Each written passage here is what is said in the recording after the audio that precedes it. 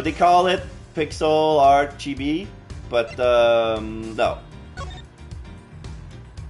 Turnabout visitor. Start from this episode? Yes. So everything old is new already for playing the game with HGB character. Okay, so the Turnabout visitor. March 14, 1:16 a.m. question mark. To make sure the defendant is found guilty, what other choice do I have? That's the job of a prosecutor, after all.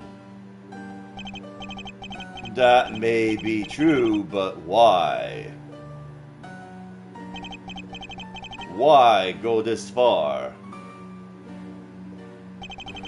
Sorry, maybe I wasn't clear enough, but a guilty verdict is all that matters to me.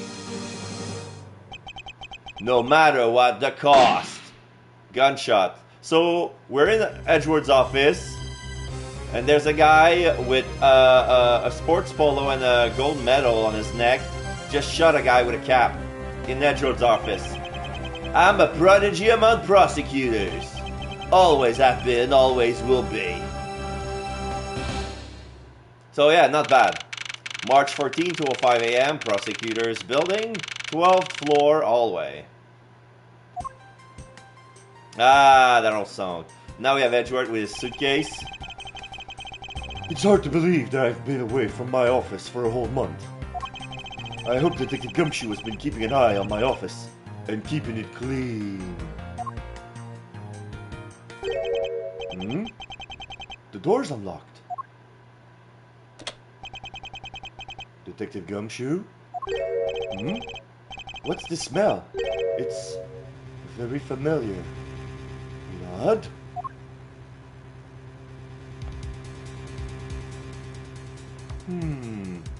So, oh, now you can see he just saw the body. What the hell?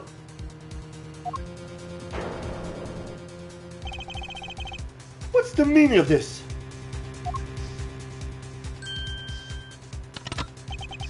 Freeze. The guy in the dark. We have no idea who it is. So yeah, the office has been ransacked. It's still, there's no light yet. It's only been the room has only been lit by the moonlight outside. We can see a full moon outside and some buildings with red light on top to tell the airplanes that there are buildings there, and the light of the office. Identify yourself. Shut up. You've got some nerve committing murder in the prosecutor's office. Shuts the window. No, not the window. The framed suit that Edgeworth wore during his first trial. He shot it, one bullet, and then the frame fell. And we see half of a safe coming out of it. And we see dust prints on the wall. Is that a threat? Let me make one thing very clear. What? No one gets away with committing murder in my office. No one.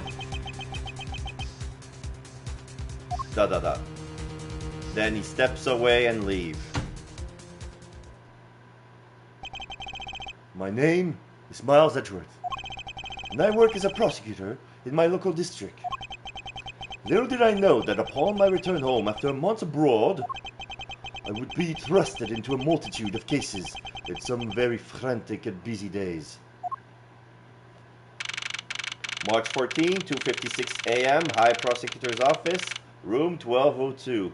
Now the lights are on and there are police officers. There is one on the bottom left standing by, and there's a forensic inspector who's taking pictures of the crime scene wearing gloves. So we see a gun on the floor, a fallen chessboard, books, blood stains, and the body of a guy with a bloody handprint. ... Edgeworth is stepping his finger. I finished photographing the victim's body, sir. Very well. Please continue your investigation. Yes, sir. Now he dusting for prints near the picture frame and the safe. Edgeworth, da da da. Ah! Mr. Edgeworth, sir, are you okay, sir? This is Gumshoe. Keep it down, detective. This is a crime scene.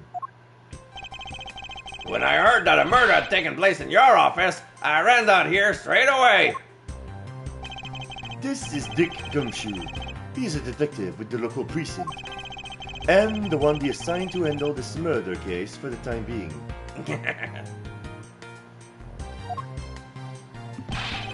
You're looking a little pale, sir. Are you hurt?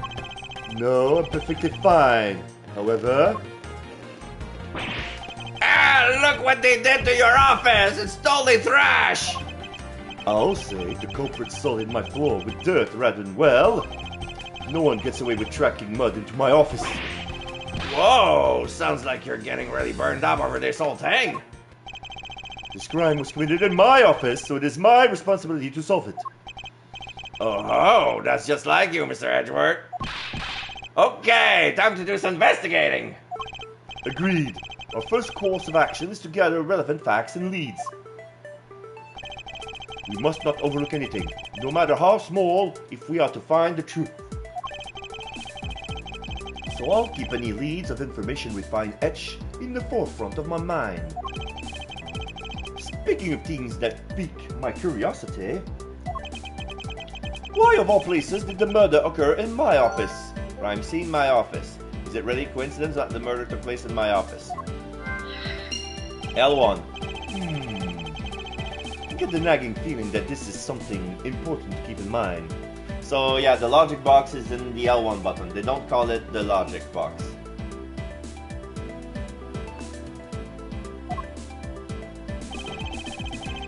Yeah, I was wondering that myself, sir. I mean, you can't really say just a coincidence, can you? No, not really. Especially because of this. The key to your office? The key, office key. For security reason, this office door has a lock built into it. In the logic box. What do you mean, sir? If you think about it carefully and use logic, it will become clear to you. Logic? What's that? By finding the connection between two pieces of information and connecting them, new information is born. That is the end result of using logic. So how do you use it? Really, you never used logic before in your life? That's surprising. First, I recall the information we've gathered with L1 and I connect them together with triangle. Now to use L1 and recall the facts.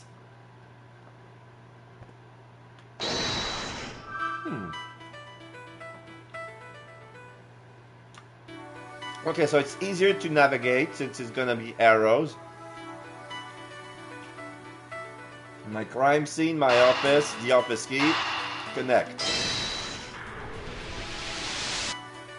Doing things my way. Okay, so it's no longer bulbs of light that merge into into each other and then bright up the screen or fade away if it doesn't work. So basically there are jigsaw puzzles. So they're pieces of jigsaws that fuse together and they connect or not. They're probably gonna clash if they don't fit. For security reasons, all prosecutors' doors are outfitted with locks, which means it would have been hard for the murderer and the victim to get in here. Ergo, it's impossible to dismiss the location of this crime as mere coincidence. Yes, that's exactly what I was thinking, sir. There must be a reason why someone infiltrated my room. What was the killer after? The killer's goal. Why did this happen in my office? What was the killer after? Logic box.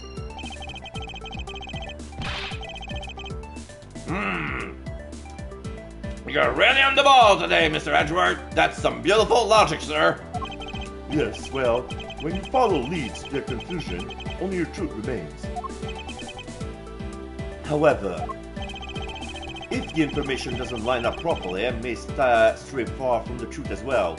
So yeah, if I get it wrong, I get some bit of life taken from me. That never changed. But if I think carefully before piecing leads together, the logic should flow. So let's see what the option button does.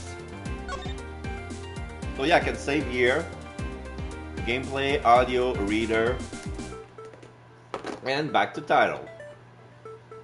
So it's exactly like other HD remakes of the Ace Attorney series for PlayStation 4 and 5.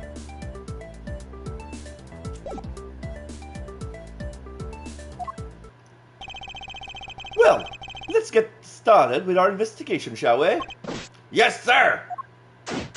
Begin investigation. High Prosecutor's Office, room 1202. So, yeah, there are many High Prosecutor offices. So, it's like there are prosecutor and high prosecutors. You would think that there would only be one high prosecutor to rule over other prosecutors, but it feels like on the 12th floor, it's only all high prosecutor offices.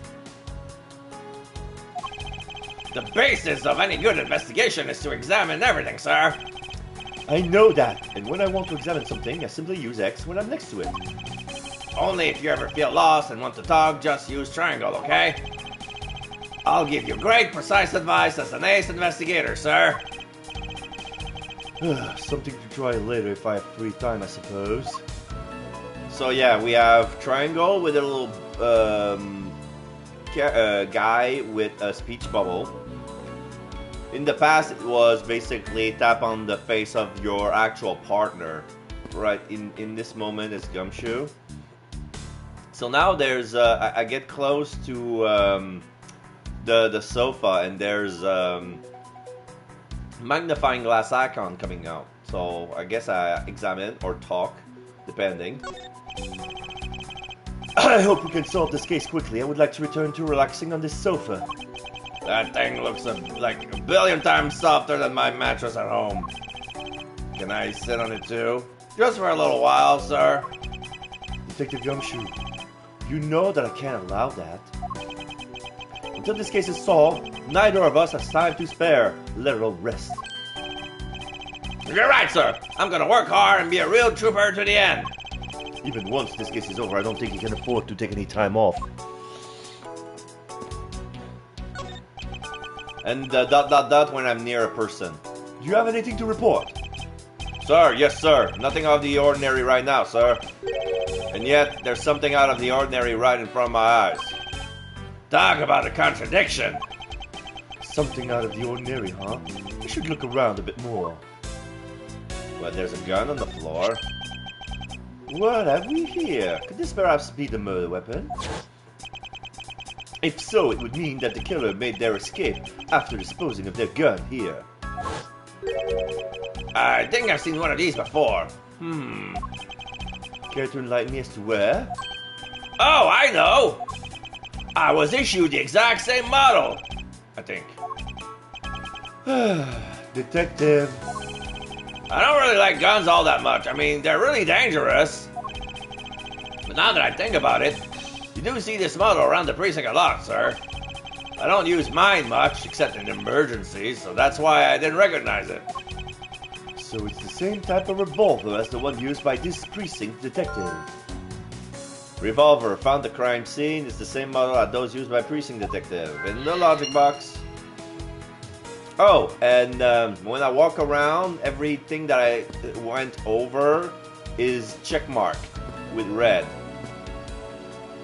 So now here I can press triangle if I want. Let's see. You called, sir? No, there's anything about investigating. Alright, and we can present something to him by pressing triangle again. And I have nothing but my prosecutor's badge. Proof of my profession, however, I prefer to keep it in my pocket. Now we have the victim of the case. Why was he killed in my office? Question mark. Age? Question mark. Now we have Dick Gumshoe, age 32, homicide detective in the local precinct in charge of the initial investigation. Interesting. So I cannot examine my piece of evidence in 3D yet.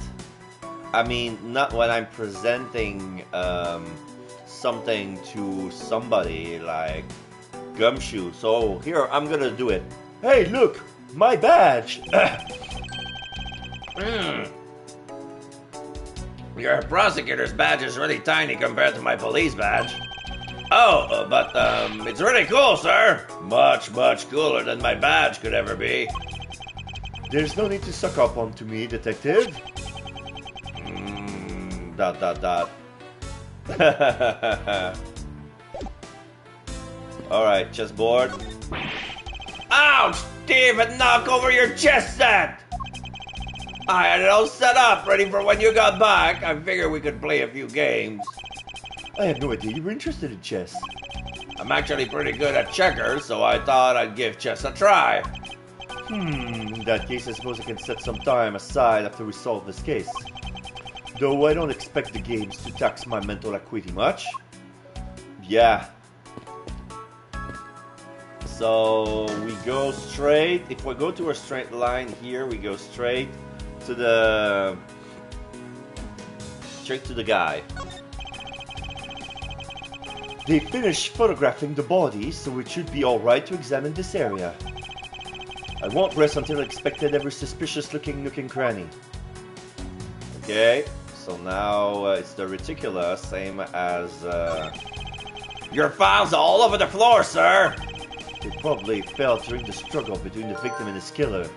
Signs of a struggle. My files are a mess, pointing to a struggle between the victim and the killer. In the logic box. Oh, and I tried so hard to keep this place spotless while you were away. I mean, this just rendered all the time and effort I put in pointless! I don't recall ever asking you to clean my room. Well, I water the flowers every day just like you requested, sir. I just added cleaning to the list as a weekend special. For about half a day every Saturday, I would come in and clean this place until it sparkled. Does he have a life? So yeah, check mark here. The body. Let's see here. There's blood all over his lower abdominal area. So yeah, it's like lower abdominal and it went all the way down to his pants. So it looks like the pants are stained like he peed his pants, but it would be as if he was peeing blood.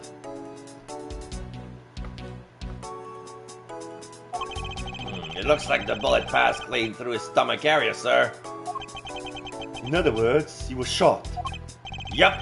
Until the autopsy's done, I don't think we'll know much more than that. Please have the body sent to the morgue once they're done processing the crime scene. Crime scene notes. Bullet went clean through the victim's abdomen. The victim was found around 2:05 a.m. Crime scene note jotted down in my organizer. Are you going to be okay with keeping tracks of the evidence we find, sir? Of course, this is the safest way I know to keep track of it all. Alright, if you say so. Wait. I need to refresh this. I want to see what kind of title Twitch gave the name of my... Are you for real? God damn it! It's still the same as when I left it. Like it says anime quiz. No, I give a title. I took the effort to start and make a title and didn't carry over. Like not at all. I'm mad. Okay, so.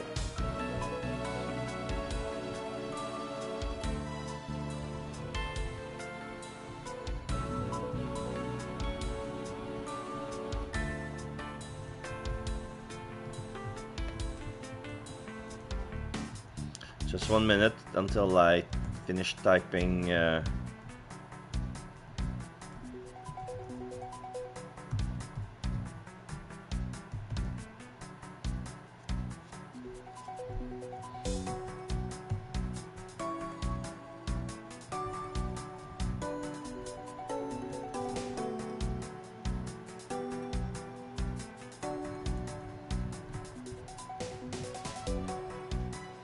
Hmm.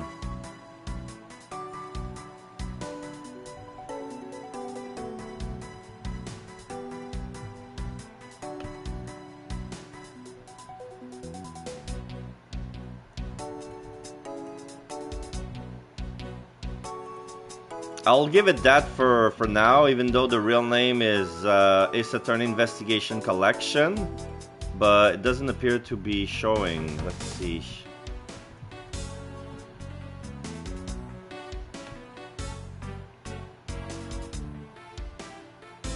What's that Ace Attorney Ultimate Justice thing? It looks like a new game. Ace Attorney Online.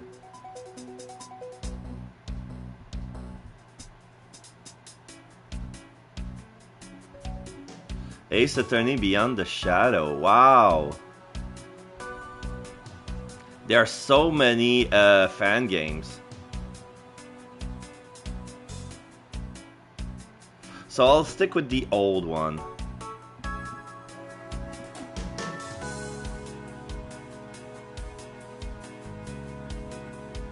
Okay.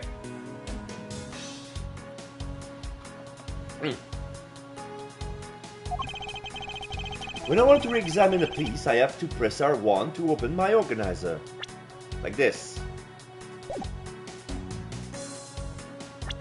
Can I... No. But the organizer isn't only for evidence. I keep people's profile on hand in it too. It's probably a good idea to make a habit of checking the facts often. Okay. Well, this is new. I don't believe it! I packed those files on these shelves so tight. That's not even an earthquake could make them fall off. But just look at them! At this rate, the rest of the files won't be able to withstand an earthquake at all. A problem, to be sure. Well, once the investigation is over, we'll put them back up on the shelf. Okay.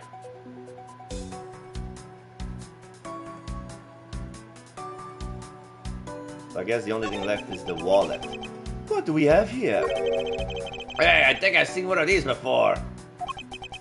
It's a police badge, detective. It's a police badge, detective. Oh, hey, I have the exact same thing, actually. What a quinkydink. Let's take a look inside. Buddy Fate, detective. Mr. Buddy Fate. It would appear that our victim was a detective just like you. Inside the loot box. It seems to have gathered a few pieces of pertinent information. Now, to calmly use logic and figure out any of them are connected to each other. I'll do it right now. So the killer's goal, the victim was a detective, and the revolver that's been issued by precinct detectives.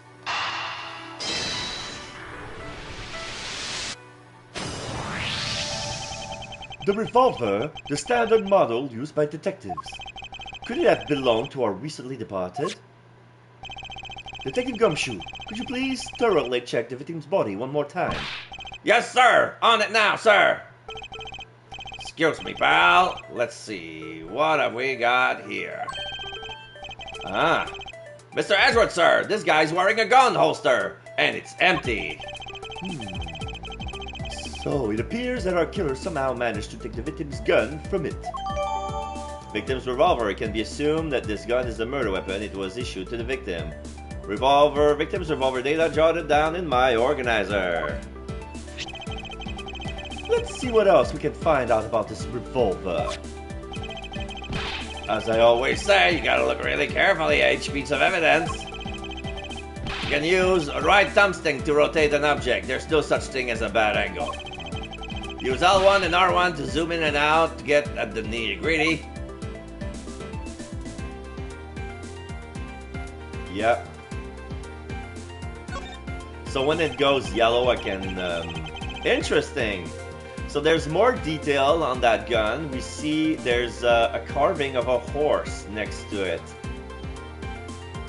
To think that it's so easy to take a life with just the pull of a trigger. You know, I can't ever see myself really liking guns. Oh, but I love the ones they use at track and field meet to start races.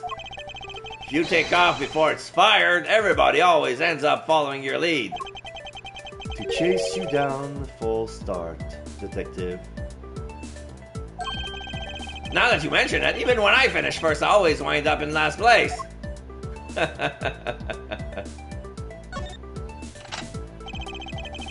So it looks like only one round was fired from this. Wow, so the killer killed the Vic with just one shot after wresting the gun from him? Sounds like the guy knew how to handle a gun, huh, Mr. Edgeworth? We have no proof for now, but it is a distinct possibility. Okay, I guess that's about all we're going to find out. We should send the body to the Jim! Why, oh why, how could this have happened to a guy like you? So yeah, this is the guy from the cutscene. He's holding a jacket on his arm. He's wearing like one of those wristband that for sweat.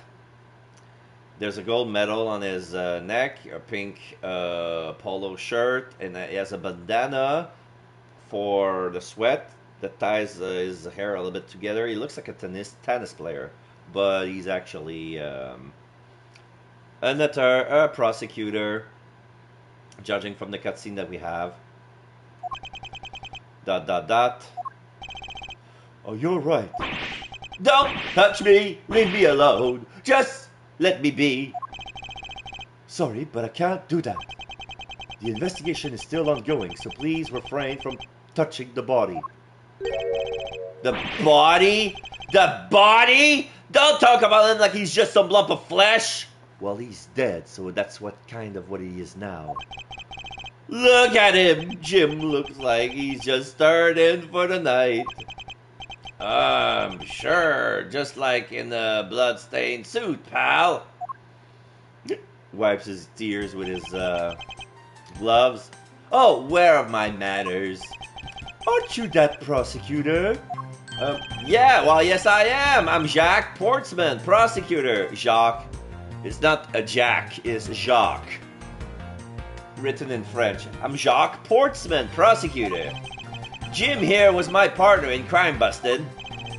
I'm Miles Edgeworth, and like you, I am also a prosecutor. Detective Dick Gumshoe, sir. So, you're Miles Edgeworth. I guess this is your office. Yes, that is correct. Then it was you! You're the one who killed Jim. Hey, don't go around jumping to conclusions, pal. Just calm down, okay? I will not! I know how things works around here. High prosecutor's office door all have locks built into them, and only the owner of the office has the key to his or her own office door. That is correct. However, I was not the one who killed your partner. Yeah, Mr. Edgeworth has been overseas on a business trip this whole time, pal. And the key to the door was with me the entire time, okay? So the only one who could get in here was me. Wait, that means... Oh, I'm not sure what that means. I don't like where this is going, sir. So it was you then! You're Jim's killer! No way, pal, you got it all wrong! Everyone calm down! Exclamation mark. Mr. Portsman, correct? If you are a real prosecutor, you should know how to stay collected. The investigation has only just begun. Isn't it too early to be drawing conclusions? Alright, I get the point. You're right, my mistake. I tend to get a little too hot-headed sometimes. You're sure one cool customer though, Mr. Edgeworth. ... I've heard all the rumors about you. You're the great genius prosecutor. You're something of a legend, you know. Thumbs up. Anyway, let's call a truce and work together, okay? How about a handshake to seal the deal? ... A pleasure to work with you. You guys were conducting the investigation, right? Sorry for barging in like that. Carry on then, it's your room after all. Thank you. I intend to. Just want a little more time to say goodbye to Jim. Thumbs up. You there! Sir? Forensic guy comes in. Bro handshake. I want you to capture the scene on film for me. My final farewell to my partner Jim. Neil, sad. Edgeworth is like, oh my god, this is ridiculous. But I should probably give them some space. Okay, so now he's no longer here. We don't... Mr. Portsman, a word if I may? Jim, I swear I'll find your killer and bring them to justice. You wait and see. It'll be for the both of us. Now then, you wanted to talk to me about something? No, that's alright. I feel like I'm interrupting their conversation. Oh, Jim, why? How is it coming along? Please, I need absolute silence. This picture is too important to mess up. I'll leave the man to his art. Ah, watch out for the teacup fragment here, sir. The teacup has been broken. That killer is going to pay. This tea set. Yikes, you're already mad over this. This tea set is very dear to my heart. It can only be bought in England. It costs more than your whole month's paycheck. What? No, I felt like the killer's wasted one of my monthly paychecks. It's been a while since I sat at this desk. Oh, how I've missed you. It's so tidy that it looks newer than when I first bought it. Oh, yeah, that thing's so polished that it makes mirrors jealous. Don't tell me you had no other work the entire time I was away, detective. My job is to protect your office, sir. And you did such a good job protecting it that a murder hooker in it. That's harsh, sir. I have to admit the desk was never looked better, so I guess I can't dock his pay. So he was about to dock his pay, that asshole. Oh, I'm not gonna dock his pay. My desk look amazing. The mahogany is shining. Oh, it's your trophy, the Knight of Prosecutors, right? King of prosecutors. And it's not my trophy, it's a shield. They only send this to the winning prosecutor, right? Yes, but I have no real interest in the perceived worth of other people. As of my own worth, it was something only I can determine for myself. That's so slick, sir. I'm gonna have to try saying that sometime. Unfortunately for him, his monetary worth is tied directly to his worth to me. So I got the desk. Well, it's a good thing my Still Samurai doll was spared any harm. Speaking of which, I still haven't actually sat down and watched any of that show. What's it about again? Well, I don't know much about it myself, but He's such a closet fan. the hero of the Steel Samurai, warrior of New Old Tokyo, is the Steel Samurai, and his goal is to defeat the evil magistrate. It's a show geared towards kids. However, its high production value and riveting plot draws in a number of adults as well. Spin-off like Pink Princess, Warrior of Little Old Tokyo, and the Nickel Samurai. Along with the deluge of merchandise, and even a new stage show gives it its presence. You sure know a lot. Are you sure you're not some sort of rabbit fanboy? Of course not! Anyone that keeps up with society knows at least this much. And that conversation lasted longer than expected. Let's return to the investigation. There's, Is this yet another batch of fresh flowers? the ones that come with a card attached every month like clockwork for you? Yup. Speaking of that, let's see what's on the card this month, sir. So somebody send them flowers every month. All will be resolved. Signed, Wendy. So it's Wendy Oldbags that send them all those flowers every month? Oh, Miss Irony, how powerful, Oh, Miss Irony, how painful are thy thorns. Wendy, isn't that the name of that old lady with the whiny voice that stalked? That's enough, detective. You need not remind me further.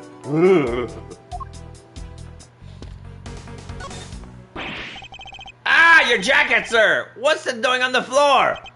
It must have fallen off the wall when the killer tried to threaten me by firing a round. So the killer not only shot the victim, but they shot your jacket as well?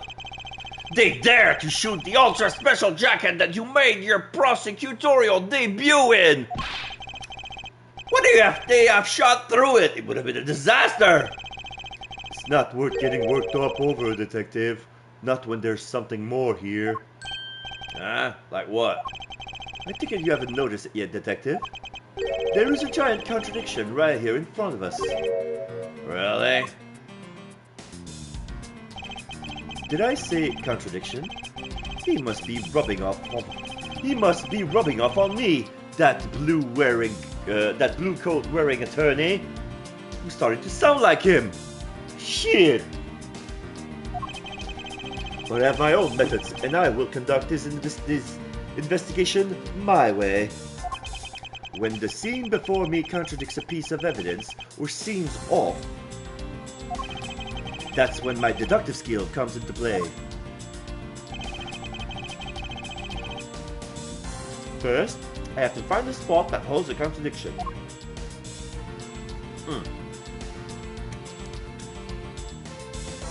Sorry, I'm eating cake at the same time. This is it. This bullet hole is where the contradiction lies. When I spot something that's off, I should point my cursor and press triangle with conviction, the deuce. And when I have found sufficient proof to prove the contradiction, I present it. This is how I do things. So we're gonna go towards the gun. Only watch out fires. Oops. Eureka! Eureka! So yeah, it sounds a little muffled in, because I have a feeling that they're reusing the asset of the original game. So this is the original Eureka from the 2009 game.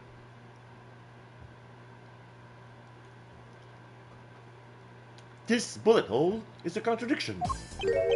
What do you mean, sir? It's elementary. 2 shots were fired in this room. The first felled the victim,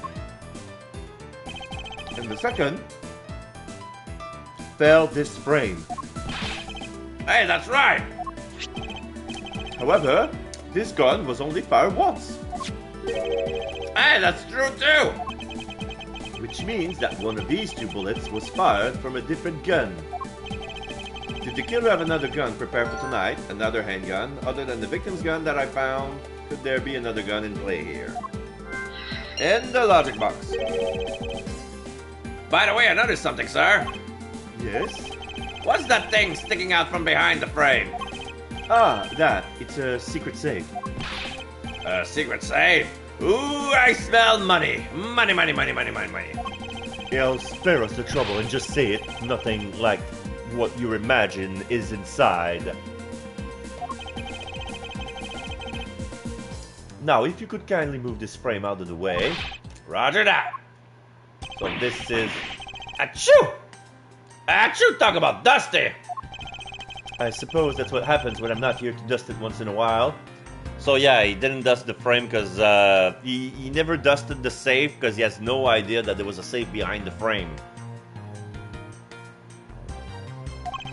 I had no idea there was a safe here, or I would have kept it clean for you, sir. So when did you put this thing in? Oh, it wasn't something I had installed personally. Every prosecutor office has one. Really? I had no idea. So yeah, this is nothing like the law in North America.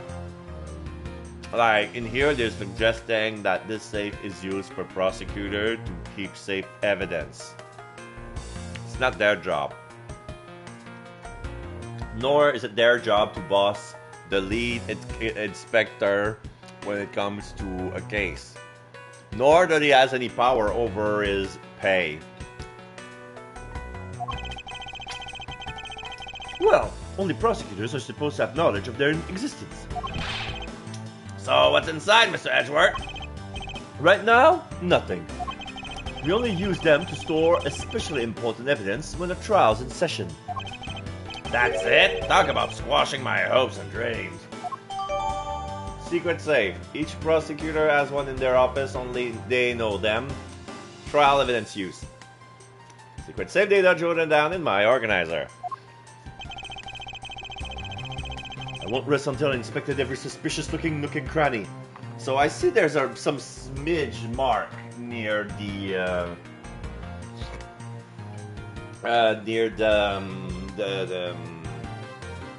keypad,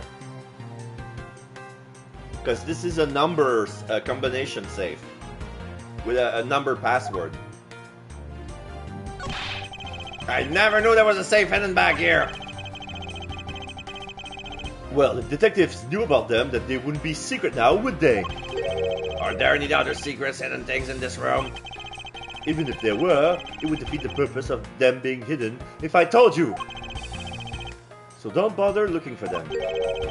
So there's no, like, hidden camera around, right? Mm-hmm.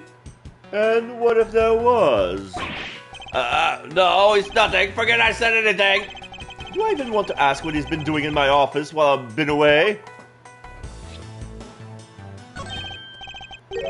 Now, this is odd. You found something, sir? This keypad, don't you find it to be a bit too clean? Yeah, there's a thick layer of dust all around it, but not on the keypad itself. Okay, so those look like soot mark, but basically is that the whole safe has been covered in dust except the area around the keypad. You there, forensic scientist. Yes, sir. Could you please dust this area for fingerprints? You got it, sir.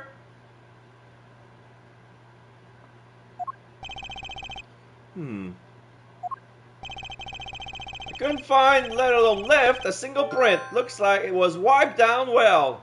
Wiped fingerprints. All the fingerprints of this has been wiped clean off. In the logic box. Secret safe. Each prosecutor has one in their office. Only they know of them. Prints were wiped. Secret safe data updated in my organizer. As I thought. It appears that logic is the only way around this setback. Time to rationally and calmly connect the dot with the information we have. Alright, so they're thinking us to use logic. We're gonna lose logic. Okay, the killer's goal. Sign of a struggle. I'm gonna say wiped fingerprints with the killer's goal.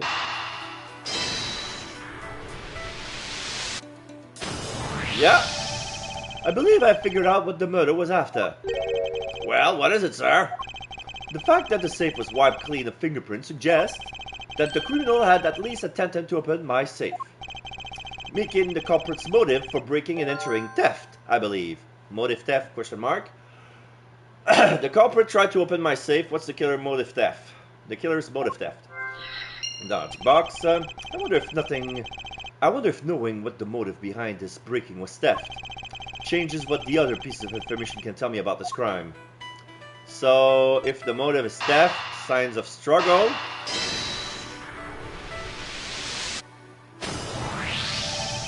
There is a possibility that the files splayed on the floor are none the result of a struggle between the victim and his killer.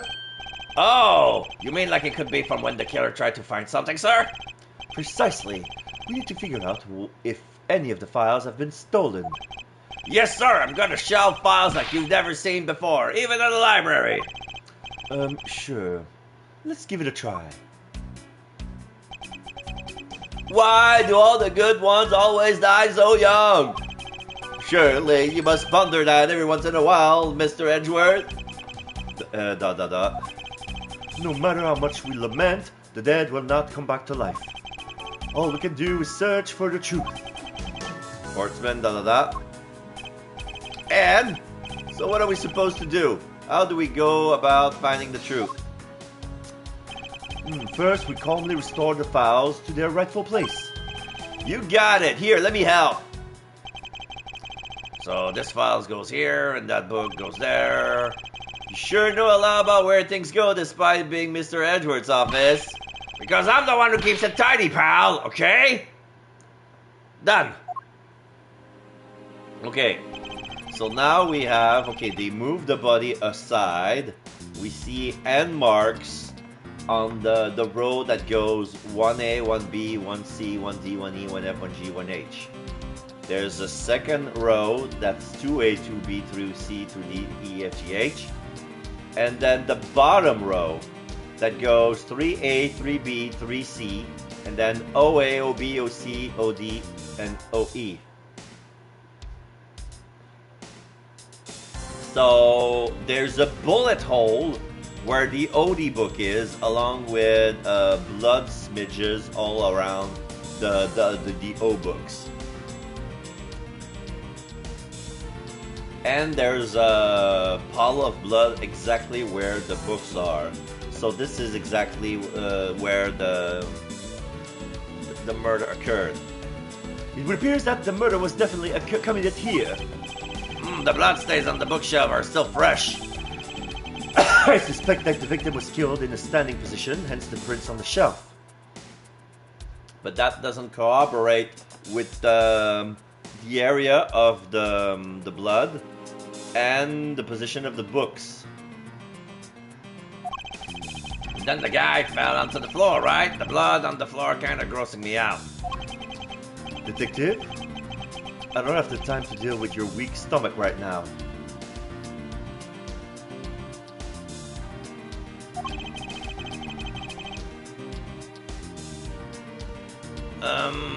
But you know I'm no good with blood, sir. I'm certain there's something wrong with this picture.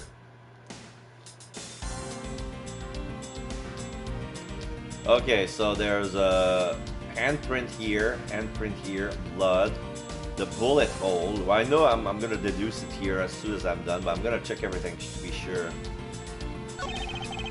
The victim's handprints. He must have tried to support himself with his hand after he was being shot. There are prints on the floor too. Those must have been made when unable to stay standing, he dropped on the floor.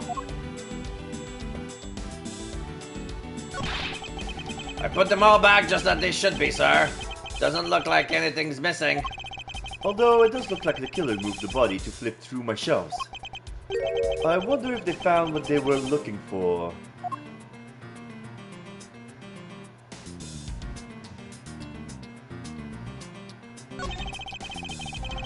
It appears that the victim was in a sitting position here after being shot. Yeah, we can see the stain on the bottom of his pants. Oh, so that's why the seat of the victim's pants has blood on it. That would be the logical conclusion. The killer moved the body because it was leaning against the bookshelf. The blood on this guy's pants proved that pretty well. In a sense, I suppose.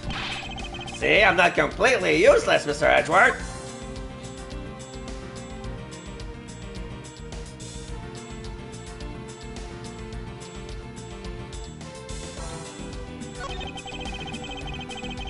So this is where the bullet lodged itself after it went through the victim, huh? For the bullet to be lodged so squarely in the file's spine indicates that the files were ransacked after the shooting has occurred. Then I guess the victim was moved because he was in the killer's way. Okay, so let's try this. Is this puzzle somehow connected to any of the evidence I hold?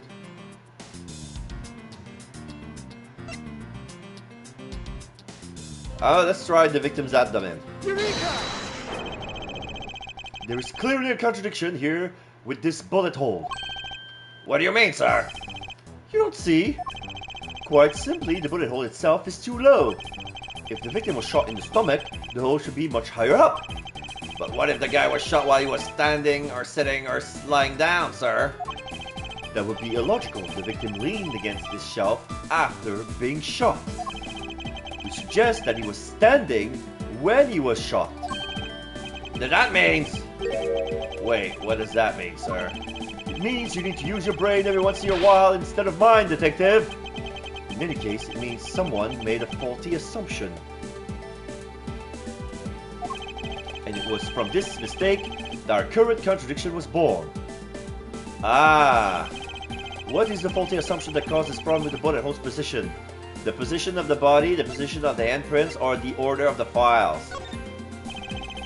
I believe the order of the files is a bit off. You mean I put them back in the wrong order just now?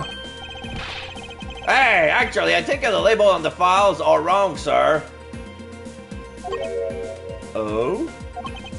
Yeah, you see here on the files that were shot begin with the number O, the number 0. What are those doing all the way down there after 1, 2, and 3?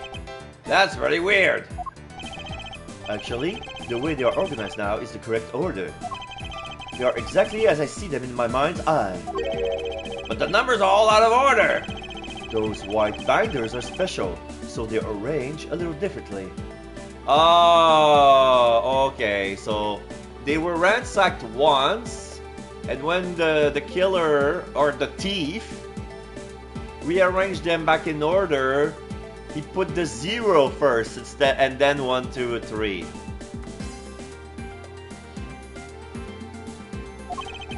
But from this, we know that the files were not in this order when the crime occurred.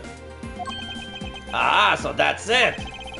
So that's it. I believe the killer made the same incorrect assumption as you did, Detective. Let's rearrange the file in numerical order and see what we find out. Yeah. So now the 0 file, if they're put in alphabetical order, it makes, you know, the color out of whack, because there are only 3 number 3 files and 5 0 files. So if they're put by numerical order, the 0 goes on the top where the handprints are, and then he's shot there, then the blood splatter, and now that makes sense. Do you think it'll be okay to prop the body back up to know if it was before it was moved? they finished processing the crime scene, so I don't see why it wouldn't be. If you please, Detective Gumshoe. So now he's putting the body back in the sitting position. As I suspected, the bullet hole is now where it should logically be. The killer went through my files first before shooting Mr. Fake, and then put the file back in numerical order, I guess. Oh, yeah, they put the files back in numerical order, I guess. Exactly, then proceeded to shoot the victim. But why would someone kill a man and then look through your files one more time? Puzzling indeed. Because there was another one. There were 2 guns, 2 bullet holes, 2 perps. There was a killer and a thief. Okay, so now that we've moved the body back, we can see that one of the files is missing. There's 0F, 0G, 0I, and 0J. So the 0H file has been missing.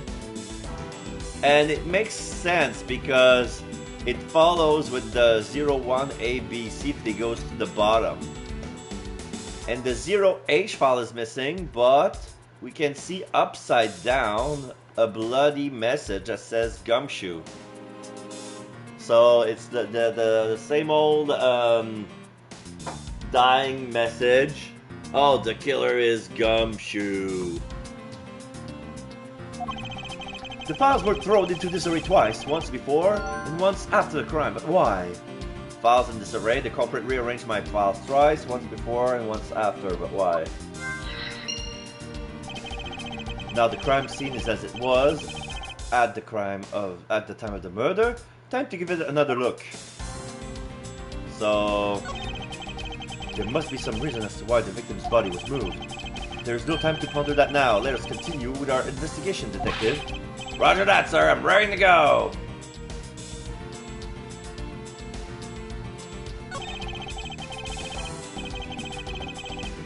These handprints belong to the victim, right? They make sense with the body position. Yes, he must have left them when he was trying to support himself after he was shot. However, the final position of the body shows that it was moved. I need to go over this crime scene with a fine-tooth comb one more time. As I suspected, the bullet hole is now where it should logically be. And if we figured out that the killer went through your bookshelf twice.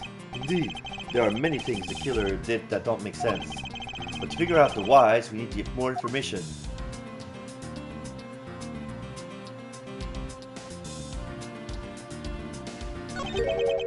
This What is that? Why does it say gumshoe out there in blood? I'd say that's some incredibly incriminating evidence. Yes, indicative of a criminal activity indeed. No, wait, there's gotta be some mistake. Mr. Edgeworth, sir, help me. Say something, sir. It appears that one of my files was stolen. Is that all, sir? What about me and my situation? Is this what the killer was really after? Stolen file, jotted down in my organizer. Stolen files. One of the files that were written upon in blood was stolen by the culprit. Investigation complete. Looks like Jim was able to leave us the name of his killer in the end. And this most important message managed to reach us. Thumbs up. I'm telling you, it wasn't me. You can't be terribly pleased to hear that your beloved partner is the guilty party. If you are going to accuse Detective Gumshoe of being the culprit, I sincerely hope you have some proof to back it up. Jim's words, they're more than enough.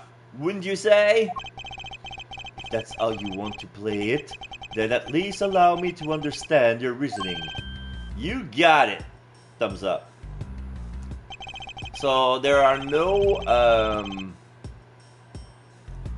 trial, but there will be testimony. But basically, it's an argumentation. I don't like this one bit.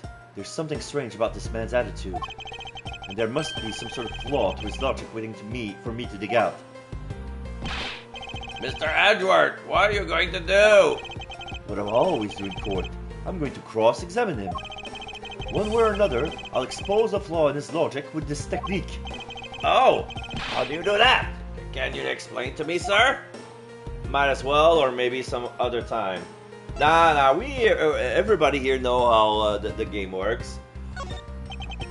Mr. Portsman, if you're ready. If you don't have time, you could just say so, sir. Mr. Portsman, logic, argument. Detective Gumshoe, you stole Jim's gun from him and shot him dead. Furthermore, you messed up the files to make it look like you had committed theft instead. That's when you moved Jim's body that was sitting in front of the bookshelf. But thanks to that, you didn't notice the bloody letters his body was hiding. And it will be his final word that you will be brought to justice. Thumbs up. You intend to argue that the victim's dying message points to his killer? I can't hear Jim's voice and he's calling for his killer's arrest. Are you sure you're not mishearing his words, Mr. Portsman? There is no way Detective Gumshoe is the culprit here. I will find the flaw in this man's logic and expose him with credible evidence. Rebuttal, Mr. Portsman's logic. Detective Gumshoe, you stole Jim's gun from him and shot him dead. Hold it! You know, there's something I've been meaning to ask. What is it? Why do you call the victim Jim? The name of his... when clearly his name is Buddy, Fate. Isn't it obvious? Jim is the perfect name for my companion. Jack and Jim. Don't those two names go together like peanut butter and jelly? But Jim's isn't even close to the guy's real name. Well, Jackson Buddy sounds off somehow. Besides, he was the third of a bunch of guys I decided to nickname Jim. So there, thumbs up. He talks about the victim like he was his pet. Further, you messed up the files to make it look like you had committed theft instead. Hold it! Do you really think it was necessary to dishevel my shelf twice to do that? That's true. Okay, then maybe his real intent was theft. Hey, are you accusing me of stealing something from Mr. Edgeworth? It's a possibility. Maybe your salary's been cut so much that life is getting a little too rough to handle. I'll have you know that I eat 3 squares meals every day, pal. Even though it's all instant ramen. Okay, so all 3 of them happen to be instant ramen. Ah, poor thing. What an evil prosecutor you were paired up with. And what a motive, no? That's when you moved Jim's body that was sitting in front of the bookshelf. Hold it! And why would Detective Gumshoe do such a thing? Because the body was getting in his way. He had to mess up your bookshelf somehow, right? He had to mess up your bookshelf somehow. Anyway, thanks to that, you didn't notice the bloody letters his buddy was hiding. Hold it! Why do you think that the killer didn't notice the bloody letters? The body was covering it quite well, wouldn't you say? That's how he missed it. But judging by what I've seen, it doesn't take much for your detective to miss something. Why do you think? Who do you think you are? You know nothing about me, pal. There's a lot a person can understand about another from first impression alone. I can't say I disagree with him on that point. Why don't you say something, sir? Not you too, Mr. Edgeworth. Despite his lack of attention to details, I don't believe the detective to be the culprit. Nobody could have overlooked the bloody letters, and I can prove it with evidence. I can ask for a better setup. Thumbs up. For the game finishing, Spike will be by his final words that you will be brought to justice. So, thanks to that, you didn't notice the bloody letters his buddy was hiding. But no.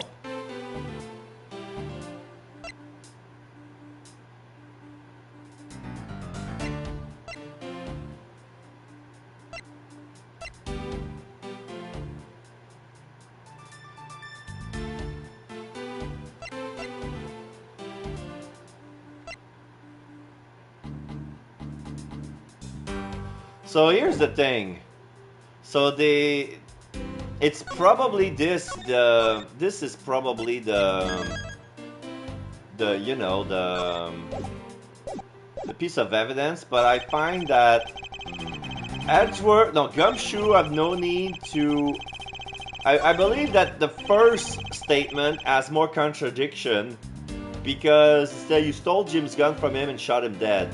Gumshoe has a gun of his own, he doesn't need one. So, I want to present this first.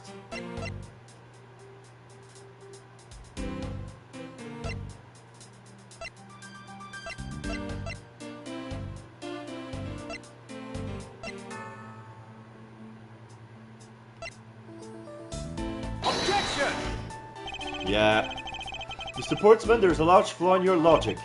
Really? I think it holds up rather well, actually. What do you think is wrong with it?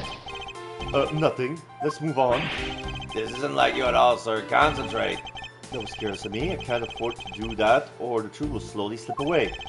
Remain calm, Miles. It's the only way.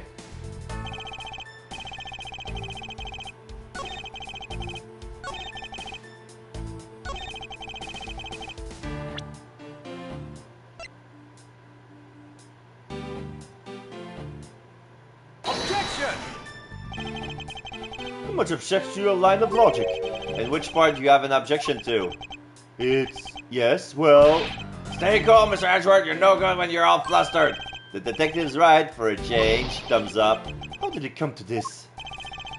Calm down, Miles. Listen carefully and think everything through a bit more rationally. Okay. Hold it! Are you saying that those letters were intended for you? Yup, James was an outstanding detective. I could expect no less from my former partner, end quote. Thumbs up. It looks like Mr. Portsman still doesn't understand. He has yet to figure out the true meaning behind the bloody letters. What are you sputtering over there? Can't you just admit my logic is perfectly sound? Thumbs up.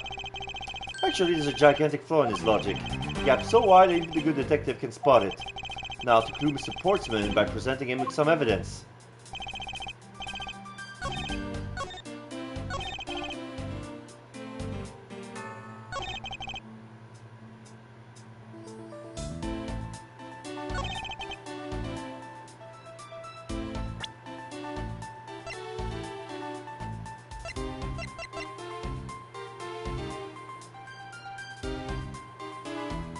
Yeah, I think this is the one. Objection! Objection! I got a trophy. Successfully presenting the correct evidence during a rebuttal without using story mode. Perhaps you're not aware, Mr. Portsman, but there is a serious flaw in your logic.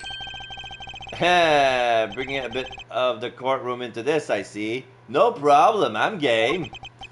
I can't help but find it odd. Excuse me? Odd that a fellow prosecutor would be brought down by the power of his own office. What are you talking about? Oh, you're joking, I get it. If you have the time to laugh, then you have the time to take another closer look at this. Do you still not see? If not, may I direct your attention to the missing file? What? That's impossible. What's impossible, Mr. Portsman? Nothing. The files on that shelf are all about a certain case. When the killer went to take the file after murdering your partner. I hardly doubt they could have missed the bloody letters written on the spine. Objection! It's possible that they could have taken the file before committing the murder. No. I think it's pretty obvious that the file was stolen after it was written on. The missing letters in the detective's name were in the file where the file should be as proof. Yeah, I mean the S is gone and there's only half an H. If Detective Gumshoe really was the culprit of this case, I hardly doubt that even he could overlook his own name written in blood on the files. Especially as a detective who can't stand the sight of blood. Ah! Which means, what exactly? What does that make this dying message? It makes it the work of a criminal intent on tampering with the crime scene. That's so low. I can't believe the criminal tried to pin this whole thing on me, sir. I'm gonna get him, sir. You'll see. I'm gonna have them under arrest in no time.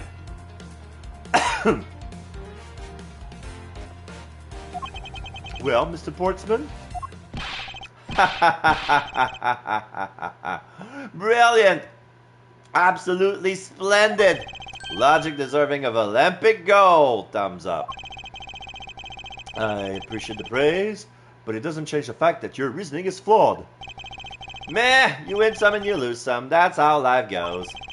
Glad everyone's so cheery, even though I feel more dead than alive. Ah, but you know, it really is a shame. I really didn't want to have to bring this up, however. What is it this time? Are you still after me, pal? Humor me for a second. Who has the key to this office? That would be me! But Mr. Edgeworth just proved that I'm innocent, pal. Jacking on. Remove, on, That's absolutely right, and I acknowledge your innocence. Then why do I sense that you still have something to say? On, off. Flapper. Well, I was thinking, did you know there is one other person with a key to this office? One other person? Jack it off. Hey, you there! Yes, sir. What is it, sir? Would you kindly fetch and escort that lovely young lady here for me? Yeah, a lady. The girl is a member of this building's security. Think of her as a material witness. Security? Did you say security? No! Stop it, pal! No! What's wrong with him all of a sudden? There she is. I believe she needs no introduction. I have called upon Miss Maggie Bird, a member of security. And yeah, she's wearing a long sleeve shirt with red feathers on it, and underneath she has a t-shirt of the Blue Badger, and she has glasses. Like, she's the same Maggie Bird from Game 2 and Game 3. This is her third appearance in the game. In the series, sorry. Detective Gumshoe, sir! Maggie! Miss Bird is the security guard on watch tonight. I see. And your point is? My point is that she could very well have used it. And by it, I mean the master key, which can open all the office doors in this building. What? If you're not the guilty party, Detective Gumshoe, Then the only other person with access to this room is Miss Bird. How dare you! I would never sneak into someone's room!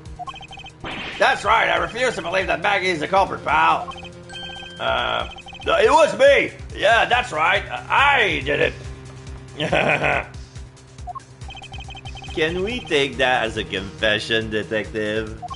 Well, it wasn't really me, but it definitely wasn't Maggie, pal. So yeah, it was me. If it was, you would have no problem with that, right? Please refrain from flying off the handle, Detective. There's no need for such theatrics. Jacking on? Listen to your boss, Detective. He understands what I'm saying here. Half remove, on, half off.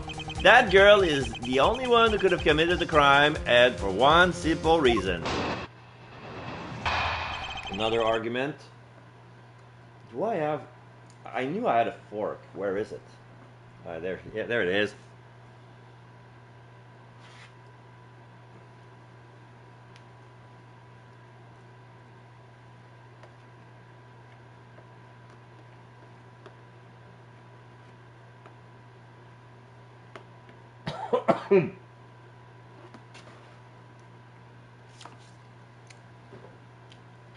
And now where's my water?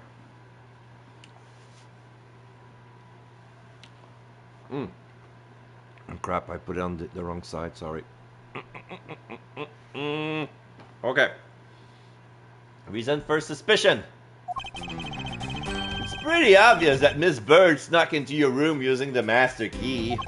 I mean, if Detective Gumshoe isn't the one who opened the door, then that leaves only Miss Bird as our prime suspect. On top of which, she knows our good detective, doesn't she?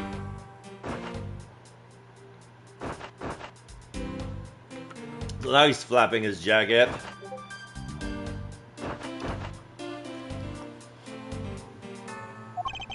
Making it all the more probable that she was the one who faked the dying message. So you're saying she used the master key? Master key. This can open every office door its use is controlled by security staff. Master key jotted down in my organizer. Incredibly incriminating evidence, wouldn't you say? That's what you claimed about the evidence earlier as well. That was then, and this is now. The flow of a good match always changes during a rally. It's all about your reflexes and reaction time, especially for an athlete like me. I wonder if there was anyone else other than Miss Bird who could have used the master key. It seems that the only way to get Mr. Portsman to give me more detail is to press him. Rebuttal? It's pretty obvious that Miss Bird snuck into your room using the master key. Hold it! Are you sure Miss Bird is the only member of security who could have used the master key? There's only one person on staff at this time of night, and tonight, she's it. Isn't that right, Miss Bird?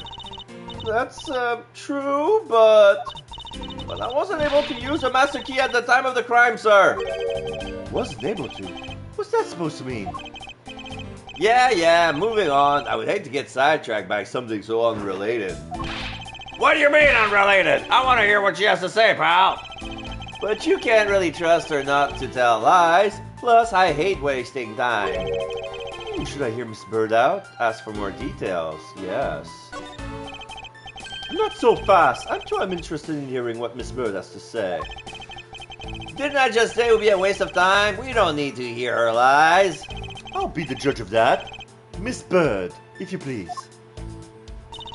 I discovered that the master key was missing at around 1 a.m., sir. What do you mean by missing? As in, it wasn't anywhere in the security booth, sir. The killer must have stolen it. Mr. Portsman, I believe this is to be an important piece of testimony, don't you? I can't believe that someone like you would be taken in by such words. I'm not lying, sir. Objection! If that's the case, I would like to know why you have the master key now. I don't quite know. It just reappears all of a sudden, sir. Ha! A likely story. And where is your proof that the key was stolen to begin with?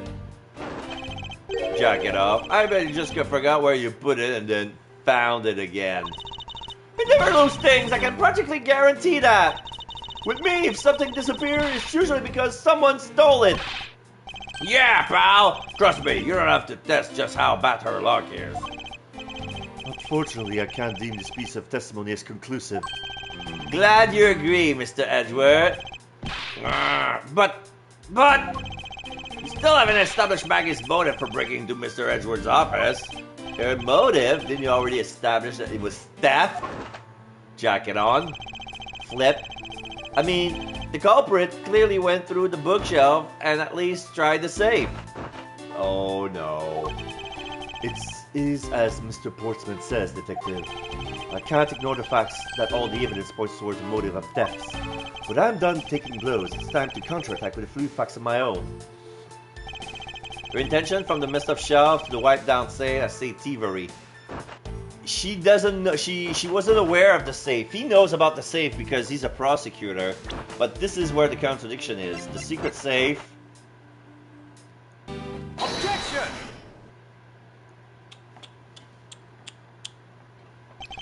Do you wish to continue insisting that Miss Bird was set on stealing something? Why not? It's the truth after all. It was also by your logic that we came to the whole thievery conclusion anyway. That may be, but you must also be aware of the fact that the safe is a secret safe. The existence of which is only privy to prosecutors. Ah! I find it a little hard to believe that a hidden safe was a part of a cunning plan. But... He's sweating. But she could have found it by accident while she was turning everything else upside down. Thumbs up? I highly doubt that.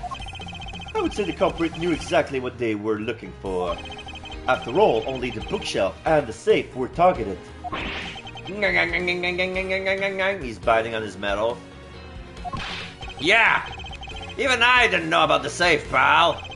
And that means there's no way Maggie could have known about it either. Then are you proposing that the killer is a prosecutor? Interesting conclusion. That's definitely looking more and more probable. What's wrong, prosecutor? Do you have a different suspect in mind now? Curses, why? What made you? What's with the angry face all of a sudden, pal? It's all my fault. What do you mean? It's Jim. He knew about the existence of the secret safes. Exclamation mark. What did you just say? We were partners like inseparable conjoined twins. That's why I told him. I filled him in on the secret safes. Thumbs up. Then that means... Yeah, I know. I had just told him too. Obviously, I was wrong of me to tell him. I still can't quite believe it, but the thief who broke into your room was probably Jim. Now he's claiming that the victim was the thief. And you were simply trying to stop him, weren't you, huh? Miss Maggie Bird, thumbs up. Excuse me? Exclamation mark. I mean, you are a security guard, right? That's your job. But killing is going a bit too far, even in your risky profession. Shake my fist. What the hell? You're still accusing Maggie of the murder? Yes and no. I mean, she had stumbled upon Jim, who had probably drawn his gun. I get it. It was self-defense, wasn't it? No, I couldn't. I could never do something like that. Not even as a security guard, sir. Yeah, like a girl of her build steal a gun from a detective and shoot him in the belly? Plus, even if he was the thief, he wouldn't have a key to his office. Which is precisely why he had to steal it, wouldn't you say? It was Jim who stole the master key. Ah! Pretty impossible for a supposed stolen key to be here with us, unless you retrieve it from Jim after you killed him! Mr. Portsmouth, are you honestly accusing your own partner of being a thief? I don't want to admit it, but it's the only way for everything else to make sense. Thumbs up. Has he no honor? Jacket on. Now then, I think we're done here. The investigation waits for no man. Would you people be so kind as to see yourselves out? Flaps. You can't kick us out. This is at Mr. Edgeworth's office. Jack it off. But I'm the one who's been assigned to this case. You're all suspect of varying degrees and therefore ineligible to run this show. Thumbs up. The Edgeworth ... Listen, pal, how many times do I have to say this? Maggie can't be the culprit. Detective Gumshoe, calm yourself. But, sir! We have no choice but to accommodate his request. For now. Ha ha! Thank you, Mr. Edgeworth. At least one of you understands. Now then, if you could remove yourself from my crime scene, I'd be most grateful. Thumbs up. Mark my words, Mr. Portsman. We will meet again. If that's a formal request from the legendary prosecutor himself, then I suppose so. Jack it on. Now don't disappoint me, you hear? To be continued. Save your progress? Do you want to save? Yes, I want to save.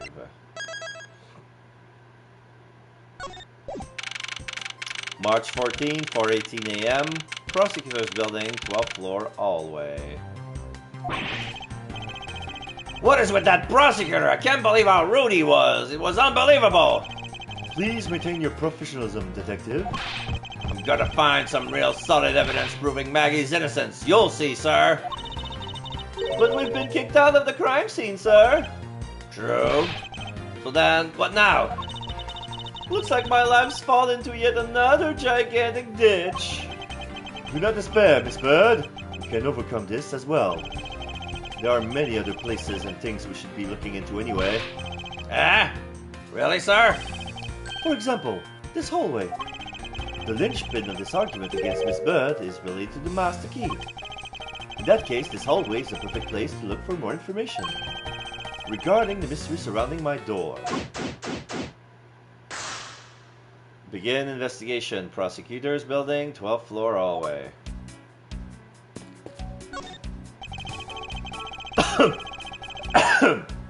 I won't rest until I inspect every suspicious-looking nook and cranny.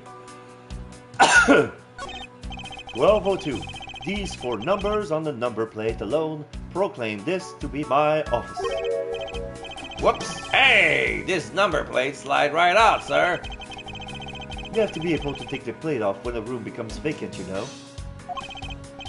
Although, the idea that it can be so easily removed is kind of... Then there's the door. I don't see any sign of 4th century. And according to the guard, no sign that the lock was picked either, sir. Meaning that the door really was open with a key. Did you happen to ask any prints were lifted from the doorknob? Oh. Did you happen to ask if any prints were lifted from the doorknob? Apparently the doorknob's clean as a whistle. Why, do you think? Whoever this thief is, they did a good job or not, leaving any clues behind. A minimalist yet classy door made of top quality wood. It's sturdily made, making it near impossible to break in by force. It's almost majestic, sir. I wish it could be as stately as this door. Only Gumshoe would praise a door as something greater than himself. Being a detective has his own rewards and a certain virtuous value, I think. If you live up to your full potential, that's a poignant trait that anyone can admire. I see. So you're saying, sir, that me being me is the best thing I can do for everyone?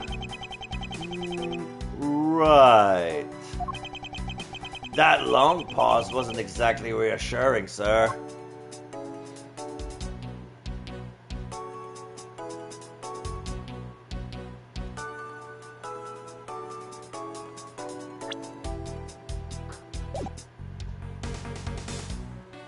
Hello, Misty. How you doing? I'm doing great.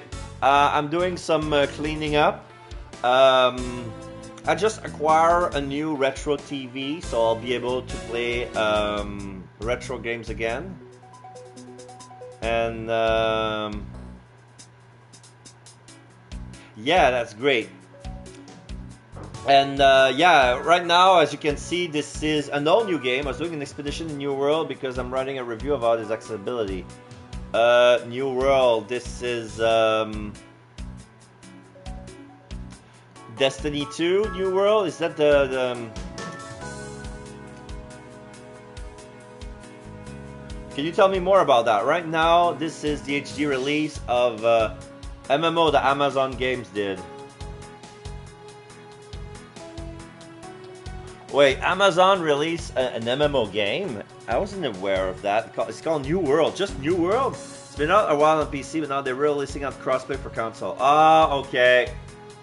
Okay. I'm not very familiar with MMOs, like, except the big ones. They're freshening up the story. Great. So here we're playing Ace Investigation. Ace Attorney Investigation, Miles Edgeworth. And as you'll see, the graphics have been upgraded. Look at these HD release, which is really nice. I feel finished for us old folks. We got dumped in, it was kind of, it was like, figure out the story. Yeah. Oh, I found something. A well-crafted, high-quality sofa for visitors. The stitching is excellent. Talk about the luxury waiting area. These babies are also great for napping, you know. You would sleep even out here, Detective? In the hallway? Whenever I do, I always wind up dreaming about giving testimony up on the stand. But always end the same way, me getting trounced by a lawyer. Isn't that lawful? Maybe I should give it a try sometime, to envision myself winning, naturally. Huh? It's... Oh. The stolen file. With the S and the missing H. 0H. Ah! Isn't that missing 0 series file, sir? No doubt about it. The bloody letter marked it clear as day. There seem to be a few pages missing. Like, yeah, the guy was only there to steal 3 pages. He ransacked the whole room to steal 3 pages. Our thief took only what was necessary and left the rest behind. So what are these 0 files about, sir? I guess they're got something worth stealing in them, huh? Not particularly. It's just a collection of court case files, however. The cases within these files are not mine. Huh? They belong to the high prosecutor that used to occupy my current office. I have my reasons, but let's just say I was charged with keeping them as they are.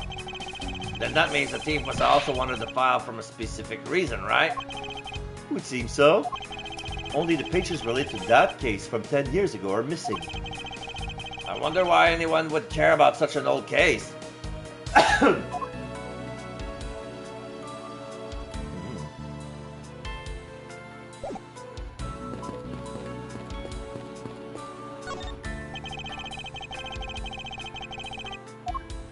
Apparently I overlooked something.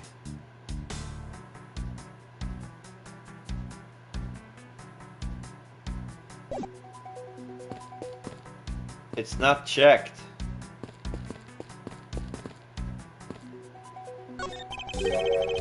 What is a basketball doing here? That's Mr. Portsman's prized possession, sir. I hear he also plays soccer, dodgeball, and even tennis. And not a single one of those sports is suitable to be played in the hallway. Oh shit, here's Winston Payne. What is a basketball hoop doing here?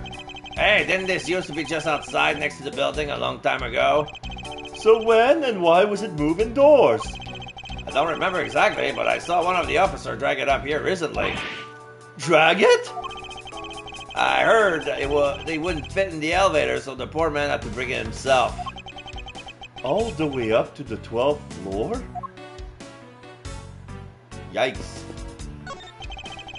Is everything alright?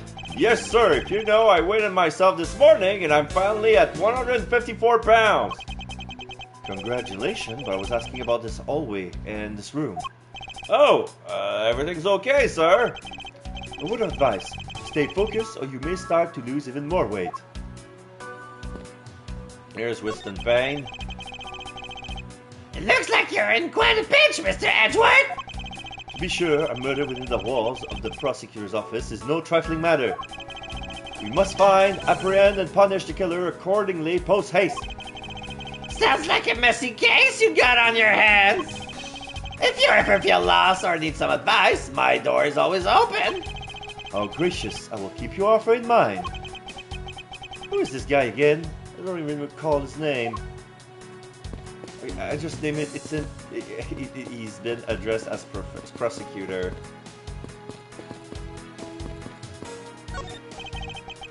This office. 1203. 1203. Hey, Maggie! Whose room is this again? It's Mr. Portsman, sir. So he's my new neighbor, I see. Suppose he moved in while I was away overseas?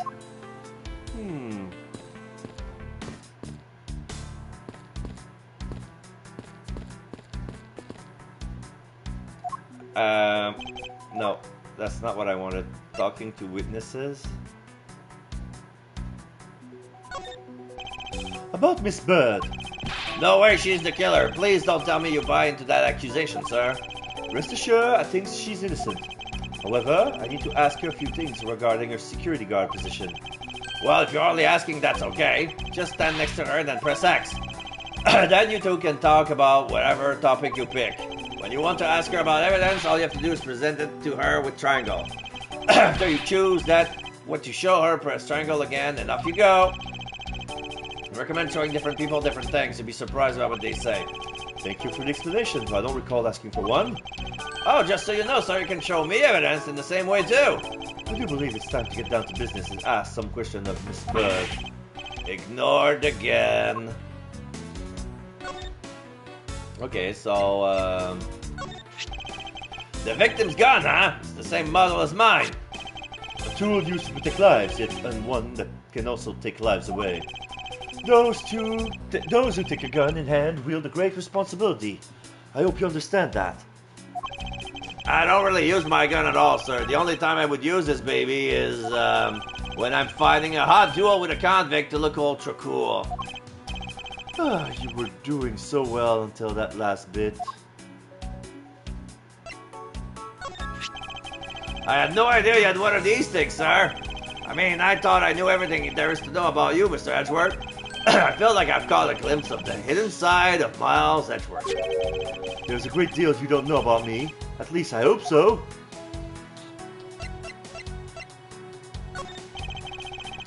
Oh, I'm just a lowly detective, so I'm not sure what I should do with that other than to arrest it. Is that the only talent you have? Oh, wait. Same thing. So she's right here. I was wondering if I may speak with you for a bit concerning this case.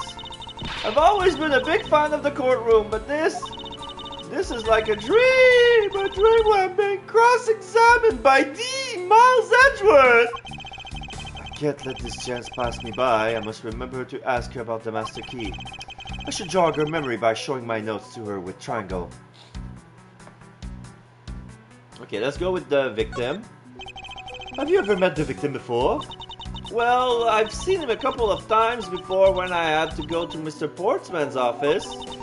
Mr. Fate, well, was always playing basketball with Mr. Portsman, sir. That sounds like fun. Just once I would have loved to play with them. It sounds fun, but the only person ever taking a shot was Mr. Portsman.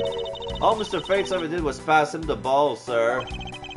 On second thought, I don't think I would have fit in all that well with them. Miss Maggie Bird, correct? I take it that you are an acquaintance of the detective? She was under my supervision back when she was still on the force, sir. One day she got caught up in the murder and things started going downhill, so she quit. But I owe a lot to Detective Gumshoe for introducing me to my current employer. Or so I thought until a few hours ago. Right before I was about to clock out for the night. You got caught up in this whirlwind of a case, correct? Don't worry, my whole life has been nothing but a whirlwind of bad luck and failures. Since I was 6 months old when I fell from the ninth floor of my apartment building, I've been hit by all sorts of vehicles, gotten sick from all sorts of food, failed at almost every test I've taken, experienced almost every kind of disaster, and now I even managed to be named a criminal just when I've become a security guard. That's a lot to go through in one lifetime. I know! And just when I thought I'd finally found my happiness, I wind up getting you and Detective Gumshoe involved in my bad luck. You don't need to worry about me, Miss Bird. Nor do you need to worry about yourself. I will solve this case and prove your innocence. All I ask in return is for your cooperation. Yes, sir, Mr. Edgeworth, you can count on me. I'll do all I can to help. Alright, so let's present the master key. So, when did you discover that the master key was missing? By the time I realized it, I think it was around 1 p.m., sir. 1 a.m., 1 in the morning. And I noticed it was back at around 2:30 a.m. I was just sitting there on the ledge where the security room reception window is. But I'm sure that between those two times it was not just gone, but stolen, sir! Key went missing from approximately 1 a.m. until 2:30.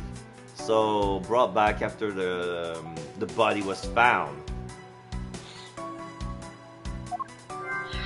In the music box. Why is such an important key stored in such an insecure place? It's not like that, sir. We always keep the key further inside the room away from the window. Always, you say? Except for this time, correct? Well, I admit that was a bit careless, but I had my reason. I left it out because I was sort of using it at the time. It was after I had used it that I left it sitting on the ledge. She used the master key?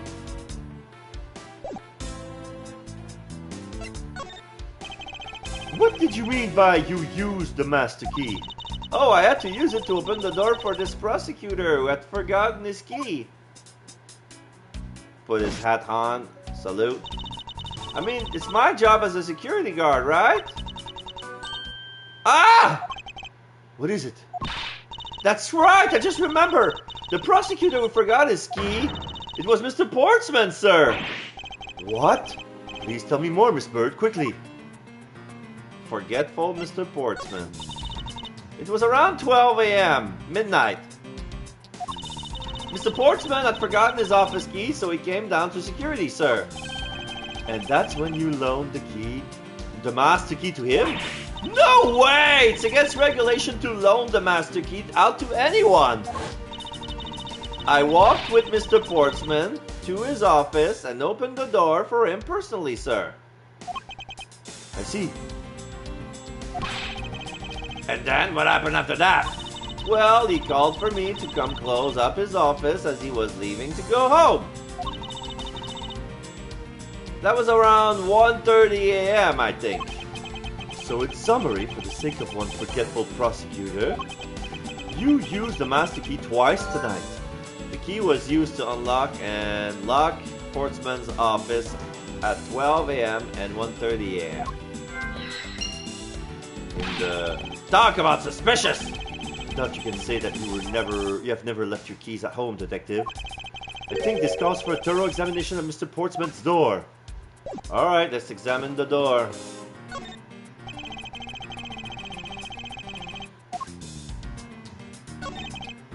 Room 1203. I think that this is Mr. Portsman's office. Yeah, you can't mistake it because of that basketball hoop, sir. Oh, that reminds me, Mr. Portsman actually wanted room 1202 ready really badly. But since you were already occupying it, Mr. Edgeworth, we put him next door, sir. So why was Mr. Portsman so particular about getting room 1202? I'm not sure, but I bet it's because of something like his birthday is December the 2nd. Yep, that's gotta be it. I can't think of any other reason why. I can think of at least 3.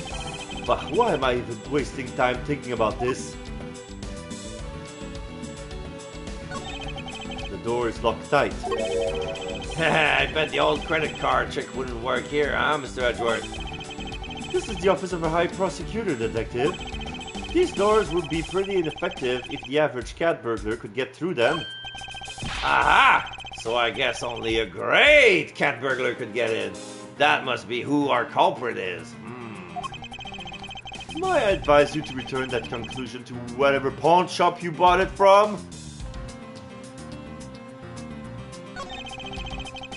Minimalist and classic.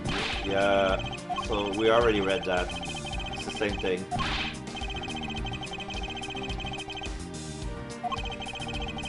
So is the re-release of New World accessible on console or not? Because this game right here, I find it more manageable. I find it more accessible than the first one. Almost, painfully almost. Oh, some minor detail that could change the whole game, that could be easily doable, was not there. Is that what you're saying?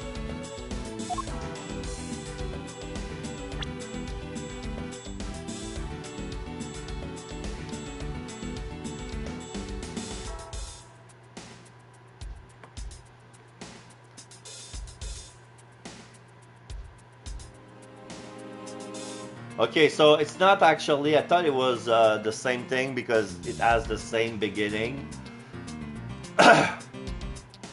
If they extended some of the stuff they already have at the nav assist and a way for players to know they're in front of wood to chop. Ah!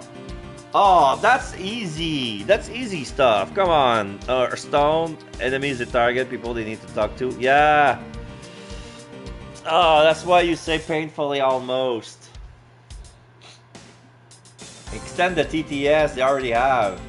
It's good where it's at. It needs more. It's kind of majestic too. Fits in really well with the ambience of the prosecutor's office. Even Mr. Portsman seems dignified, but just because he works behind one of these. Nonsense. A man doesn't become more or less dignified because of where he works. Well, he still seems more dignified than Mr. Payne. Mr. Payne? I suppose custodial work can also be dignified. Oh wait, so now Winston Payne sucks as a prosecutor so much, he's doing custodial work? It's a huge step since when Brendan and I found out they were putting text-to-speech. We didn't think they would do anything beyond that. Ah, okay. So yeah, give them praise when praises are due, at least.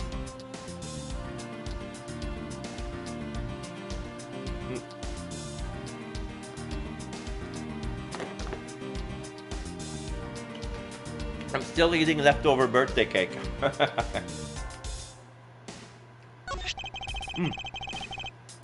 It's Mr. Portsman's personal basketball hoop. Yes, they have 2 screens full of options now and some stuff that's useful in the game menu. Nice! I can't believe we would put something like this in the hallway of a prosecutor's office. But you know, it's actually pretty useful, sir. I haven't gotten lost trying to get to your office since it's been here. How long have I had the same office and yet you still manage to get lost?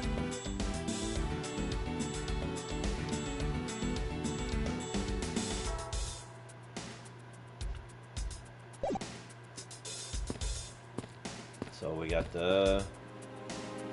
we examined the hoop.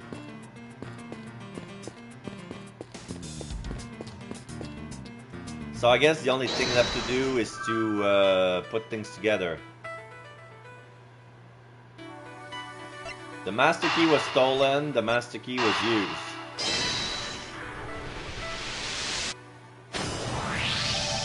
Miss Bird, I'm afraid there's a flaw in your story. What? No way, pal. I mean, sir. You said that you locked up Mr. Portsman's office at around 1:30, correct? However, the master key has already been stolen at that time. Wow, nothing gets by you, Mr. Edgeworth. You saw that contradiction like a pro. I had totally forgotten all about that, but thanks to you, I remember it now. You're right. It was around that very time that I realized the master key was missing. And? Well, I'm a security guard, sir. I couldn't just admit to losing the master key, could I? So I pretended to lock up his room, sir. You pretended? Yeah, I must use my house key and made it look like I was locking it up, sir. So in actuality, you never did relock the door then? But we just checked it. It was locked. Like Portsman's door was locked. I thought that maybe I could go lock it after I found the key. Come to think of it, I guess the door still hasn't been locked properly. Mr. Portsman's office, Miss Bird unlocked the door, but master key was stolen, so she could not lock it up. No, that doesn't make sense.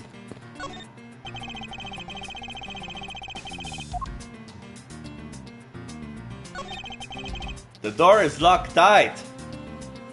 So, what doors did she pretend to unlock? Ours?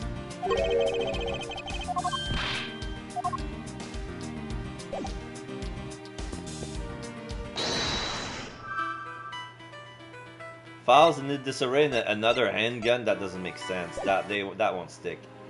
So, what else is there left to check?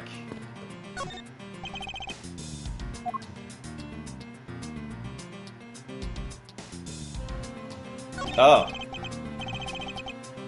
I bet the thief's not under here. I guess there isn't enough space for anyone to hide under here anyway. I mean, if someone could contort themselves to fit, I would be really impressed. Sounds to me like somebody has already tried at least once before.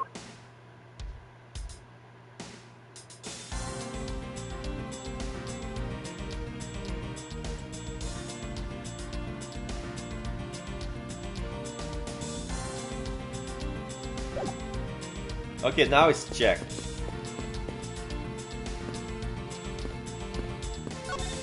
So, what other... I've had to open Mr. Portsman's office up for him a number of times before. I've also had the chance to see the inside of his office on a number of occasions too. He's got shelves upon shelves of sports memorabilia, trophies, and awards in it. To the point where it's almost beyond gaudy, sir. But maybe I just feel that way because I'm jealous since I don't have even a single one. Don't say that, Maggie! I'll make a special Guard of the Month award just for you! Thanks for trying, but I've already got a mountain of consolation prizes, sir. They're proof of just how unbelievably unlucky my life has been. Plus, getting an award from you isn't the same as getting a real award, sir.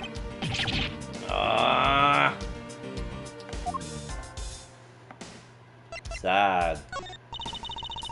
I'm just a lowly security guard, so I'm not sure what I should do with that other than to guard it. Oh, it's like talking to another gumshoe here. She said the same thing. Oh, that's a prosecutor's badge, isn't it? It proves that you're really a prosecutor. Interesting. Despite all appearances, she seems to know more than Gumshoe. With that badge, even I could be a professional prosecutor. Say, may I please try that on just for a little bit? I don't think that would be a very good idea, do you? I guess not. On second thought, they're actually on the same level. Oops.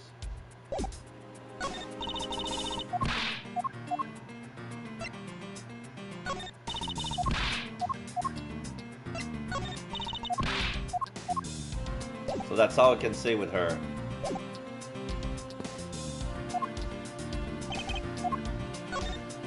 Oh, case investigator. I was wondering about the investigation. Oh, I've been waiting for this. Let a real seasoned pro teach you how it's done. A real seasoned pro of instant noodle cuisine, perhaps? You know that you can always check out the really important spot in more details, right? Yes. And if the area is too big, you can always use R to take a look around. I was wondering for that. Like, how do you go down? Because there were no arrow. Don't worry, sir. The R command will only show up when you need it. The right thumbstick command. I knew that as well. And when you think there's a contradiction or something unusual, try deduction. First, you line up your cursor with a suspicious-looking area. Then press triangle to choose your poison, evidence. Then you settle on the piece, you gotta present it with triangle again. Pretty sure we knew that as well, detective. You can remember all that. Welcome to the world of pros. I dub you Ace Investigator. Class dismissed. All I wanted was an update about the investigation. Okay, so...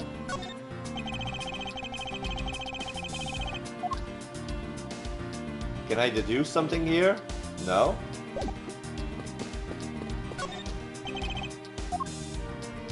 I can deduce something here.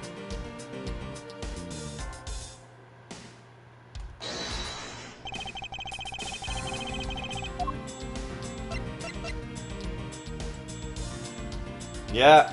Eureka! There's a contradiction here between reality and the evidence. If what Miss Bird has said is true, then why is this door locked tight? You know you're right.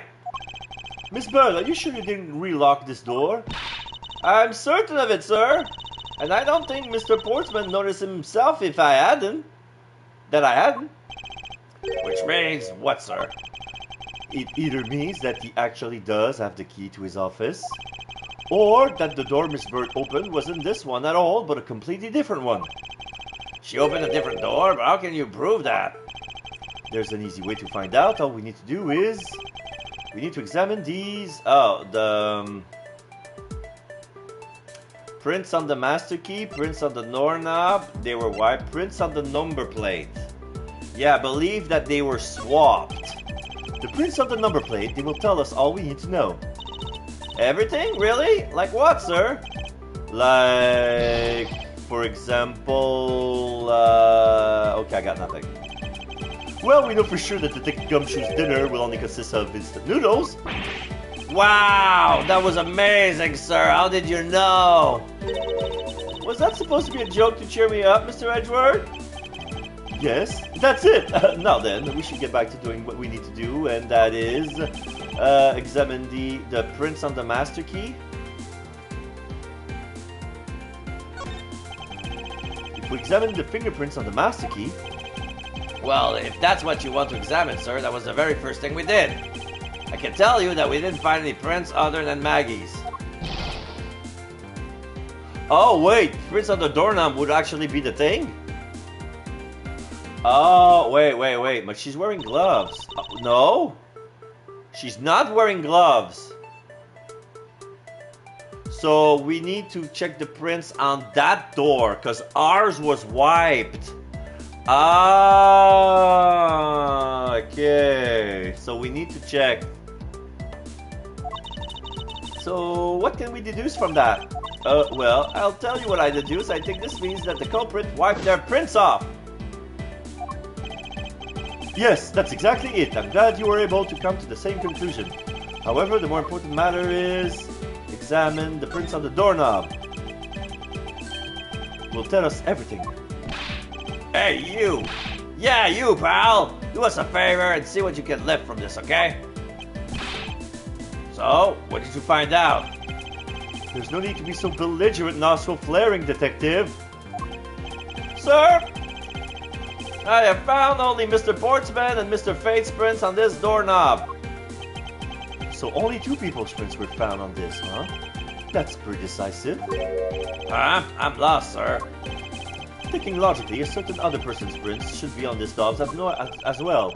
Whose print should also be on this doorknob? Maggie. Take that! Don't you find it odd that the prints of the person who unlocked this door are absent? You mean... Yes, the door that Miss Bird opened could not have been this one, but a different one. Yeah. Mr. Portman's office data updated in my organizer. Miss Bird says she unlocked this door, but her prints were not found on the doorknob. What have we here? On the floor. Yeah.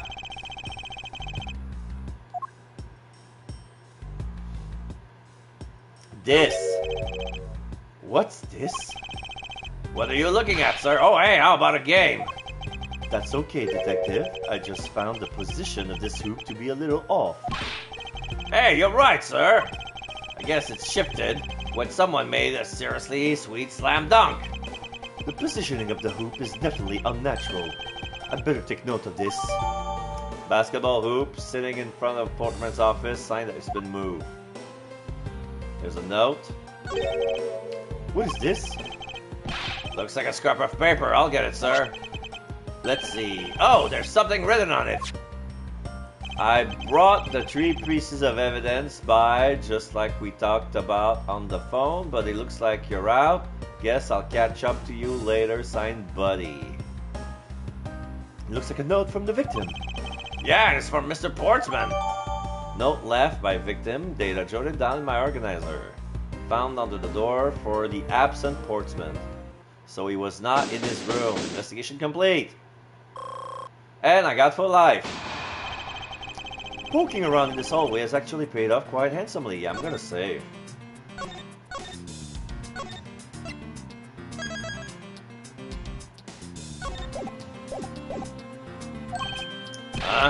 How so, sir? In a variety of different ways. I think it's time we have a little chat with the real culprit of this case. Yeah.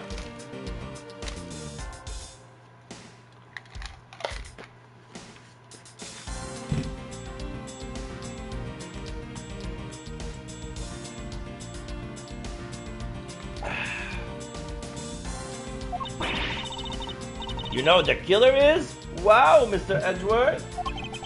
As long as my logic is sound. Then yes.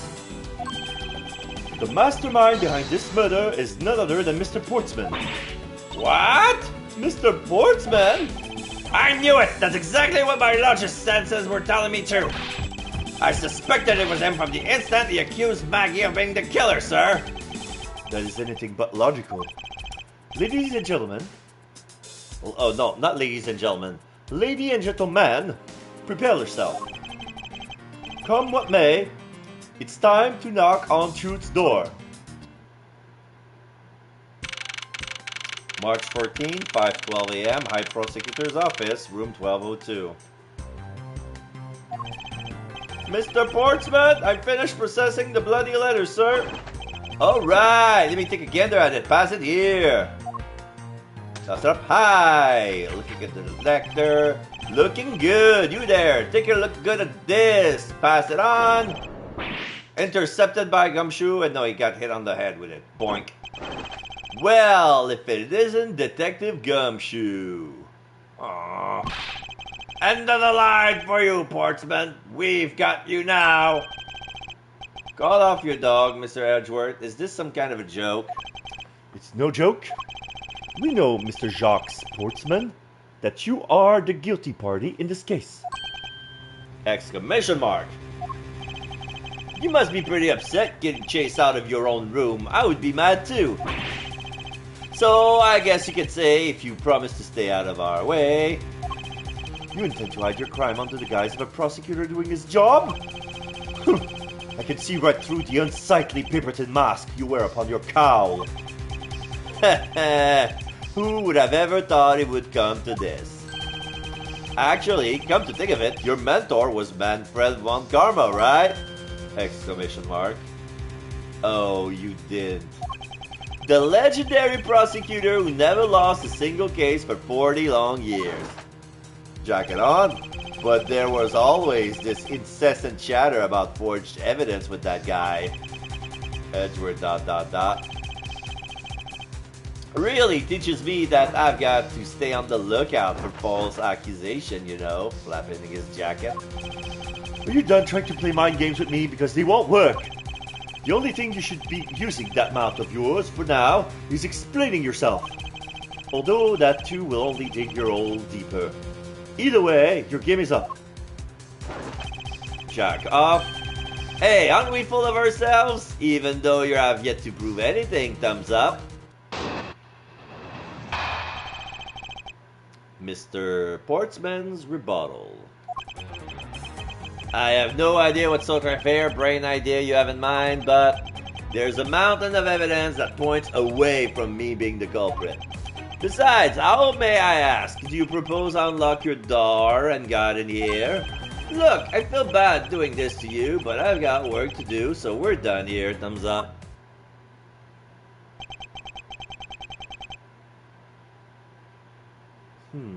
Sorry, but we are not finished yet.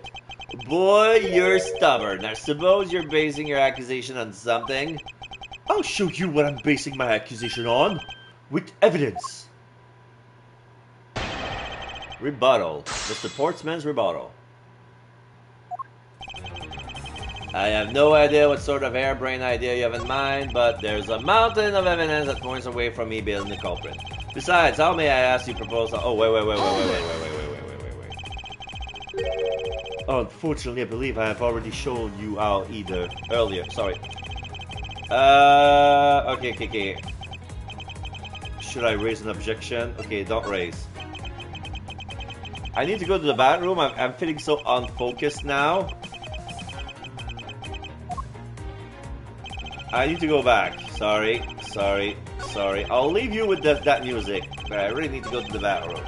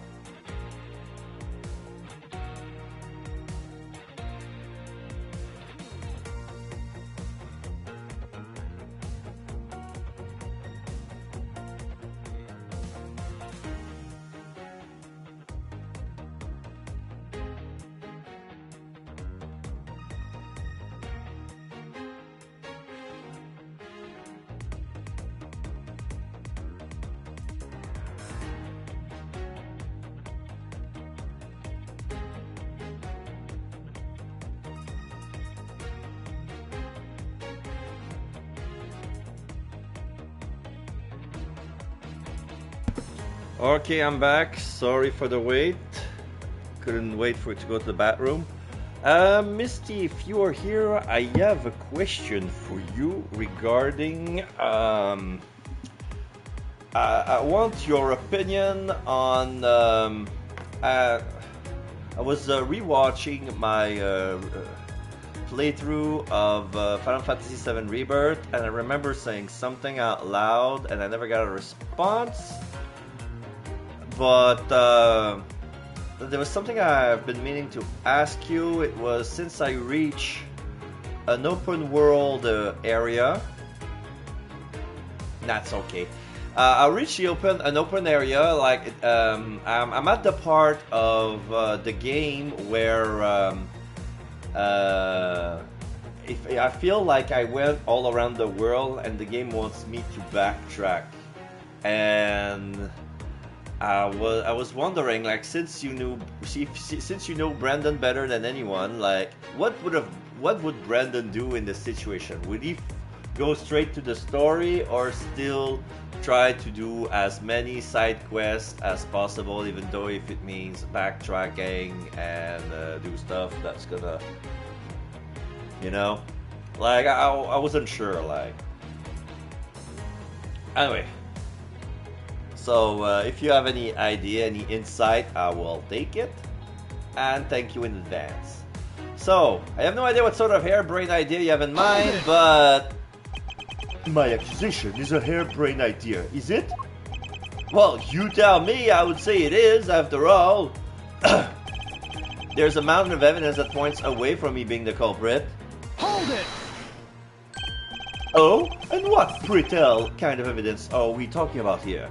Brendan would love FF so much that I think he would do the side quest, maybe not all at once. Maybe if it promised the chance of better gear. I see. But there's no way for me to say, yeah? So, yeah. For the sake of better gear, I'll get it. Yeah, alright. That's, that tracks. Well, thank you very much. What kind of... I think you would want to... Yeah, alright, perfect. So, I guess my next stream for Final Fantasy VII Rebirth will be basically no story progression and just side questing, go all around the world, fetching all the missions, see what we can get the most out of everything. Jim was my partner, so you can't say that I have a motive for killing him. And that's it? That's not even a anthill, let alone a mountain. But it's more than enough, wouldn't you agree? Might I recommend that you review that the word evidence means? Jack it on. It doesn't change the fact that the evidence doesn't point to me as the killer. Besides, how may I ask you propose to unlock your door and gotten here? Okay, so this is where I was, Unfortunately, I believe I have already shown you how earlier. Your speculation meant nothing, and I still insist that I could not gain access to your room. What should I do now? Should I raise an objection? Raise an objection. You claimed you have no way to open my door. However, is that really the honest truth? Alright, I'll humor you, thumbs up. Go ahead, shoot. Very well then, I propose that you use this to open my door. The master key? Take that! I believe you were able to open my office door with the master key, no less. Objection! Wait. Hold on for a sec. I never laid a finger on that key, and you already know. Thumbs up. Precisely. You were able to open my door without lifting a single finger. Well, maybe you did, but only to direct. Exclamation mark. That's right. You use your finger to direct this person to open my door with the key. Maggie Bird.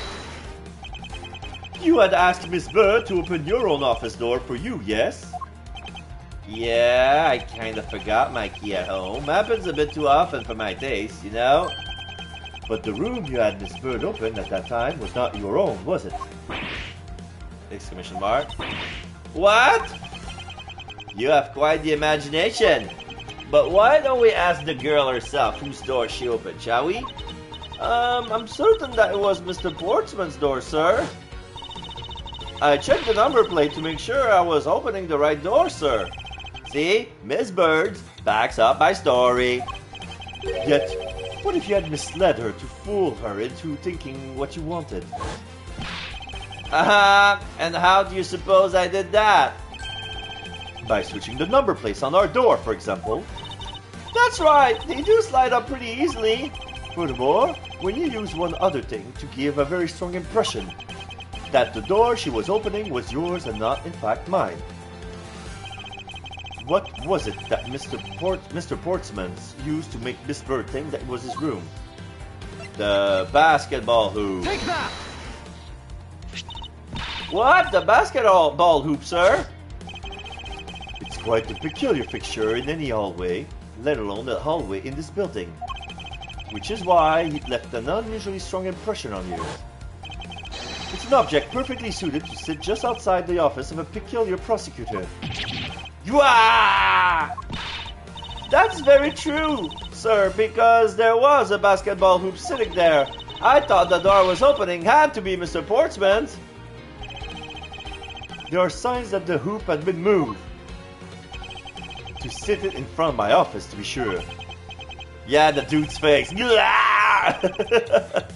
I see, so that's how you throw suspicion on people. Thanks for the tip. But I think your conjecture is a little off the racetrack. Thumbs up. Conjecture's rebuttal. Now you're just spouting nonsense. I had the girl open my office door.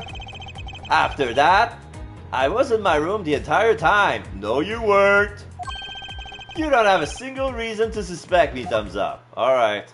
I know where to go. I know where to go from here, so I don't think I'll check the other statement. So, he intends to claim his innocence to the end, does he? Jacket on. I'm as pure and innocent as my jacket. And by Miss Bird is as dirty and guilty as the jacket she wears. My jacket's not dirty, and I'll have you know I just washed it yesterday. Please calm down, for I intend to show you who is the one truly covered in slime here. Rebuttal of the rebuttal. Now you're just spouting nonsense. Nonsense, you say? Yes, because I'm telling the truth here. I had the girl open my office door. Using the master key, of course. Sure, you had a problem with that? Thumbs up? That is what the master key is for, right? Perhaps we should place it in an elaborate labyrinth of some sort for people like you. After that, I was in my room the entire time. No, he wasn't, because if you were, you would have seen this note. Objection!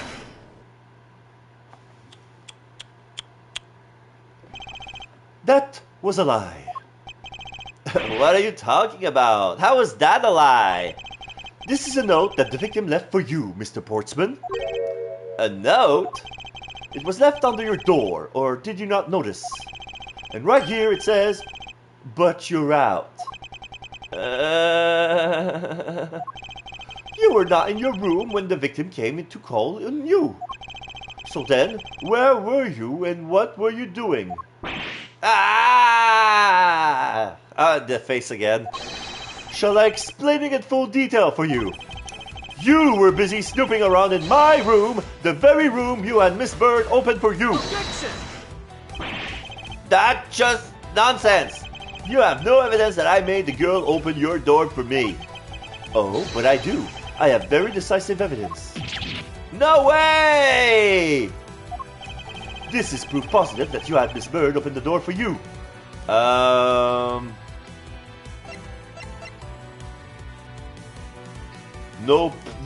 No prints on your door. Take that! I had your door dusted for prints. My door? Huh, what for? Come on, I bet you didn't find anything. You sure are good at wasting time. Thumbs up. You're right, I didn't find anything, and definitely not Miss Bird's fingerprints. Her prints? What do they have to do with anything? Let's put it this way, if she really was the one who opened your door, then her prints should normally be on the doorknob she touched. Ah! Further, all of the prints on my office doorknob have been wiped cleaned off. I can only assume it's because Miss Bird's fingerprints were on it. Don't you think it's time you gave up your charade? We know you stole into my office with the intent of stealing something from me. Detective Fate found you out. Possibly because he heard sounds coming from a room whose occupant was on leave. Mr. Portsman, you killed Mr. Fate to silence him. And I had the misfortune to return. When I did, you had to threaten me as you escaped. As I said when you had the gun up to my back, no one gets away with committing murder in my office.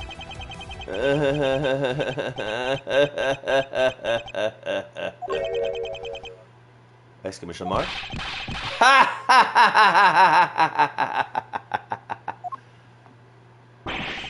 And just what's so funny, pal? Jacket on.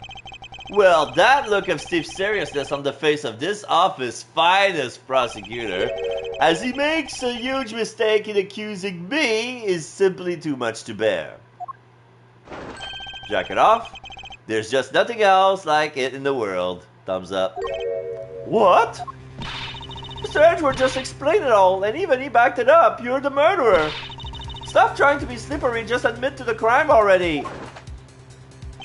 And as I said earlier, it's also circumstantial, so full of conjecture. You say you checked my doorknob for prints? Well, I can readily confess that I had wiped that doorknob as well. No, you didn't. Huh? I'm a little obsessive-compulsive, you see.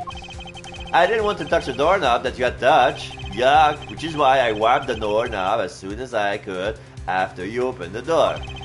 After that, it makes perfect sense that only Jim's and my own prints would be on there. You made that up just now, didn't you? Furthermore, as for the note Jim left for me, you know exactly when that was? For all we know, he could have left it there before I arrived at the office. Like early evening, for example. Are you saying you failed to notice a note in your doorway? Hey, even geniuses fail at times. I was probably too preoccupied by work-related matters, although that's no excuse. No, that's just a flat-out lie. There's no way you didn't notice a note that size. Ah, but you can't prove that, can you?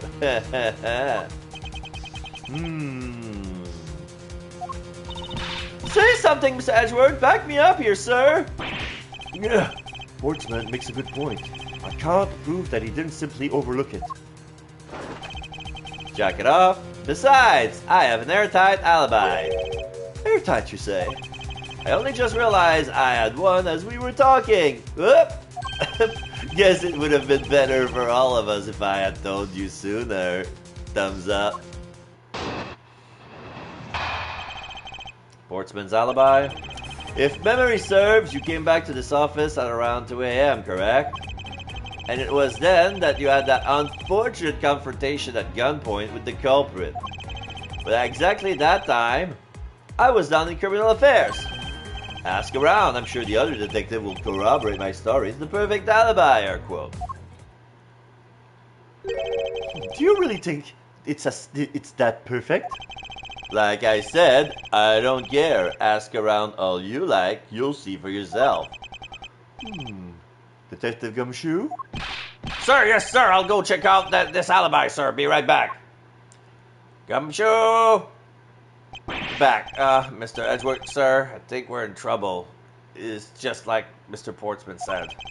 The guys down in criminal affairs say they saw him at around 2 a.m. You see? Dot. All of the evidence points to him being the culprit. So there must be a contradictory point in his alibi somewhere. Rebuttal? Portsman's alibi. If memory serves, you came back to this office at around 2 a.m. Hold it! You are correct, it was around 2 a.m. Are you sure? It's really important to me that you're spot on with the time. I remember checking my watch then and make no mistake. It was 2. Oh, giving testimony like a bro. Okay, so you came back to your office at 2, thumbs up. And it was then that you had the unfortunate confrontation at gunpoint with the culprit. Hold it! It is as you say, however. Yes, however, you are the only one who claims to have bumped into the culprit. Jack it on. So tell me, did you see the person's face? Was it me who you saw? It was pitch black, so I couldn't actually see. Objection! Oh, come now. I'm sure you saw something. Try a little harder, why don't you? I'm beginning to feel that I'm the one being interrogated here. Oh, well, it doesn't matter if you remember or not. Jack it off. It only matters that you ran into the culprit. But at exactly that time, I was down in criminal affairs. Hold it! So you paid the Criminal Affairs Department a visit. Yep, right after I left the prosecutor's building, I headed straight for the precinct. Ask around, I'm sure the other detectives will corroborate my story. It's the perfect alibi. Well, we did go and ask around to confirm your testimony. And it was just as I said, right? Yes, sir. A number of detectives said that they saw you at around that time. See? I have the perfect alibi. That's the ace I have up my sleeve. Thumbs up. Ugh! Impossible! He actually does have the perfect alibi. What's wrong? Why the sudden sullen look on your face? Can't you say anything back, Mr. Edgeworth? I think we've reached the end of the line, and it's time to get off this crazy train. You there! Sir! Please escort the young lady out, but remember, be gentle. Maggie! Detective Gumshoe! Is there nothing I can do? There must be a way to turn this situation around. If only I had a clue. Did I miss something that can help me cast the doubt on his alibi? I need to calmly think this through one more time and with logic. Okay, so now mandatory use of logic. So the intruder I met couldn't have been Portman. Then who could have been?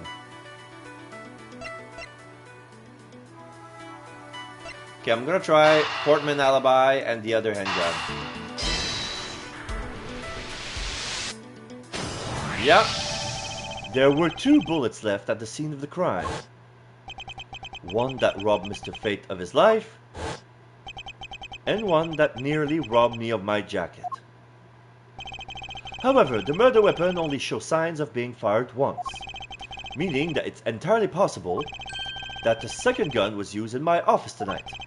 But seeing as how the killer had to steal Mr. Fate's gun, I doubt the killer had another gun up their sleeves. Therefore, the second gun could have been the property of an entirely different person, which could mean that there was another person who paid visit to my office tonight. Another visitor. So the file's in disarray with another visitor. The victim and the killer weren't the only visitors in my office tonight.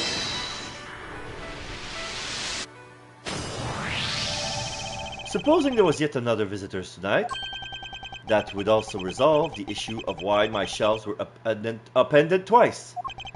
We know that the shelves were disturbed once before and once after the murder, so it shouldn't be much of a stretch to think that it was the work of 2 different people. Once by the person who stole the victim's gun and then killed him with it, and once again after the murder by our second culprit, who was the owner of the second gun. If we suppose that the second culprit's gun was the one that was pointed at my back... Objection! Mr. Portsman, it seems that I need to amend my assumption regarding this case. Great! So you finally come to your senses. Mr. Edgeworth! Sir, what are you doing? This has been a big misunderstanding on my part from the start. I had assumed that the person I ran into was the killer, but that may not be the case. What do you mean? The person I ran into was just your average thief.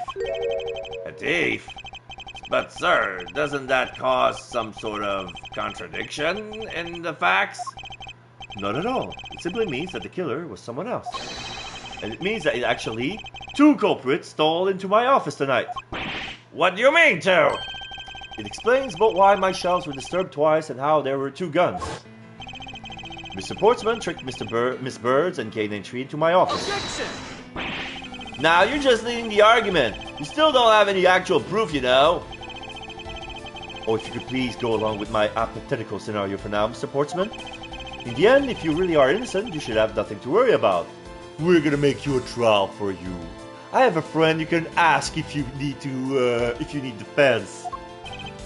Gah!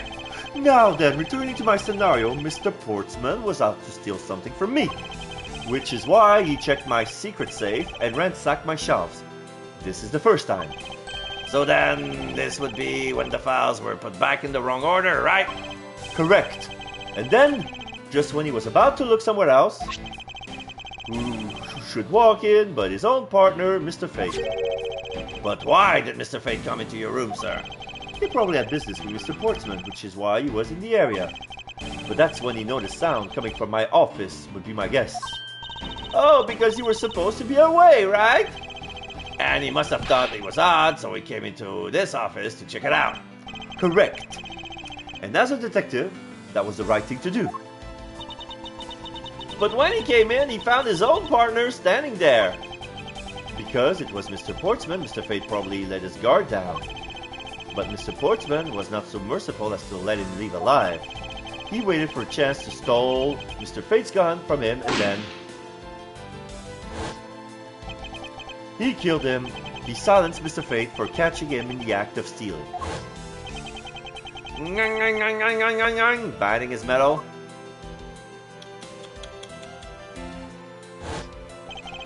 This was the moment in which the first shot was fired, the one that landed in my files.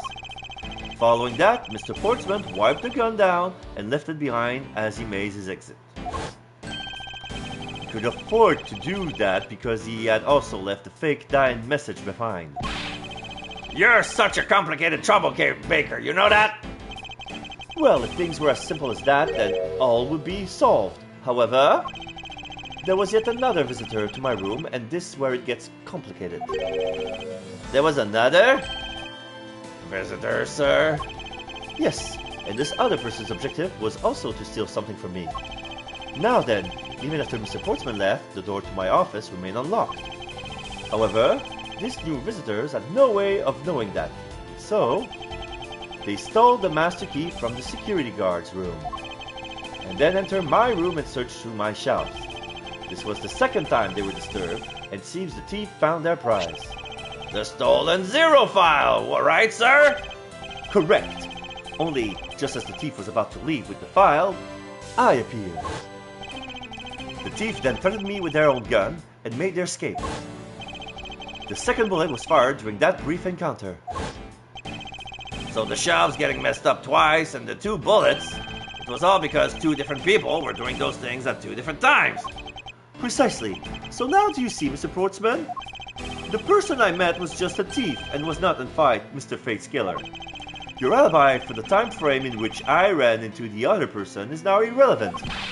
Because we now know that the murder took place during the first culprit's visit. Objection!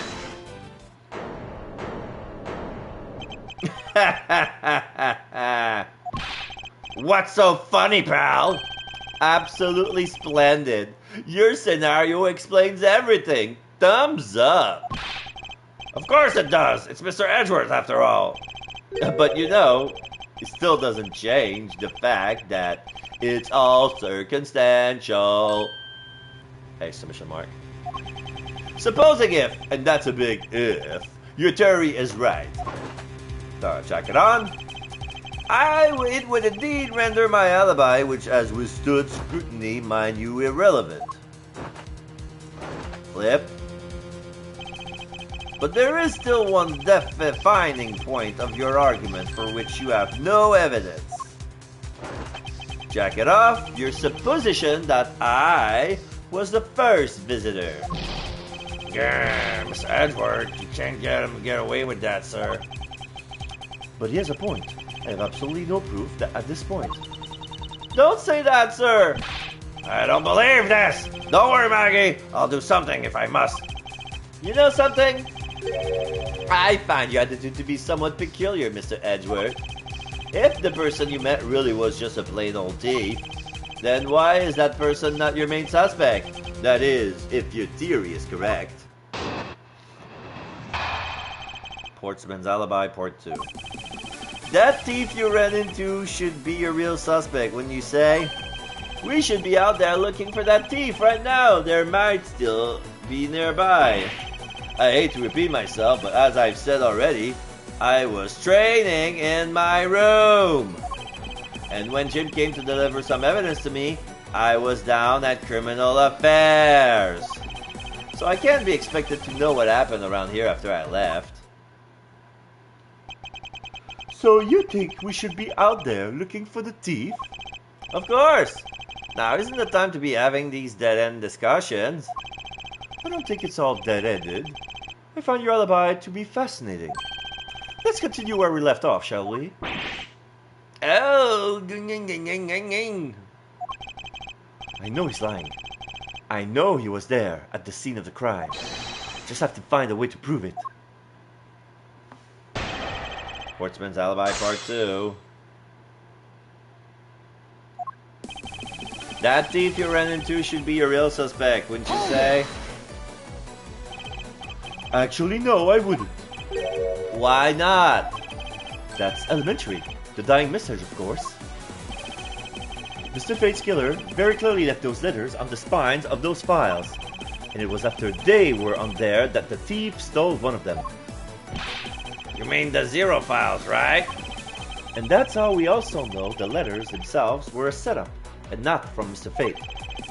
If the thief was the killer, do you think they would try to undermine themselves? Maybe the killer just didn't think of that either. Yeah, that must be it. Maybe, just maybe. We should be out there looking for that thief right now. There might still be nearby. Hold it! Once escaped, I highly doubt the thief would linger nearby. Well, you never know. Maybe they didn't get what they were really after. Oh, you talk like you know quite a bit about this thief. It's nothing like that. I have no idea about anything after all. I hate to repeat myself, but as I've already said, I was training in my room. Hold it! But according to Mr. Fate's note... Hold on, I thought we already cleared that up. Didn't we say that Jim left that note for me in the early evening? If you have proof that he left it in a different time, say just before he was murdered. I don't have any, no. You see? So I insist again that it was in my office the entire time. And when Jim came to deliver some evidence to me, I was down at criminal affairs. Why didn't you go there with, Mr. Fate? But that's because he said he was tired and was going to take a quick nap. Thumbs up. Jacking on. You know those sofas in the hallway? He likes to sleep on those. It's one of his habits. And what of the evidence he brought? They were things related to yesterday's case, just 2 items. A gun and a pendant. Interesting, this piece of testimony seems too crucial to let slip through the cracks. He brought me 2 items, a gun and a pendant that are related to yesterday's case. Here's the thing.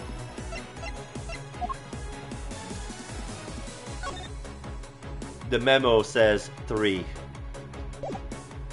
So where's the third one? Objection! Only 2 pieces?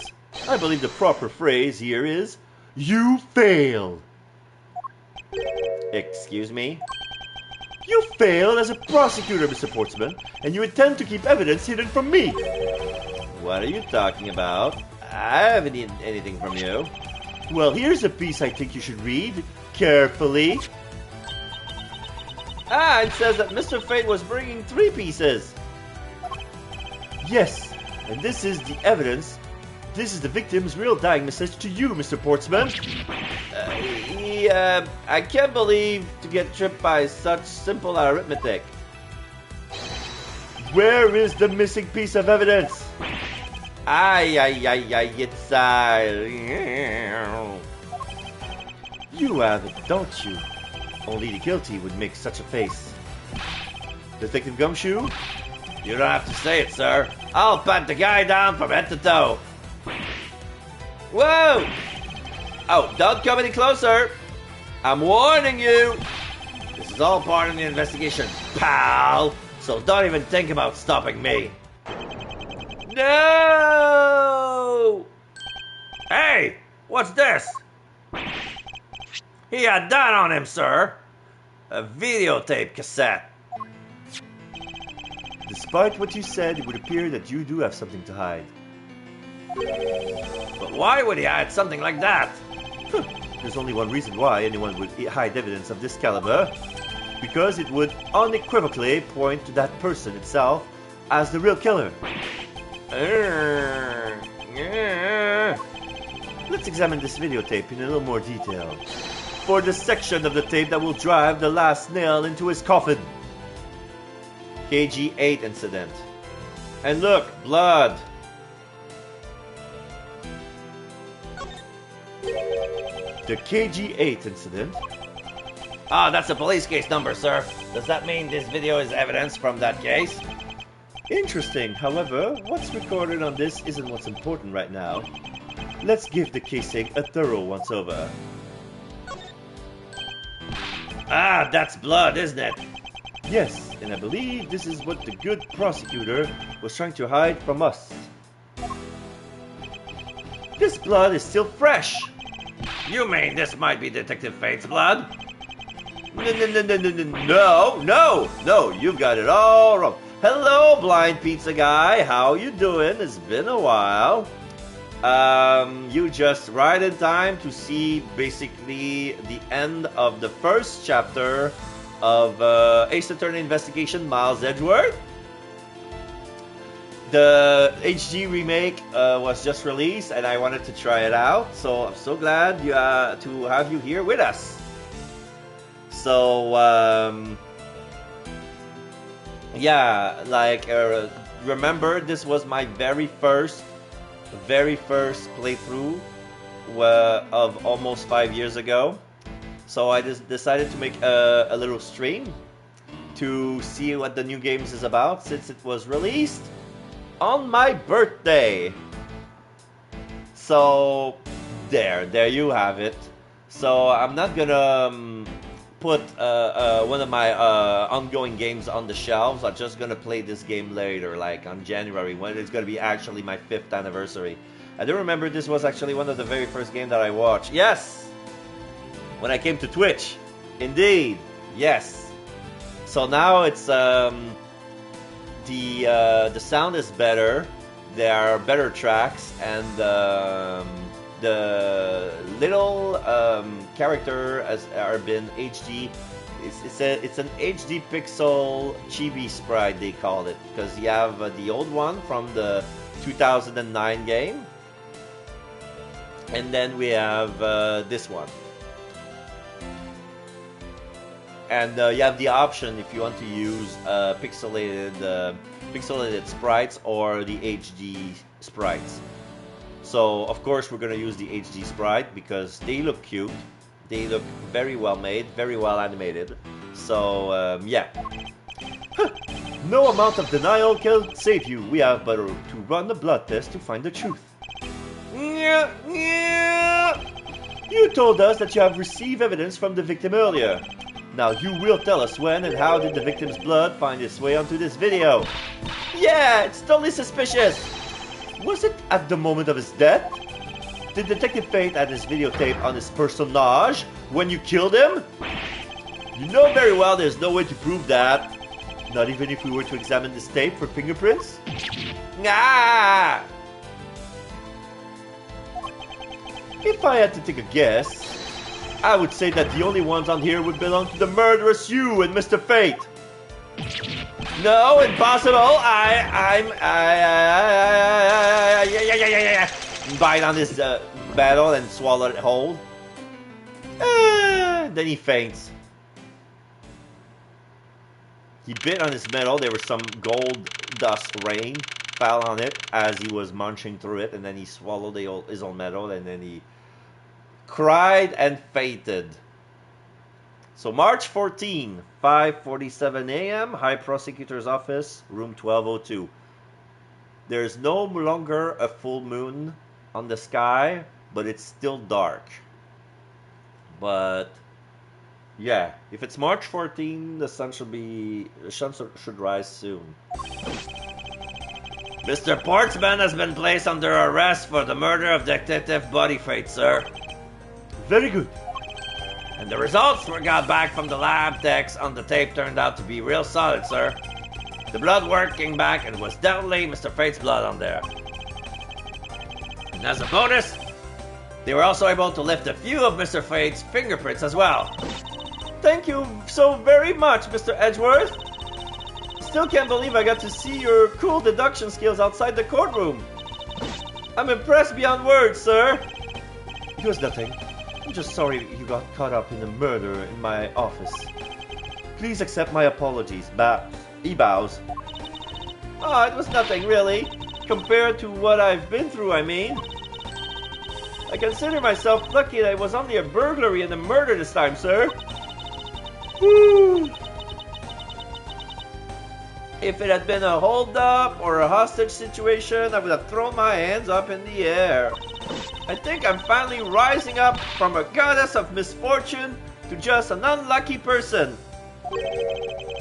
Something tells me we should have hired a different person for security detail. You know something, sir? That Mr. Portsman really was one corrupt prosecutor. And why would you say he was corrupt? Well, I heard that there was a number of suspicious things related to his court cases. There's even rumors about some of the evidence he used is forged, sir. Forged evidence, huh? Pot calling the kettle black. And they say he even decided not to prosecute a few cases for some really vague reasons. Oh, that guy was a complete disgrace to the entire profession. We never did get around to asking what his reason was for breaking into my office. Yeah, whenever we got near that topic, he's just clammed up. Although we can be pretty certain that it was to steal something. This is just between you and me, sir, but there's a rumor that some sort of huge organization is involved behind the scenes. Oh, well. With Mr. With Mr. Portsman not willing to divulge anything, it certainly lends credence to that rumor. It would seem that we haven't heard of the last of this. Huh? That Mr. Portsman isn't the bad guy? I didn't say that, but rather that there are still many more mysteries for us to solve. For example, we still haven't figured out the significance of this piece of evidence. Yeah, the Stolen Oath Zero Series file. The person who stole these files, the other villain of the night. Yeah, I wonder who it was. And what happened to the stolen pages? I wonder, who in the world was it that he held me up at gunpoint? Mr. Edgeworth, sir? Ah, forensics. Yes? I came across this while I was processing your office earlier, sir. This card. It's a black card with little raven's claw on each corner. It looks like a business card or a calling card. It's a circle with 2 wings and 3 legs protruding out of it. What is it, sir? Is that a bird or something on there? It's not just any bird. It is the mark of the raven. A 3-legged raven. Even you should know what this is, detective. Oh, it's about that thing, isn't it? That great thief everyone's talking about. Yes. It is the mark of the great thief Yatakarasu. Under the mark of a legendary bird, the Yatakarasu is noble to the end. A modern Robin Hood. Labeled mysterious and phantom-like, the Yatakarasu appeared and vanished at will.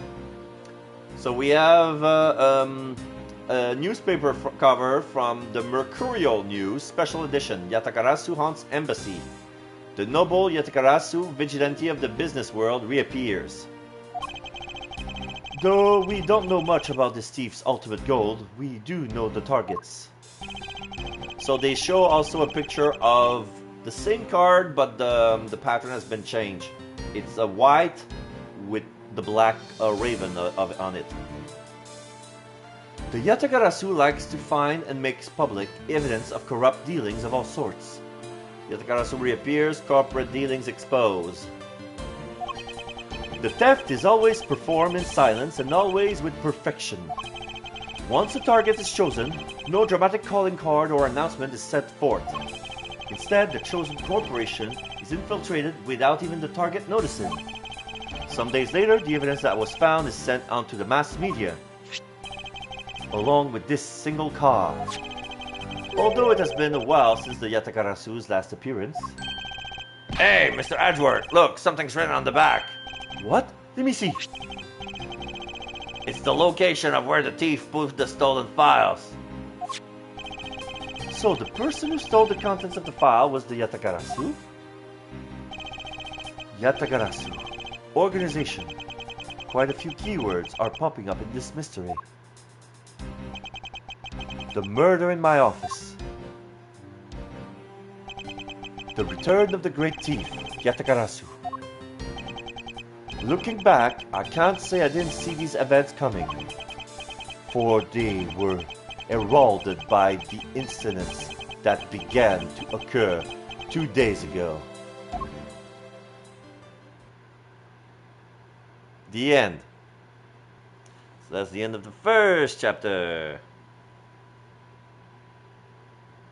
Turnabout visitor. Save your progress? Yes, please. So, should we continue? I'm not that tired yet. Now we see episode 1, Turnabout.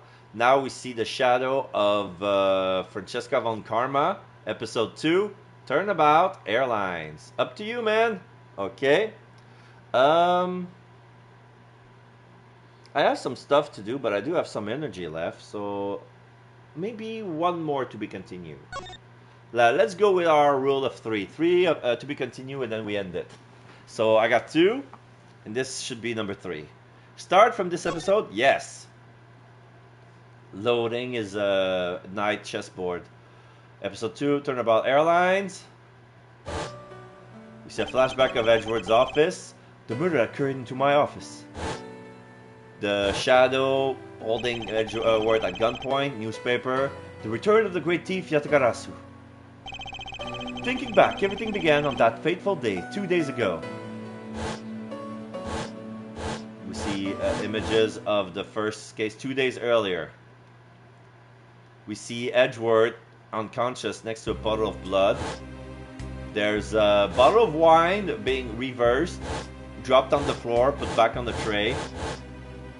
Scenes from the airline, and there's a Go You Airport. I think I remember this one because it was the one that I helped you solve. Yeah, everything began up in the air, 9,000 feet in the air. To be precise. Thank you for flying Go You Airlines. We are currently experiencing some slight turbulence. We are asking all passengers to please return to their seats and fasten their seatbelts.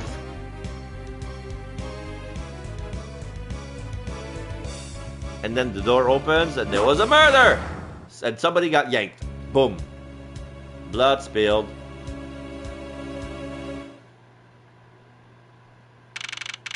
March 12, 6:13 a.m. Flight G390, first floor, lounge.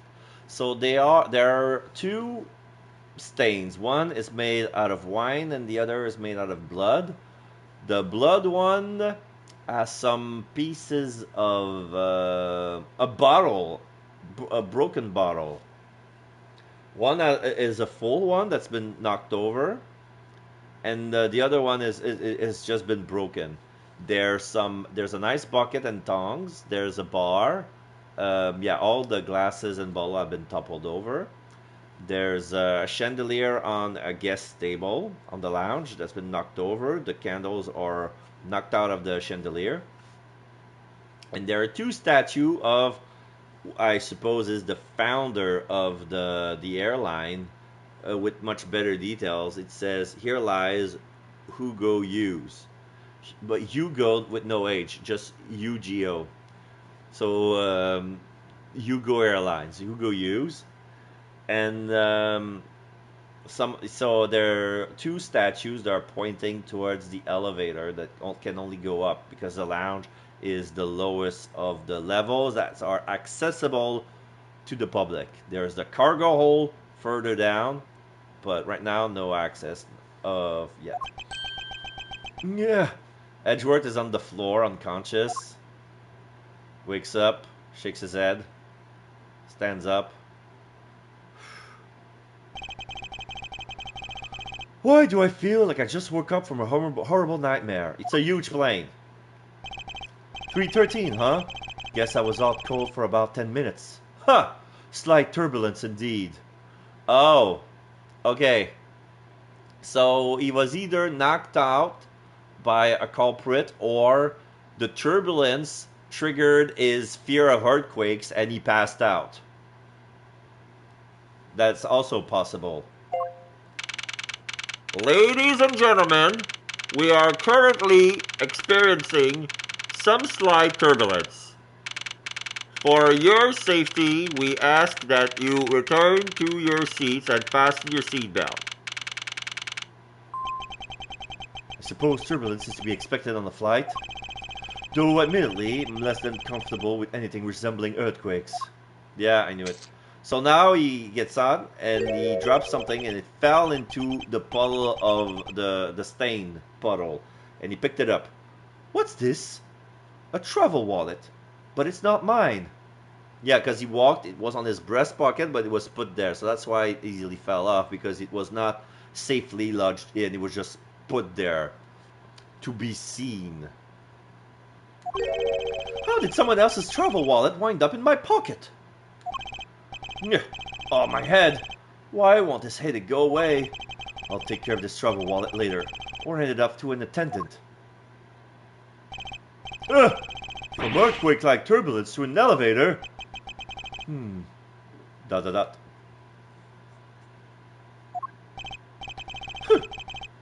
Why am I hesitating like this?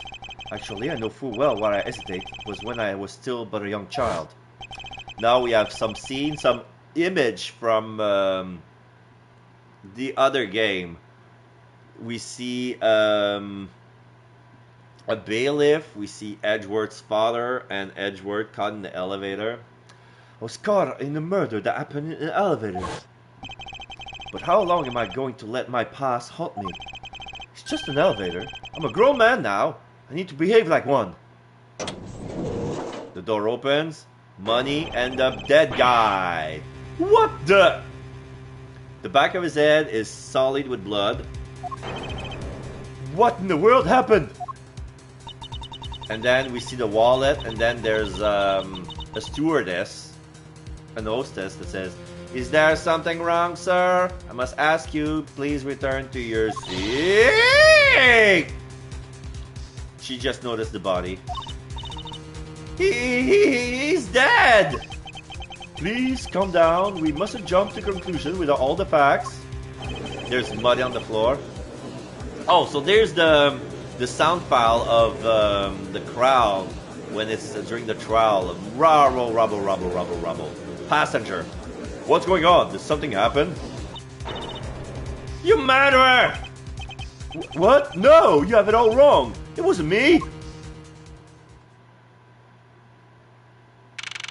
March 12, 6:41 a.m. Flight G390, second floor, first class. So now we see Edgeworth at the bottom of the screen on his in his desk, no, in his seat, tied down by the wrist, and he can't get out. He has a book of law and a cup of tea next to him, and there's a coffee on the tray of coffee with a brewer. Basically, it's the coffee filter next to it, and in front of him is a blue and red chessboard. And in front of him, there's a small boy with a lot of food. There's a giant parfait, full loaf of bread, looks like a baguette, and he's eating a meatloaf the size of a lasagna tray. And there's also a screen and a video game console and some clothes. To the right of him, on the other side of the plain hallway, there's a guy with a lot of bottles. He seems to be enjoying a piece of wine with some. It looks like smoked salmon with side dishes and some sauce. And on the other side, there's some cuts of raw steak. Maybe it's like tataki. On the bed of leaves and some yellow stuff, probably like lemon. And there, besides that, there's lots of bottle. And just behind him, there's a guy who looks paranoid and scared. He has his life life jacket on with a parachute. The gas mask has been fouled, and there's a life preserver on the ground. So he's ready for anything. He can jump on the plane, and if he falls on the boat, he's got his life jacket and a preserver, a lifesaver, and the gas mask if he ran out of oxygen. So, and there's also a note, some sort of envelope. I don't know for what. Oh fuck! I just realized what the envelope is. He wrote a dying message in case something happens to him. That's a nice detail I couldn't see in the other game. He wrote a note. Not a will, but maybe something like that. Alright. Everyone, I'm sorry to interrupt, but I have an important announcement. I am one of your flight attendants today, Rhoda Tenero. Unfortunately, we have just had a minor accident on this flight. An accident? Don't treat us like we're stupid! I caught a glimpse and it was a murder! Oh, and there's a passenger in the back. He has only a jacket on his seat. There's no passenger. There's a suitcase on his seat and knocked over a cup of tea that's spilled down. And that's all. What? Murder? What's going on in this flight? So this is the guy with the booze. Tenero, everyone please calm down. There's no reason to panic. This flight will stay on course and make its scheduled landing. We are still currently in the middle of a rough patch of turbulence, so until we are out of this area of turbulence, I ask that you please remain seated. The guy who eats the steak. But someone was killed, right? Oh, I mean, what about the killer? Let me off. Nom, nom, nom. So, my god, it's a large piece of steak. It's like he would cooked. It's like the piece of steak is as big as a lasagna tray, but it's been grilled both sides and has a whole stick of butter on it. And it looks like it's well cooked. Judging by the inside, I would say it's a medium rare. But they let the steak sit, so there's no juice coming out. But yeah, he's taking some slice and then eats it. So yeah, a big piece of steak with a loaf, a whole baguette as a side dish, and the parfait must be like half a gallon big. I don't think I could eat that much steak. I don't think anybody would eat that much steak. Like that piece of steak is almost as big as his own torso. I don't think he has the stomach to put this all in. Please, there's no need to feel threatened. We have already apprehended the culprit. View on Edgeworth. I ask that everyone please remain calm. What the heck is he talking about? Why should we remain calm? My name is Miles Edgeworth. I'm a prosecutor, and I assure you I'm not the killer. Here in America, we do offer that option. It's called 32 ounces. It's expensive, though. Yeah, but this is at least double that. This looks like 74 ounces. I know that some American steakhouses can offer big pieces of steak, but that cut is very big. It's like the whole, you know how big it is? The whole of an inside round. So this is as big as the butt cheek of a beef. And he's eating it whole. But somehow it's squared. Ha! Being a prosecutor doesn't make you incapable of murder, buddy. Now you listen here. I'm not the killer. I simply found the body. So you say, however, I am sure that you are the perpetrator of this crime. Looks more like a roast than a steak, but it's a stick. Yeah, it's a roast, but it has some grill marks. Yeah. Like, it looks exactly like, what's the cut? Tenderloin. I want to say porterhouse, but there's no sign of a bone nowhere. Yeah, there's no bone. So it's like a filet mignon. A filet mignon the size of a butt cheek of a cow.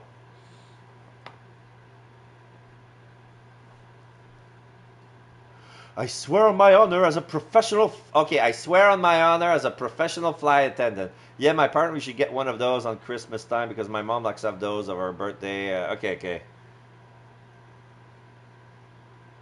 Rib roast. Yeah, it could be a rib roast without the ribs. But anyway, it's probably some imaginary cut of beef to make it look like, because it's like very cartoony. Everything is cartoony in this plate. Like even the parfait, there's like a lot of fruits. There's 2 straws and a lot of ice cream. The bottom is filled with juice. And there's like 3 layers of fruit. Like there's ice cream, like juice, fruit. No, juice, cream, fruit, cream. And then fruit, and then cream, and then other croup, and the ice cream cone soft serve on top. With the fruits on the sides. It's quite big. Oh, is that right? I know what I saw. And there's even very strong incriminating evidence to back me up. I mean, this is an anime, of course. Who's gonna look at cartoony, yeah. What kind of incriminating evidence is she talking about? We've already alerted the proper authorities at our destination. Until we land, you will remain in your custody by the power vested in our captain. I'm very sorry, but please understand our situation. Your situation? I'm more concerned with mine and their direction is going in.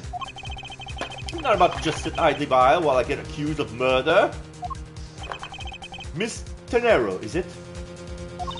Yes? I was wondering if you might give me a chance. A chance to do what? A chance to plead my case. And a chance to ask what you meant by incriminating evidence just now. To accuse a passenger of such a grave crime without allowing him to give a proper defense. Can the professional flight attendant inside of you really call this action righteous? You have a point. Very well, I'll listen to what you have to say. But be wary of what you reveal. I'm afraid you only look even more suspicious if your explanation fails to satisfy. I also do not have the time to deal with you all day, so please make it quick. Of course. As you wish. Good. Very well then. Let's get started. I know for a fact that I didn't kill that man in the elevator. What I don't know is what sort of evidence she has up her sleeve. But I'm certain it doesn't fit with how the crime really occurred. Okay. So, testimony, what Mr. Nero saw. I swear to tell the whole truth as a professional flight attendant. Unfortunately for you, Mr. Edgeworth, I am certain you are the killer. The scene I saw in front of the elevator, it was you standing there with fresh blood dripping off the murder weapon. What, the wallet? So if you would please cooperate, we'll turn you over just as soon as we land. That's it? That's our evidence. I don't think you could ask for a more perfect witness testimony. Wouldn't you agree, Mr. Edgeworth? Not really. It's hardly perfect when there's a gaping hole in it. What Mr. Nero saw. I swear to tell the whole truth as a professional flight attendant. Tell me, what exactly puts the pro in professional flight attendant for you? Well, it means we are very professional about how we take care of our passengers. Services like fetching papers and responding to calls are done with speed and accuracy. I can assure you that I give testimony with the same level of professionalism. But I'm sure you have already realized that by now, right? It's a bit hard to appreciate your professionalism when I'm the one under suspicion. And there you have it. My professional testimony is accurate and reliable. Unfortunately for you, Mr. Edgeworth, I'm certain that you are the killer. Hold it! You certainly seem sure of yourself. Bows? Of course, a professional flight attendant can't afford to make mistakes after all. Perhaps. But you must admit there are few who can look at a murder with a clear mind. We attendants go all through extensive training and are always calm and collected. We'll even calmly serve you coffee if you so wish as the plane makes us splash down. If I fail to see how that would be the calm and rational thing to do in an emergency. Even until the bitter end, we are there to serve the passengers. Alright, if we're here to die, if you want some coffee, we'll gladly give you one last cup of joe. Bows. That is the duty of all professional flight attendants. You certainly are confident. Anyway, shall we return to your testimony? The scene I saw in front of the elevator. Hold it! Yes. What did you see in front of the elevator? That's what I was just about to tell you, Mr. Edgeworth. Framed by the elevator door and bathed in the light coming from within, it was you standing there with fresh blood dripping off the murder weapon. What can I present? Oh, I got the travel wallet, the crime scene notes, and the Sky magazine. I haven't checked my thing yet. So, let's see. Picked up off the floor in front of the elevator. It isn't mine, so whose is it? Cannot examine. Body found at 6:15 a.m. inside the elevator, stopped at the first floor lounge. This I can examine, but I cannot point at the details. So we see the body of a blonde male wearing a brown suit with glasses. He has a lanyard, but something is missing out of his at the end of it. The back of his hair is completely soaked red. There are no other stains on this victim. Hello, Tyler! Doing great! As you can see, this is the HD release of Ace Attorney Investigation / Miles Edgeworth. There's money all over the floor, paper bills, and coins, and what looks like a credit card. There are two of them, and there's a statue that says Go You Airlines, shaped like some sort of raccoon. One of the corner is stained red. We cannot see it well. He also has something on the pocket of his jacket, of his coat. Not the breast, the pocket. It's sticking out, but we cannot see from here what he has. He has his left palm open, clean. The other arm has been hidden by his legs. So he's probably holding something, but we don't know what. And then we have the Go You magazine. Laptop batteries at 9%. Have a charger on standby, just trying to retrain the battery. Oh, okay. Interesting. So now we have, yeah, the flight itinerary. Complimentary services for all your dietary needs. The best restaurant in the skies, featuring items from the world's finest restaurant. Treat yourself to the cuisine of the gods. Meals are between 1 and 3, and between 7 and 9, and the next morning between 4 and 6. Drinks at 10, at 5, at 11, and at 9. There's a movie between 6 and 8. All times shown correspond to our departure time zone.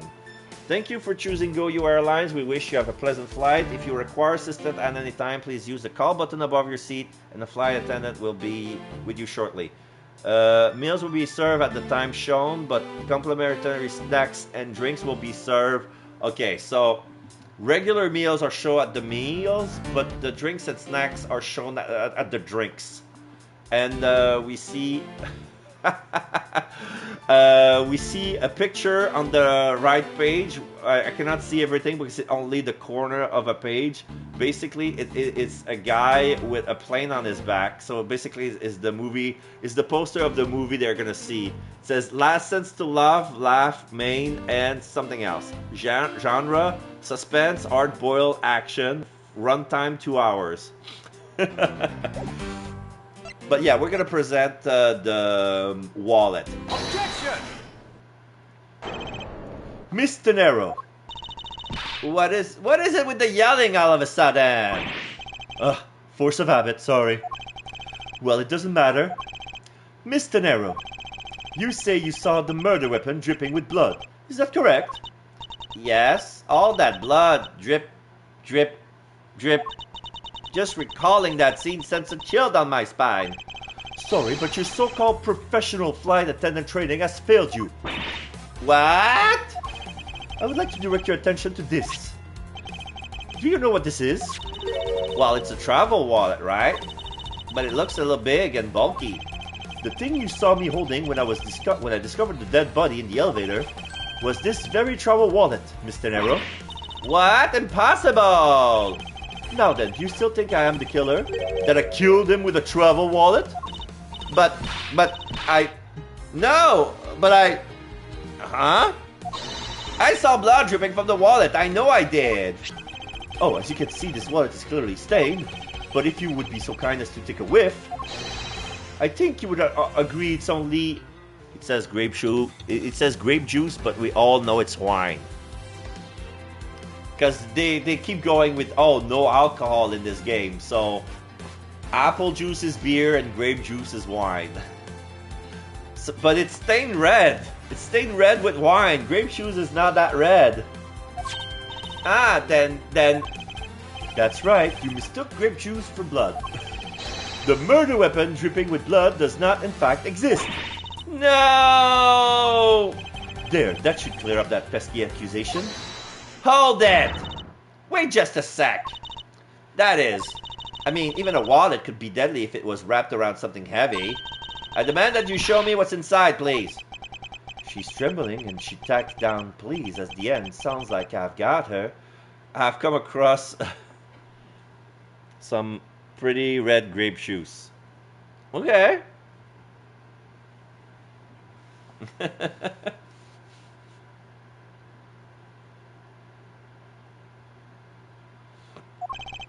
There's no need to look inside. Even you can tell from its appearance that it's light. No, I can't be sure anything until I see the content of that wallet for myself. According to what my parents said anyway, the grape juice that my church uses is very concentrated, so it's red. Oh, well, yeah, I mean... The juice that they use at church supposed to represent the blood of Christ. So, of course, they're not going to give you real wine, but they're going to give you concentrated grape juice that make it look like wine. I'm pretty sure there's some dye in it to make it look like the blood of Christ, you know? She's a persistent one. I suppose you have no choice but to see what's inside. And you guys are lucky, because here, we used to be a Catholic province. We only get the wafer. We don't even get the wine. The staff, when I say the staff, the clergymen and the little choir boys assists with the ceremony gets the blood, and they wipe out their mouth with the little holy napkins that they have, like all those broidered handkerchiefs and stuff. But when it comes to give the body of Christ, it's the wafer, and they give it to the public, but they don't offer the blood of Christ to the parishioners, which I found odd. And there's also, you know, the what's the money collecting. I suppose you have no choice but to see what's inside. Miss Tenero, if you'll be so kind as to open the wallet and check its contents for me. Alright, I usually don't pry into passengers' belongings, but we have no choice here. Okay, we're gonna open it. It says KK on it.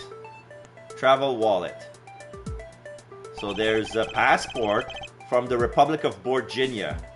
They do it a little differently where I live. When you're a Methodist like me, everyone gets the blood of the Christ and the wafer.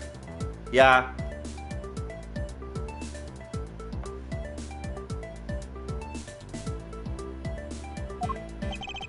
As you saw, there is nothing but a passport inside. This renders your wallet was the murder weapon argument moot. Wouldn't you agree? Hold it! Please hear me out, Mr. Edgeworth. What is it now? Well, I was wondering, whose passport is it exactly? Can I take a look? Why not? I'm rather curious myself. I know it's not mine. Oh! This is the passport of the victim! Type P, passport number 122750921K. Surname Hicks, given name Ackby, nationality Republic of Virginia, sex M, signature. This must be from, I don't think that's his signature because it looks nothing like his name. But yeah, we have the picture of the victim. So yeah, he's holding the passport of the victim on him. Yeah, I beat him to death with his own passport. Right. Just as I thought. This travel wallet belonged to Mr. Hackby Hicks, which makes it the victim's property. Wallet did updated my organizer, picked up off the floor in front of the elevator. There is but a passport inside. Somebody put it on him. So yeah. Yeah, I came in to steal Mr. Hackby. The money was on the floor, the credit card was on the floor, but all I took was the passport. Right. You stole the victim's wallet, didn't you? How dare you? You said it yourself. You claimed to be holding this wallet in your hand when I found you. ... Perhaps I did misconstrue the wallet for the murder weapon, but it seems that I wasn't wrong about who the culprit is. Oh boy. Miss Tenero's logic. As you claim, the murder weapon is not the travel wallet. However, it is something you stole from Mr. Hicks after you were done with the vile deed. I found it hard to believe myself, but your motive was very simple. You were out to steal Mr. Hicks's money, weren't you? Yeah, because everybody know you put money in a travel wallet. Eh? So even though I didn't have the murder weapon on me, you still suspect me, I see. You stood up at the crime scene with the victim's wallet in your hands. How can I turn a blind eye and not suspect you of foul play? Miss Tenero's logic. As you claim, the murder weapon is not the travel wallet. Shouldn't that be proof enough for you that I did not murder the victim? Not at all. Oh, and why not? Because that wallet may not have been what I thought it was. However, it is something you stole from Mr. Hicks after you were done with the vile deed. Hold it! You think I stole it? Yes, I'm very sorry to say it, and I wouldn't usually be so rude, so it must be said. Question mark. I never thought I would see the day, but here I am calling a passenger a thief. ...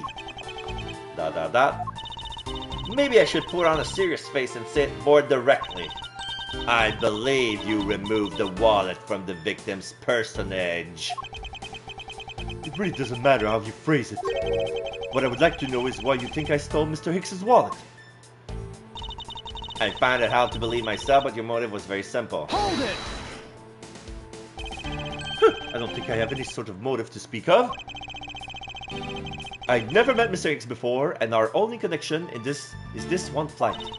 But that is more than enough for a reason. How'd you figure? He was sitting in first class, and I think the implication is quite clear. You were out to steal Mr. Hicks's money, weren't you? No, I was not. Objection! I wonder if I might get a word in, Miss Tenero. What is it now? Miss Tenero, I wonder if you noticed the contradiction within your own testimony. What are you talking about? It's simply impossible that the motive for this murder was monetary theft. One glance at the crime scene should have told you that. What about this scene would prove that the motive for the murder was not the money? Here's money. If I may direct your attention to the things strewn all over the floor. Ah! That's right. The floor is covered in bills and coinage. By your rationale, these were the very things the killer was after. Ah! I think we can assume that the wallet fell during the victim's struggle with his killer. And I would think that the killer would have noticed something like money scattering everywhere. Furthermore, as you can see, there was no effort made by the killer to gather the money.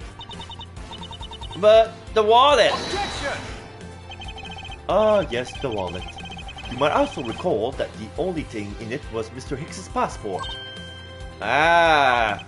If you are really insisting that it was a crime based on greed, then you're claiming that it was all for an empty travel wallet.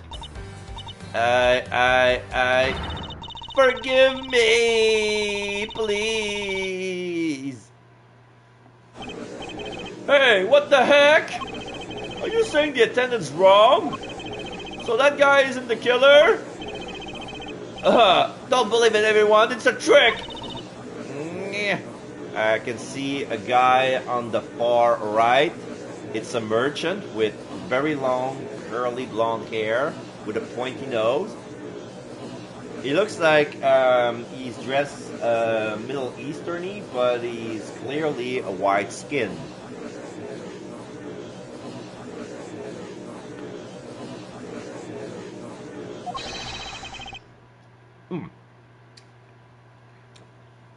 Sorry, I was eating cake at the same time. Will you? Sorry. Leftover birthday cake. Will you all please be quiet? Miss Tenero, Yes? you lost your cool when you saw the dead body.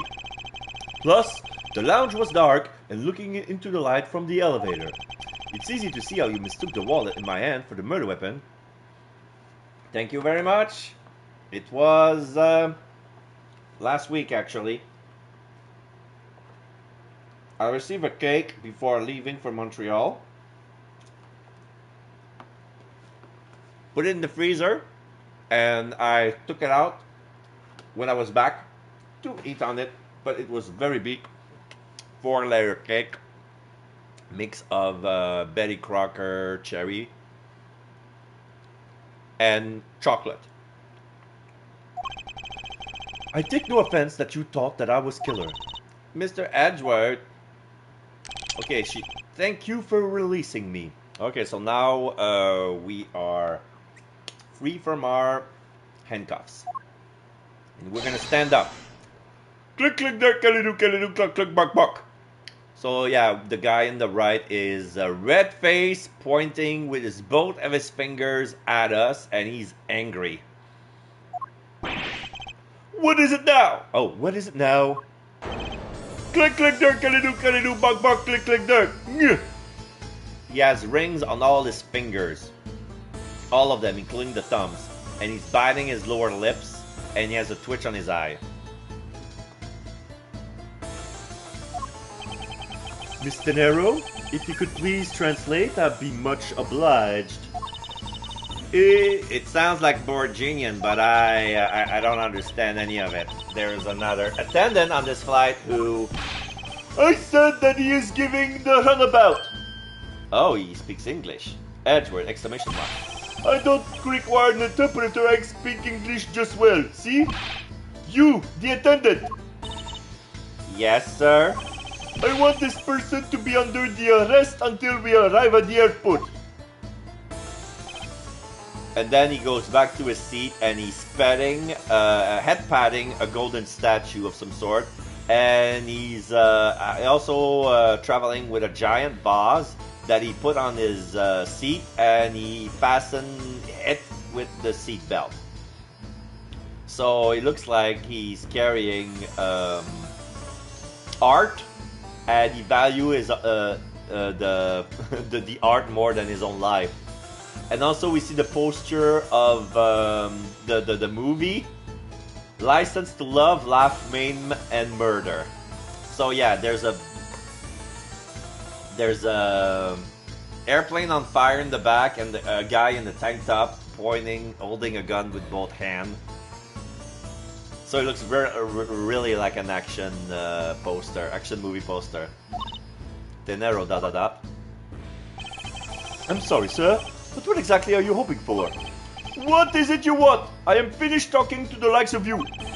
Please, I would like to hear why you would like me to be held under arrest until we land. You! How dare you try to waste my time? You were the one who stuck your nose into my affairs. I wanted to spend even at least one more second with my precious art. I have no time for other things. I know what you are. I see through you. I see through you. Insolvent. Insolvent. I am pretty sure that's how you say it in English. Insolvent. Well, I should hope I'm not monetarily bankrupt, for I don't think that's what you meant. Monetarily bankrupt. I'm sorry, sir, but I don't think I've caught your name. I am Zik LeBlanc II. I am a very wealthy man in the Virginia. But I am not an ordinary rich man. I am an art dealer, a rich seller of beauty. Mr. LeBlanc, what did you mean just now? Pardon? When you said that Mr. Edgeworth was giving me the runabout... I have to explain! Unbelievable! I will say it once and only once. I do not have even a second to waste. Time is money, as they say. Yes, and yet you continue to blather on. I saw it, yes I did. I saw the victim go onto the elevator, going down to the lounge. It was exactly at 6 o'clock. Okay, so now we see a flashback picture. He's still petting the giant vase on the passenger seat, and he looks at the elevator, and we see him holding some sort of key card to open the elevator door. So he must have special access. So yeah, he's going in. And there's nothing on the floor. It looks like everything is nothing unusual. Edgeworth da da da. Dinero da da da. And what's the significance of that time? At 6, he says. Wait, you saw him at 6? What's the matter, Mr. Edgeworth? He understands, I see.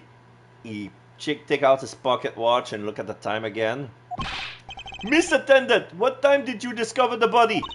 Well, it was a little after that patch of turbulence. I would say around 6:15. Ah!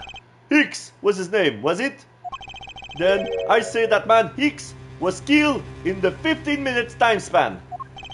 And the only person in the lounge at that time was this prosecutor, yes. Now he's holding his hand together and pointing like the gun in the movie picture. Edgeworth da da da. The scary passenger. Yeah, I was in my seat the whole time. The drinker. Me too, I was watching the movie and enjoying a fine glass of grape juice. The eater. I was still eating. I still haven't finished, see? Nom nom nom nom nom. The other passenger have alibi, so you have no problem with them, I suppose? Edgeworth da da da. No compliant, I see. Not a single word against this, right? I have no way of discounting what you have put forth at this point, but it wasn't me. Oh, so you say. But you do have, what you say, the evidence? Mr. Edgeworth, are you really the culprit after all? Mr. LeBlanc, I suppose you are quite certain in what you saw, enough to give testimony? Of course, I was looking at that man the whole time. He was playing with that annoying little small machine the whole time. Machine? Yes, that's what you people call it in English, yes? It was making a crazy with the clickety-click, clickety-click, clickety-click. From that description, it sounds like some sort of small computer. I believe what Mr. LeBlanc is talking about is a cell phone. I have to say that I did see him playing it with it quite a bit by myself. A simple cell phone? A laptop organized I can see, but that's kind of low budget. I hate that nosy little machine in his hand. Not a fragment of beauty. All it produces is an ugly sound. Anyway, I know what I saw. Mr. Nero, Yes? I was wondering if I might be granted permission to examine the crime scene. What? You want to examine the crime scene? If you two would grant me a little measure of time, I'm sure I can produce the real culprit. Huh, I don't like the sound of that. Fox in the duck pen. Yes, I think that is how you say it in English. It's Fox guarding the henhouse, and I believe my innocence was proven earlier. And if I'm given the chance, I can clear up all the remaining doubts. Mr. Nero, Mr. Nero, if you wait until we arrive, there is a good chance that some evidence will have been destroyed by then. I understand. Let me see what the captain has to say. Ha! This should not be approved. Please, Mr. LeBlanc, in an emergency, all decisions are to be made by the captain alone. Now, please wait here until I go ask the captain what to do. I'll be right back. You are not planning to erase evidence when you are doing your investigation, see? Yes? Of course not. Ha! We will see. Mr. Nero's back. Mr. Edgeworth, you have the captain's permission to investigate the crime scene. What? Unbelievable! I am in your debt, Mr. Nero. However, there is one condition. I am to supervise you. Can you agree to that? Of course, I see no problem with that stipulation. It's only natural as I am still a suspect in this case. Grrr. I take full responsibility and will watch Mr. Edgeworth's every move. I hope this is reassurance enough that there will be no foul play. Now then, Mr. Edgeworth, shall we proceed? If you should need my help with anything, feel free to use triangle to talk. It's time to enter the scene of the crime, the first floor lounge. Okay, so they pointed me that way, but I want to expect everything. Oh, there's the flight attendant that sleeps with the very long hair. Knee long. And she's snoozing. She's holding a plushie, which is like a raccoon with a captain, a pilot cap on it. That leads to the emergency escape hatch. You can't go there in mid-flight. What's the probability that the criminal escaped through there? 100%. Edgeworth, exclamation mark. Oh, let me finish my thought. I'm 100% certain they did. When I'm searching for an answer, only complete thoughts need apply. So there's a tray. Oh my god, they're serving crab? How did you find your meal to be, Mr. Edgeworth? Come to think of it, I forgot all about it. I must have been asleep or something. Oh, I'm terribly sorry. Let me prepare you something right away. What are you apologizing for, Mr. Nero? I failed in my professional duty by letting a passenger go hungry. Please help yourself. If you see anything to your fancy, feel free. There's a whole melon. I think I'll take my time later, after I solve this case, thanks. There's a big bottle of... Is that whiskey?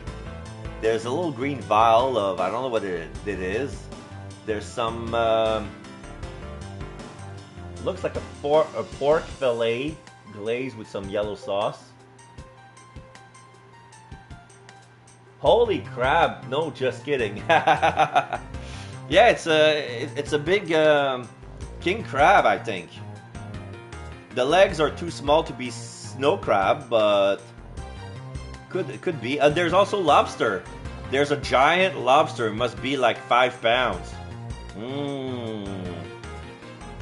Yeah, between 5 and 10 pounds. Those are big pieces of food. Okay, so there's this guy. Mr. LeBlanc seems to be protecting the gargantuan vase On the chair rather closely.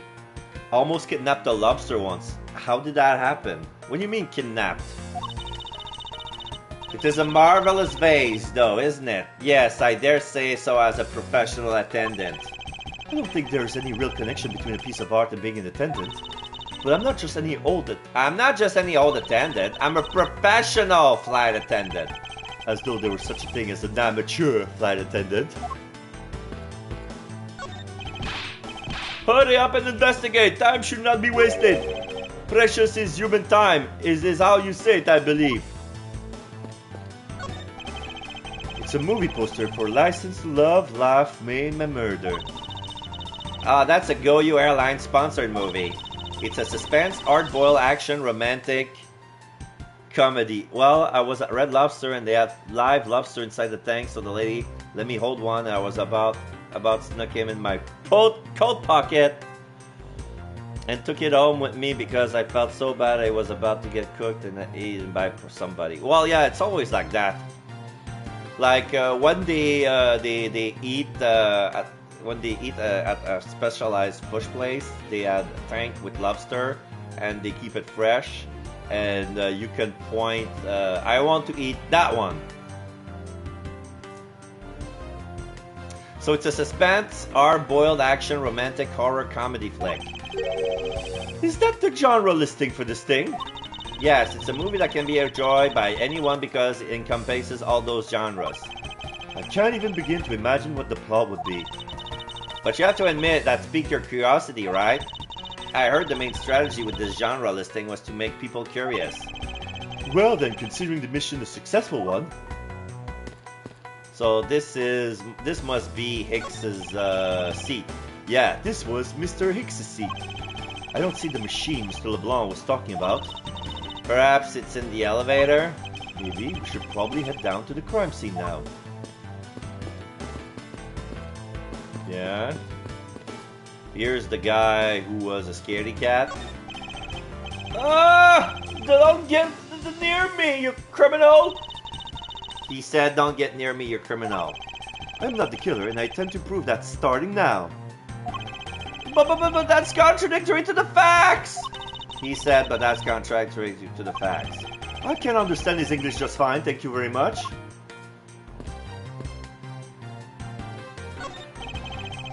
What's a lifesaver doing there? I bought it at the in-flight shop just beyond the lounge. If something should happen, having one will save your life. I think this guy would have been better off not taking a plane to begin with. Yeah. So you want to save travel? Don't travel.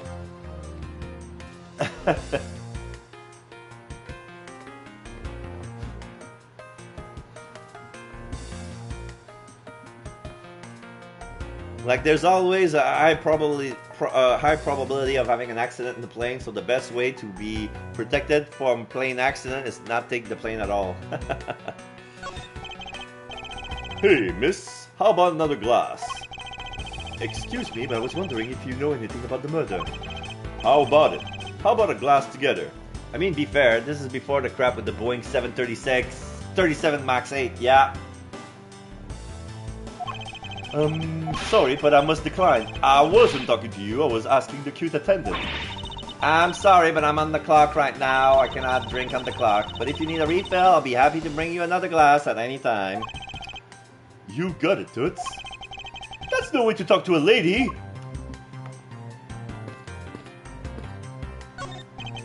Look at all these bottles lined up in a row. It's a miracle they made it through the turbulence without a scratch. Actually, we asked the drink vendor to clean up all the ones that did break earlier. Then you mean to tell me he put all these up here after the turbulence? We are simply thrilled to have someone so interested in the variety of drinks available. I don't think anyone should drink this much. There is such a thing as overhydration. And then we have the eater.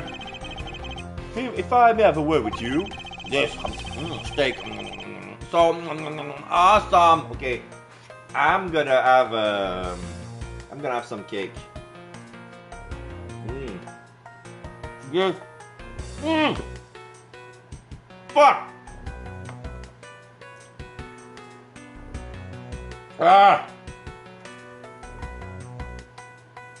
I bit the inside of my mouth.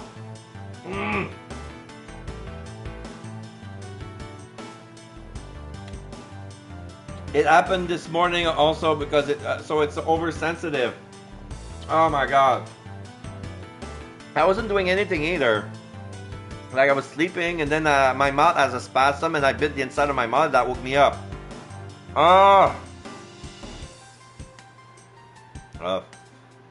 So it was like saying this steak so much awesome while eating like my cake.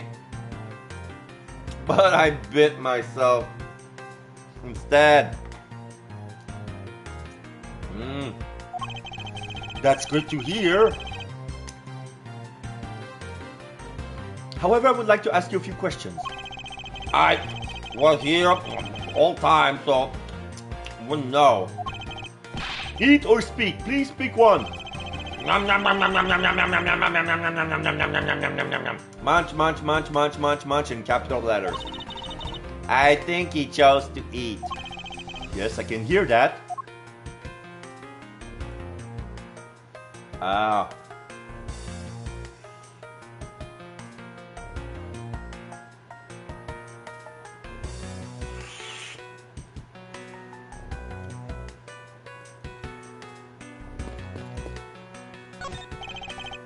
That's right.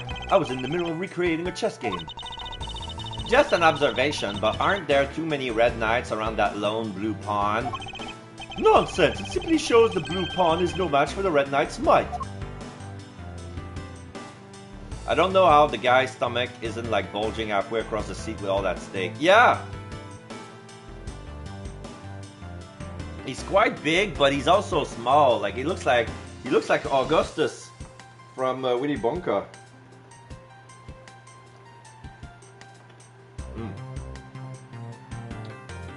Munch, munch, munch, munch, munch, munch.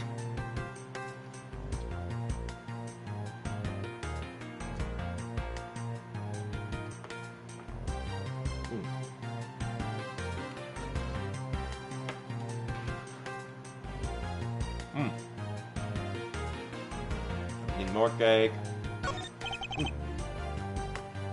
It's spicy. Unfortunately, I didn't bring anything particularly useful for the investigation. Usually when my parents get one of them things, it takes at least 3 days to eat it. Would try to eat it all at once is beyond me. Yeah. It's not as if I'm constantly prepared to do such a thing to occur.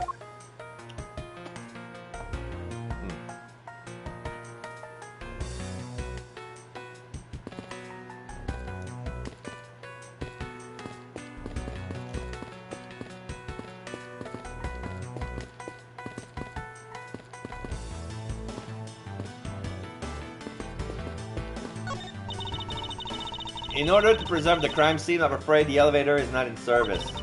To get to the first floor lounge, we should take the stairs. Okay, so we're gonna take the stairs. March 12, 7:26 a.m., flight G390, first floor lounge. So this is where we were, where we woke up. Yeah. I want to thank you for your help back there, Mr. Nero. It was nothing. You should thank the captain for granting you permission.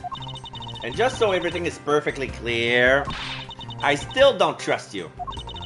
You standing with me hasn't changed one iota. I see. I will bear that in mind.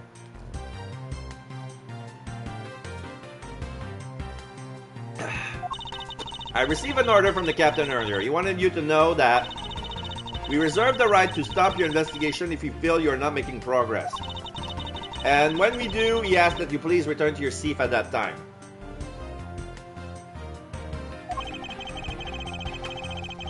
So my time runs out at his crew's discretion, does it?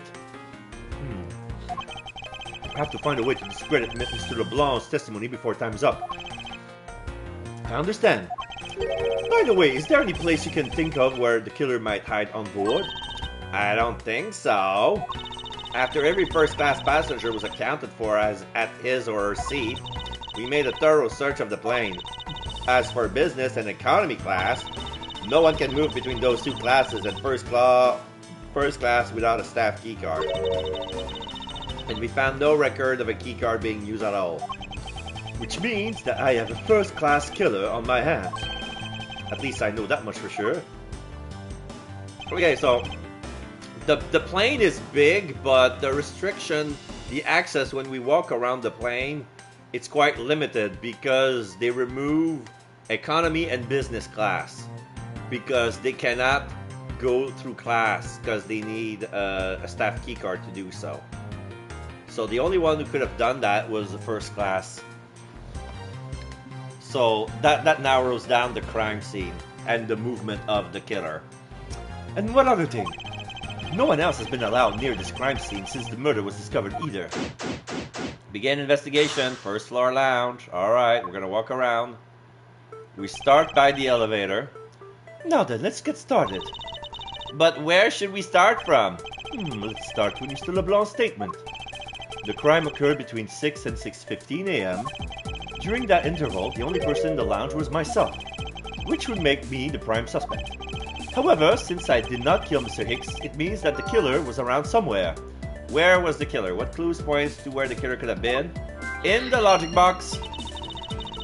If we are to believe what you say is true, then yes. The first order of business will be to gather information to win your trust. Alright. Can I present... Are you in need of assistance? Yeah. I'm gonna present everything. Even if you show that to me, I still cannot allow you to free reign. I'm sorry, but I must admit that I still have my doubts about you.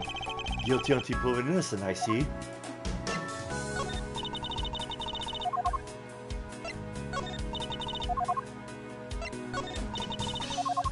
Oh, okay. What floor does this elevator service? Only the first and second, although it can also go down to the cargo hold. However, that requires a flight crew key card. So the only floors accessible to passengers are the first and the second, huh? Victim's body was found inside the elevator, was connected to first and second floor. In the logic box! I won't rest until I inspect every suspicious-looking nook and cranny. Alright. I doubt anyone was expecting to find a dead body in the elevator in this flight. So, Mr. Hicks, he's really dead? Yes. She's trembling, although I can't fault her for that when there's a corpse right there. Mr. Hicks, if you're really dead, then please answer yes. You see, she's over the trembling now, although a new symptom seems to have appeared. Anyway, I should focus on the victim's body. Let's see. There's blood on the back of Mr. Hicks' head. Could this be the cause of death?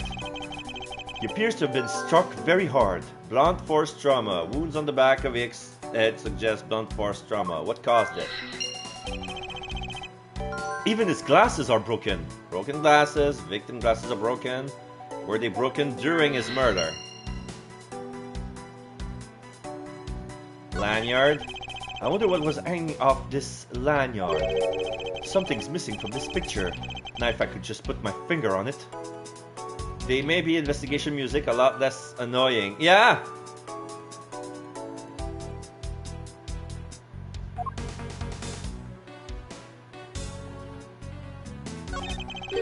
What is this sinister-looking figure on the floor here? Oh, that's a piggy bank of our company mascot, Captain Hugo. It's just one of the many pieces of merchandise we sell at our in-flight shop. This bank is a limited edition and it's so popular that we're down to our last one. You have an in-flight shop? Yes, it's just beyond the lounge to the right. The shutter to the store is closed at the moment. But it was open the whole flight up until Mr. Hicks' body was discovered. There's blood on here. Could this have been the murder weapon? Murder weapon, Captain Hugo. The blood on it is still fresh. Could this be the murder weapon? In the logic box.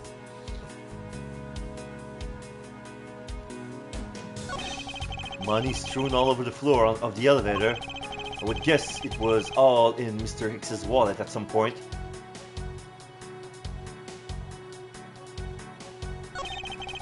There's no grape juice residues on the sole of his shoes, making it highly unlikely that Mr. Hicks entered his elevator after the turbulence. So yeah, the turbulence happened after.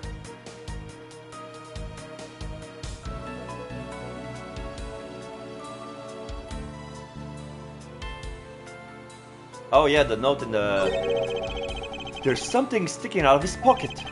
Hope he won't mind if I take a look at what's inside. It's a picture.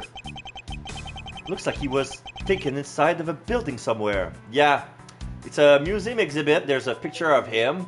He's wearing exactly the same thing that he is right now, but there's a cell phone that's sticking out of his lanyard. So here's the thing that we missed. In the back, there's a big statue that's a whole floor big. It's on the first floor. He's taking the picture from the second floor, so we can see the big sculpture better. It looks of South American or Polynesian design. Very squarey, an angry face with red eyes, round, gem-like.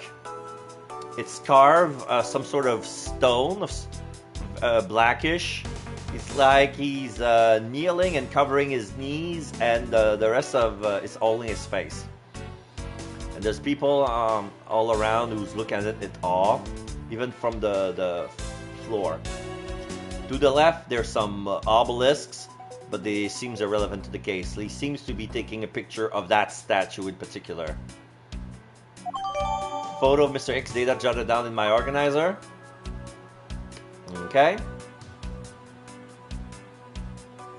Okay, so I can deduce something. Okay, I'm gonna deduce the lanyard. Is this spot somehow connected to any of the evidence I hold? The picture that I just have. Eureka! Mr. Hicks' machine is nowhere to be found. His machine? His cell phone, Mr. Nero. Ah, so I guess because it's not here. Yes, I think we can safely deduce that the killer took it. Missing cell phone. The victim supposedly had one, but it has gone missing. Did the killer take it? It looks like a BlackBerry. It's not one of those flip phone. It's not a smartphone. It's a 2009 BlackBerry. Red. In the organizer. So let's use logic for the rest. Where was the killer murder weapon with the blunt force trauma?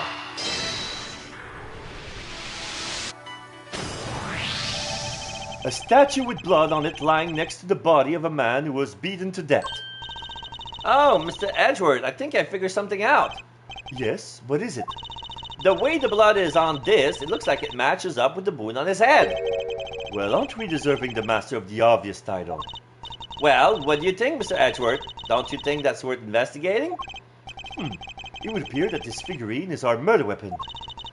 Oh, I just knew it! I mean, I can't think of any other connection. Perhaps Master of the Oblivious would be more befitting. Captain Hugo Piggy Bank. Usually on display at the in-flight shop, found at the crime scene with blood on it. Captain Hugo Piggy Bank Jada in the organizer. The Gludo Blackberries, I used to have one of my dads, used to have one. Off-brand, but that was what we had before smartphones. Yeah, they were good good models too. Sturdy, efficient, strong connection, and it has some color screen. You cannot do much with it, but it was quite neat. And I believe you can also play Snake on it. Okay, so where was the killer? Broken glasses, elevator. I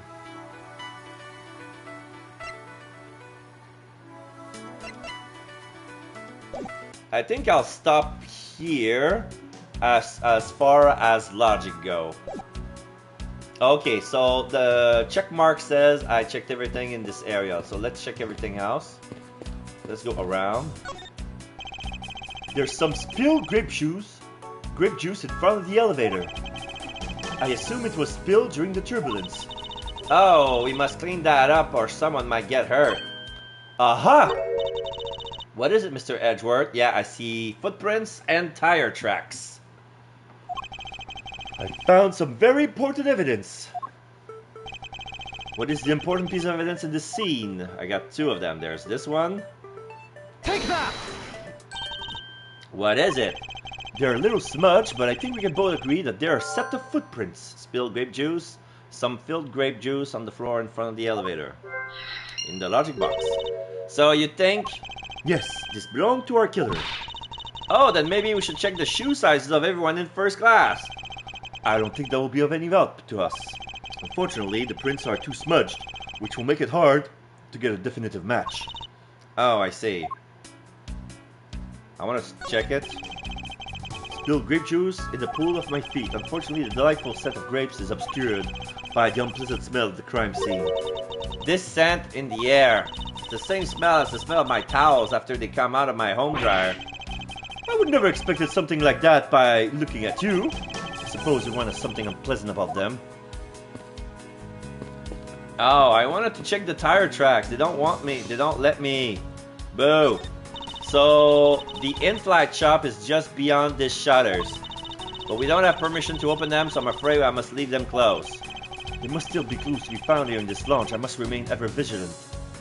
So yeah, right now we don't have no need to go to the in-flight lounge, the in-flight shop, because we have no proof that suggests that the crime scene continues there, aside from the tire tracks on the floor.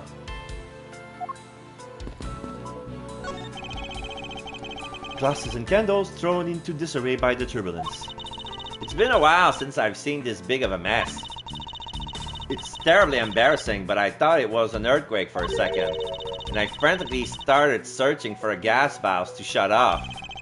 I remember figured that out that there were tire tracks in the original game, and the game didn't let us discover that until much later. Yes! Guess the shaking of the plane was bad enough to be mistaken for a real earthquake.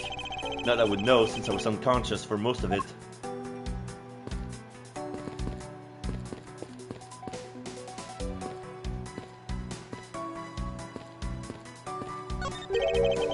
What or who is this? This is a bronze statue of the founder of Go You Airlines, Mr. Hugo Hughes. The one on the left is of when he was in his 40s, and the other is of him in his 80s. He looks exactly the same in both. Probably the color of the beard changed, but those are both bronze statues, so we can never tell.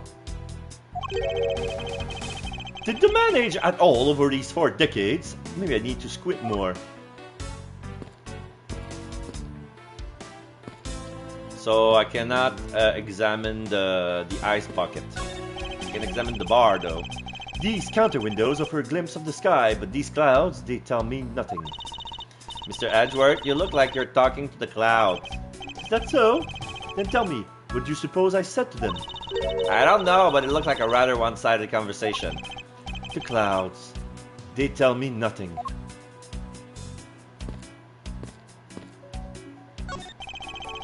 There are few copies of Sky Magazine in the magazine rack. This month's special is an English trivia quiz. That's not a bad idea. I've heard that the youth of today don't know a particle from a participle. Yeah. Now, please don't go around confusing people with made-up word, Mr. Edgeworth. Wow. Who's ever heard of such a silly word as participle? Case in point.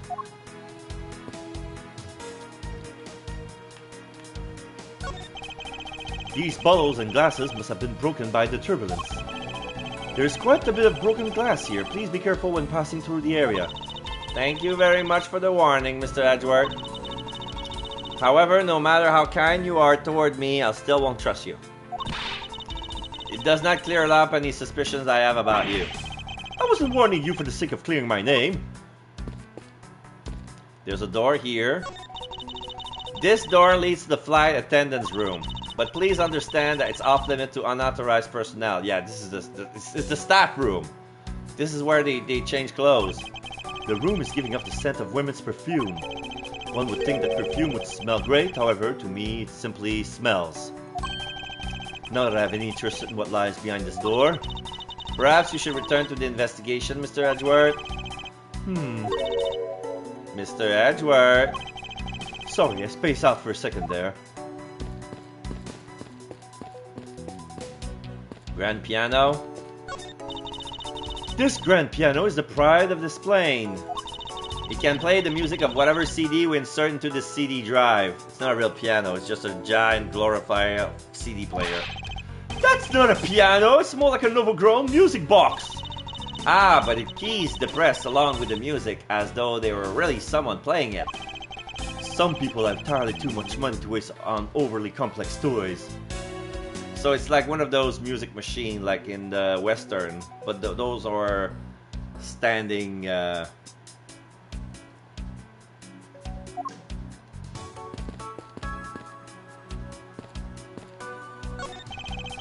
This toppled over chair, yet another victim of the turbulence. Ah, no! Look at all that grape juice standing in the back!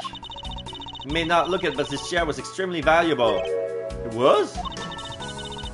Yeah, the player pianos, yeah. Yeah, it was used when the Rocker Pals came to tour this plane. The Rocker Pals later sat in this very chair. Sorry, but what are these rocker pals? I can't believe you've never heard of them. They're all the rage. The Rocker Pals are an extremely popular international band. They are added the pals part as they became more popular, especially among teens. Ah, that explains it. I'm not really one for the music of the today. Maybe I should ask Detective Gumshoe about them later. On second thought, I can already see how confusing the conversation would get.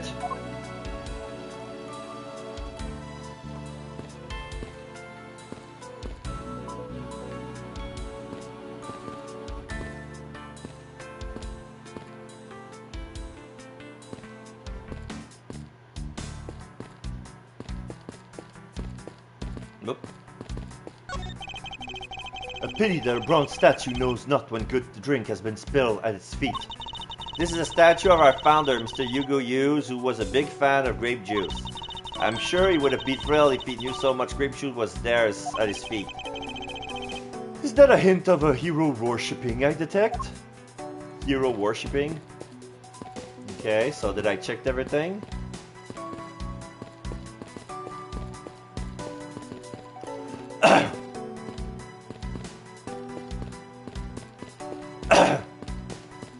Yeah.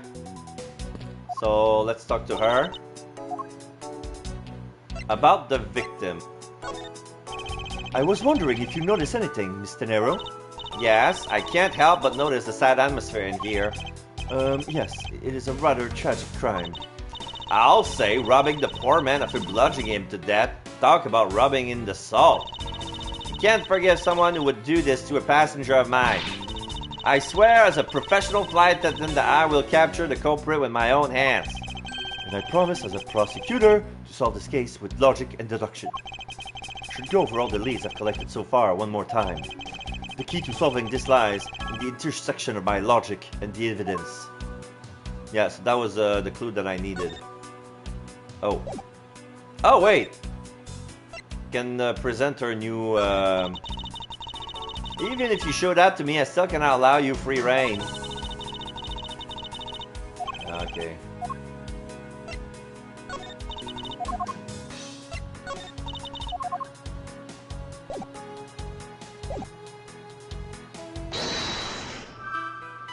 Alright, elevator, broken glass, spilled grape juice.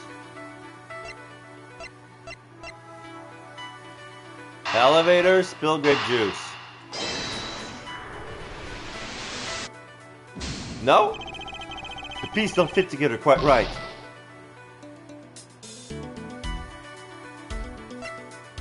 Oh, wait. Where was the killer? Spilled grape juice. No?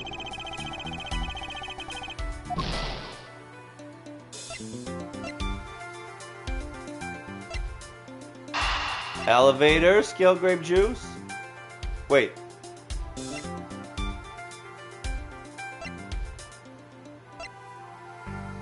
I think I did it already. Did I? I'm gonna save first.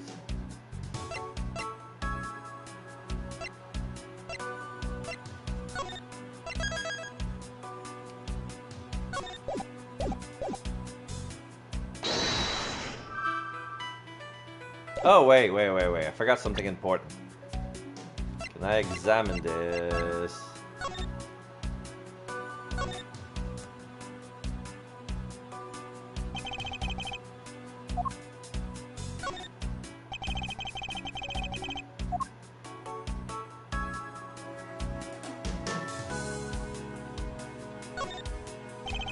Grape juice states the undercover. It was I who dropped it in the juice. However, I didn't do it out of ill intention.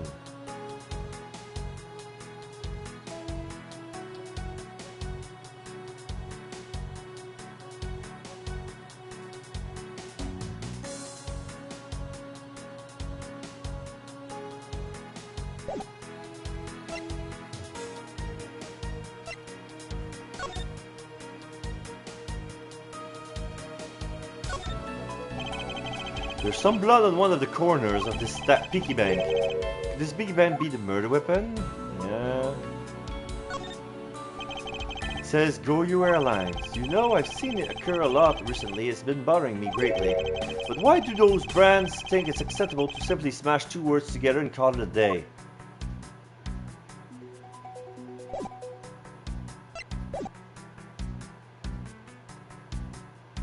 I'm gonna save again.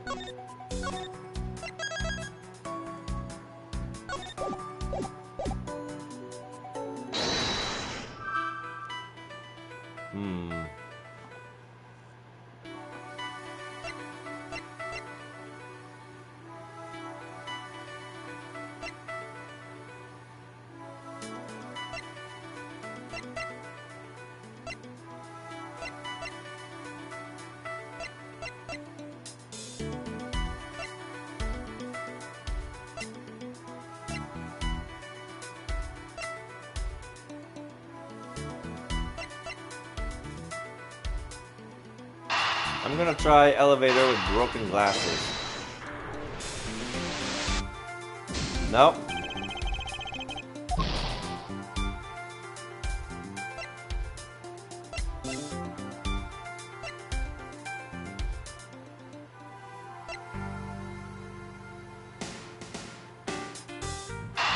Spike, grape juice, and broken glass.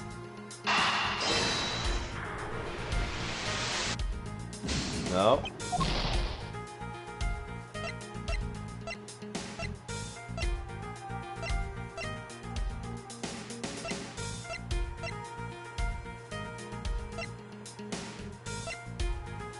I'm gonna try where was the killer in the elevator. Ah!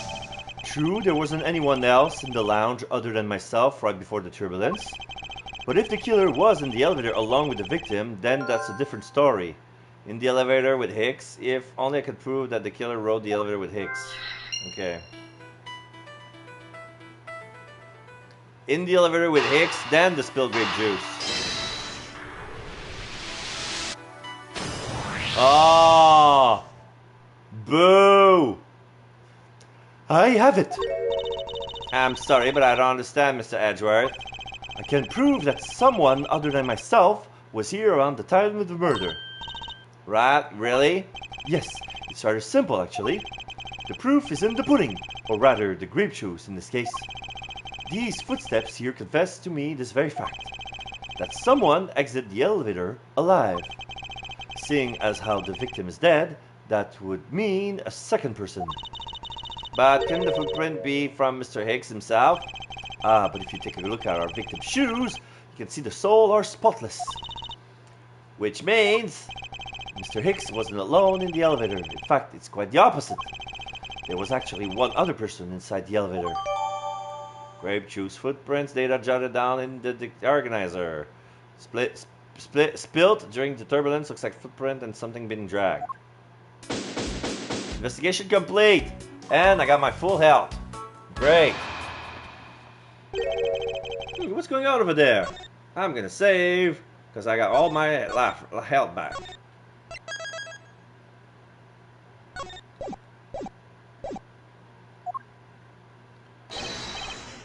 Blah blah. Click click dirt calidoo calidoo click click dirt. Click click dirt click click dirt calidoo. Oh. Unforgivable! This is unforgivable! Bobo. So yeah, he's talking to the other flight attendant, the one that was also sleeping, holding the teddy bear. Dot dot dot. Do you understand what I am saying? The movie is late. It is the same level of bad as if the plane arrived late. But the movie... What? I will not talk to you anymore. You are just wasting my time. What is the matter, Mr. LeBlanc? If there is no emergency, please return to your seat, sir. Do not tell me what to do. I need not to sit down. Well, Mr. Prosecutor, did you prove you are innocent yet? If you would like, I would prove my innocence to you right now. What? Nonsense! Are you saying my eyewitness testimony is mistaken? Not mistaken. Merely there is room for doubt.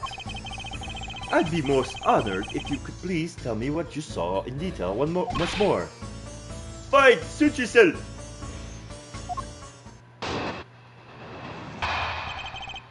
What I saw. Biting his lips. I am certain I saw Mr. X enter that elevator. It was when the needles of my pocket watch pointed to the 6 and the 12. The body was discovered 15 minutes after that in the lounge, yes? Then you, the only person in the lounge at that time, must be the criminal. Mr. LeBlanc's conclusion seems to make logical sense. After all, the only person in the lounge at the supposed time of the murder was me. So, my eyewitness testimony. If you think you can destroy it, then come let me see. Hurry! Do I look like a man who is having the time to wait for you? Why is he so irritated? I'm the one accused of murder here. Anyway, I must find a way to discredit Mr. LeBlanc's account somehow, and fast. What I saw. I am certain that Mr. X entered that elevator. Hold it! Mr. LeBlanc, were you able to get a good look at the inside of the elevator at that time? Of course, I saw what was inside. And you are sure that the victim wasn't in the elevator alone? Yes, the only person inside was that Mr. X-Man. This last outburst is a bit too important to let go. The only person inside was that Mr. X-Man. Okay. So here we have proved that it wasn't the case. So which one was it? This? Objection! Mr. LeBlanc? What is it? There is a very glaring contradiction in your testimony. What do you mean? Please take a good look at the area in front of the elevator. There, at the spilled grape juice. Yes, and will you admit you also spilled it with the blood? No, it spilled itself during the turbulence. But the interesting thing is, here is the set of grape juice footprints. Footprints? Yes, the one that lead from within the elevator out into the lounge itself. It's evidence that proves that someone other than Mr. Hicks exited the elevator alive. There must have been another person in the elevator with Mr. Hicks. Now then, I'm done playing games. Why don't you tell us the truth? Akbak, kalidu. Can you please translate for us? No way, that's totally impossible. I guess is what he said. No way! That is totally impossible. I know there was another person in there. I saw it with my own eyes. Edgeworth, You want to know what I think, Mr. Edgeworth? I don't think Mr. LeBlanc is lying to us. I suppose she's right. He doesn't seem to be lying. But then, what does it mean? What about this contradiction? Mr. LeBlanc, please just once more, will you recall the details of what you witnessed for me? Yeah. What I saw, part 2. I was very upset when Mr. Hicks passed by my seat. I was always checking the time. Over and over again.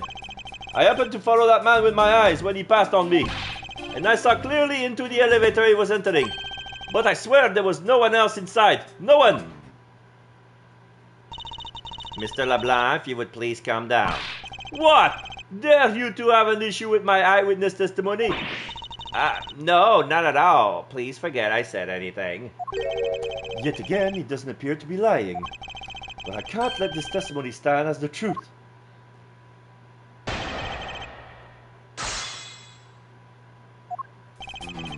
I was very upset when Mr. X passed by my seat. Hold it!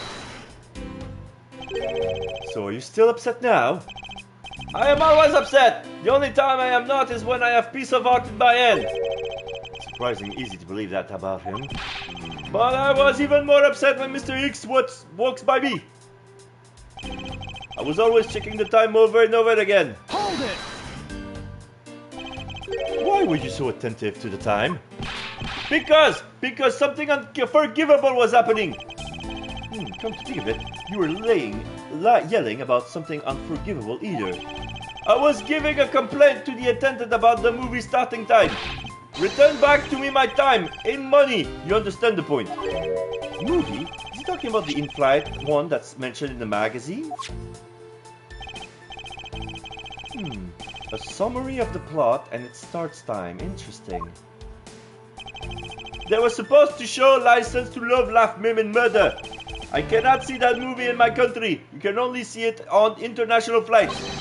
I looked forward greatly to that movie. I checked my pocket watch whenever possible so I would not miss it. I even set my pocket watch to the destination time when I came on board. Here's the problem. He set his pocket watch to destination time instead of departure time, so the hour don't match. So my watch is not wrong. It matches the schedule. But the movie was still late. Very, very late. Hold it! Your pocket watch. I would like to ask you a little more about it, if that's alright. The movie I want to see would not start, so I checked my pocket watch many times. Hold it! So this movie you mentioned, is it the one listed in the Sky magazine? Yes! I was looking forward to watching License to Love, Laugh, Meme and Murder. Mr. Nero, was this movie shown on this flight? Yes, it was shown at the scheduled time. Isn't it possible you simply slept through it by accident? Nonsense! You doubt me? No, just stop pointing at me like that. Odd. How did you miss a movie that was clearly open to see? I checked my pocket watch a great number of times. That much I know for sure. My watch is set to my destination time. I always set it when I board the plane. So here's the contradiction. Let's go Sky Magazine. Objection!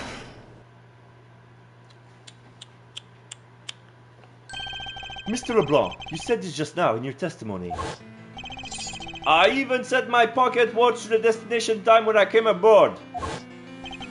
Now, if your watch has been set to our destination's time zone, it would mean that your watch is displaying the time of your destination. Yes, and the correct time is words in 6 cents. I would like you to take a look at this. If you believe the Sky magazine, clocks on this flight run in accordance with the time of our departure time zone. Of course, the movie schedule was also created with that in mind. Mr. Nero, for confirmation's sake, what time zone is the flight aligned to right now? Well, we made a short stop at a transfer point. That's right, it was in that small Asian country, the Republic of Zhangfa. But we didn't readjust our onboard clock at that time. So right now we are still running on Borginian time. What?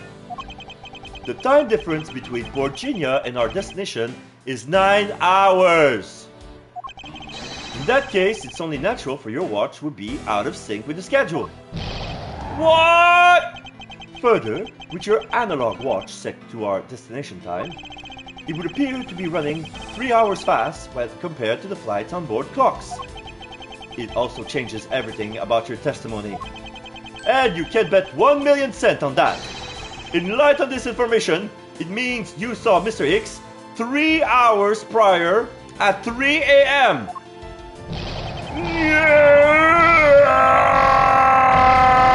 My 1,000,000 cents! He fell on his face from the wind.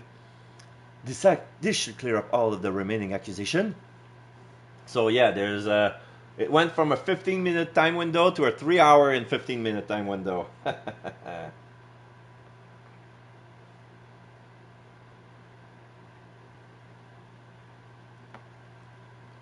That is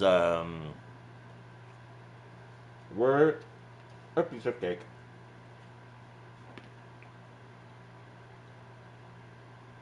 Hmm.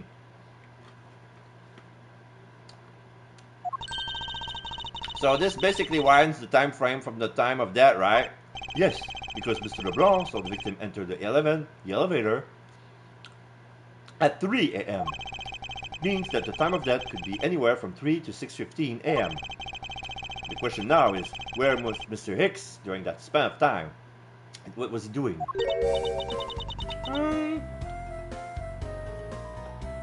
I got something to say.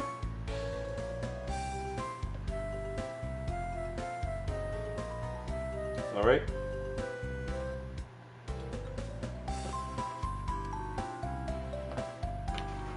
I'm finishing my cake just now. And you are? Yeah. Oh, sorry. I'm Cammy Meal. I'm a flight attendant.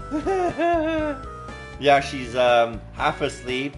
She's displaying a goofy face. She has a huge rack unbuttoned all the way to the bottom of the top of her belly underneath her boob. So we can see like her whole cleavage and under boobs. I don't even believe she's wearing a bra.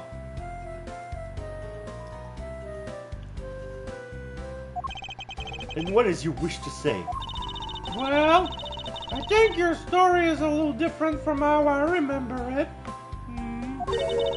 What do you mean, Cammy? I saw Mr. Hicks sitting in his seat at 5 a.m., you know.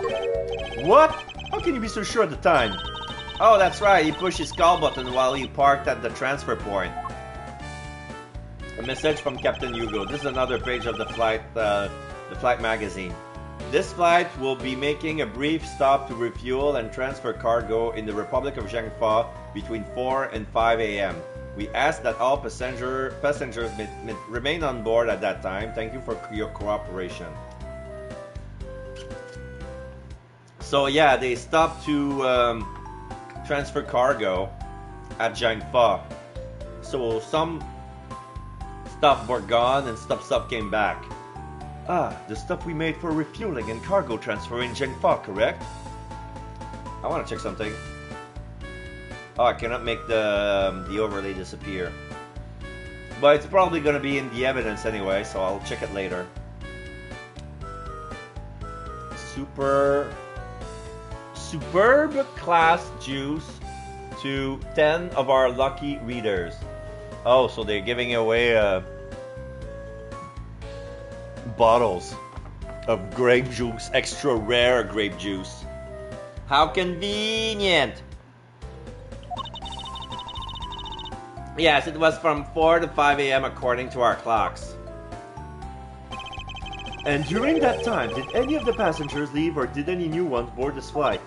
No, not a single person got off or on in Zhengfa. What about the flight crew?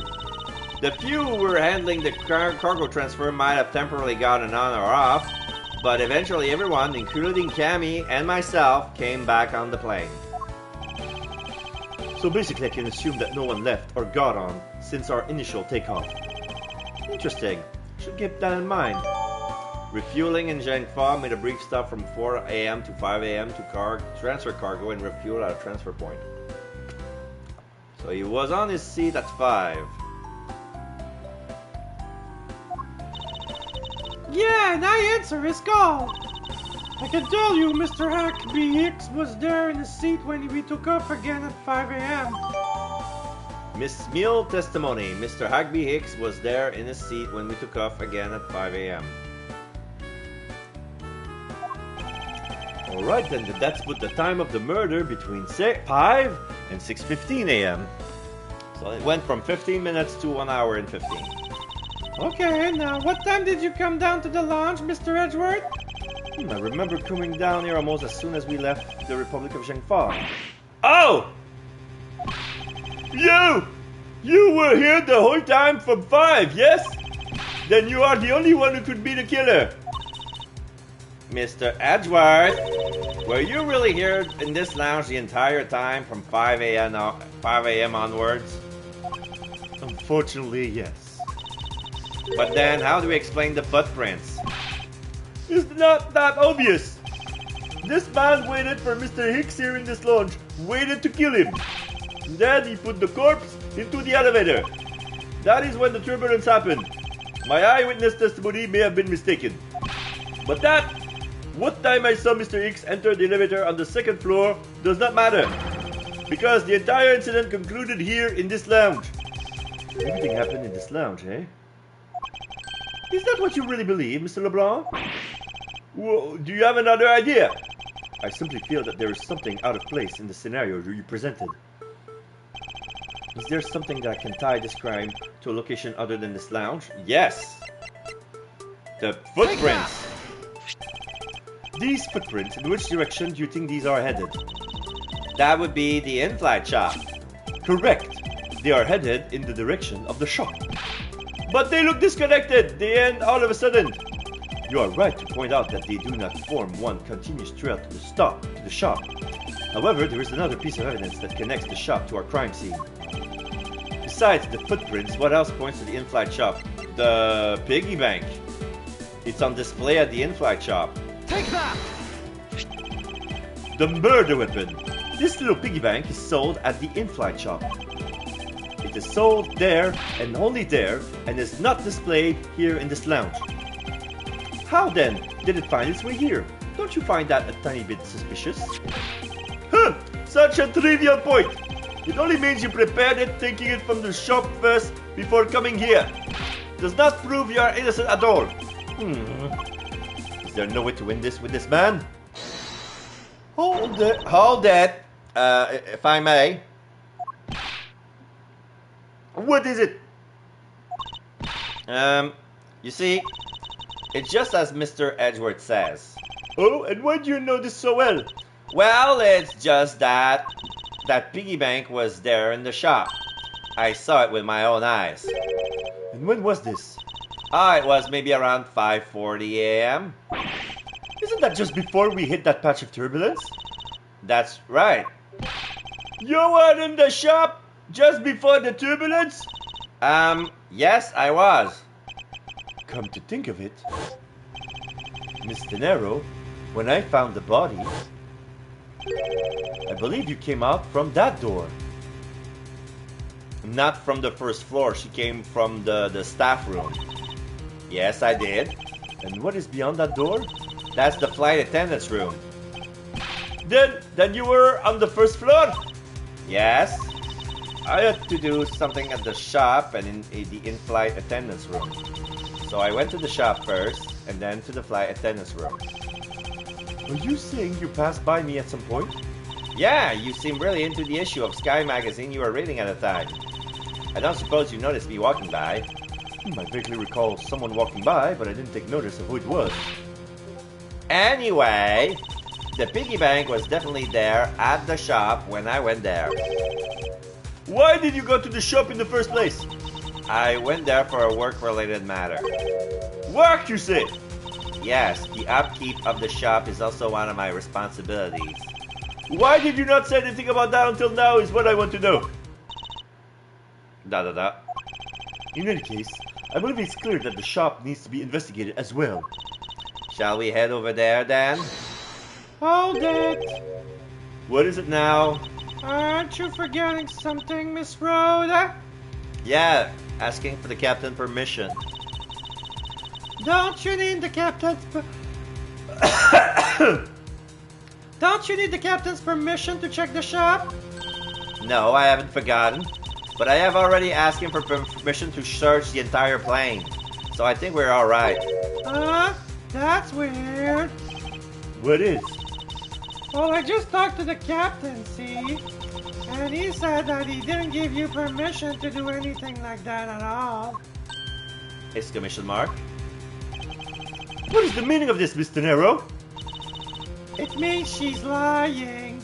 Go on, admit that you are.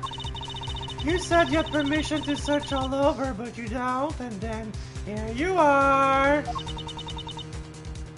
De Niro, You flight attendant, what are you trying to do? Pull the sheep over us? The captain's calling for you, Miss Rhoda. Oh, But don't worry. I already got permission to search the shop from the captain. See, unlike you, I do this the right way. Mr. Nero, why would you do such a thing? please excuse me. Looks like I get to be in charge now. Please go back to your seat, Mr. LeBlanc. Now then, Mr. Edgeworth. If you would follow me, I will be your guide from now on. There's something about Mr. Nero that's piqued my curiosity. But right now, investigating the in-flight shop is my top priority. Okay, so let's go there then. Oh, it's open. March 12, 8:32 a.m. Flights G390, first floor in-flight shop. I see some flour on the floor, but the vase have not been toppled. There's some luggage with wheels on it. One of them has two different color wheels. I just noticed that, yeah, the one on the right has brakes on, and the other one does not. And it has some, yeah, the bottom left corner of the luggage is purple red, and there's some glass on the floor, and there's also a plushie of the bear, and many a plushie on the floor, and there's also a display of souvenirs with shards of glass on the floor, and some of the things that are on display are missing. And there's a sign that says 50% off sale. This must be for the suitcase. The suitcase are large. They're polka dotted, yellow with green dots, and the dots have the face of the mascot on it, and it's all wrapped. The design says it's wrapped in a warm pink ribbon, and the Goyu is written in rainbow colors. So this is the in-flight shop. It's quite a mess in here. You think? Guess I'll have to clean this up then, tee-hee. Hold on! You can't clean up a potential crime scene! Oh, thank goodness, I hate cleaning so much. I mustn't rush things here. I must remain so cool, calm, and collected. Because this piggy bank was left at the crime scene. Murder weapon, Captain Hugo, the blood on it is still fresh. Could this be the murder weapon? In the logic box. There's a very good chance that the killer had paid this place a visit. Begin investigation in flight shop.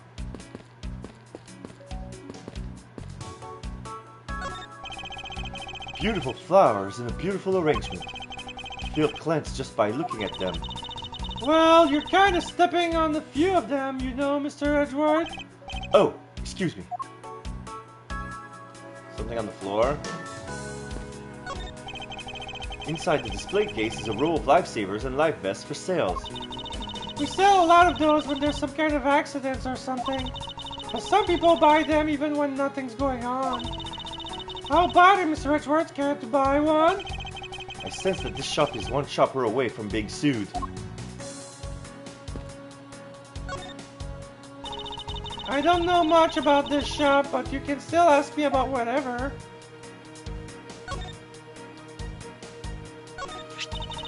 Oh, I would love to have this piece of jewelry. Can I have it? No, that's my badge. You may not.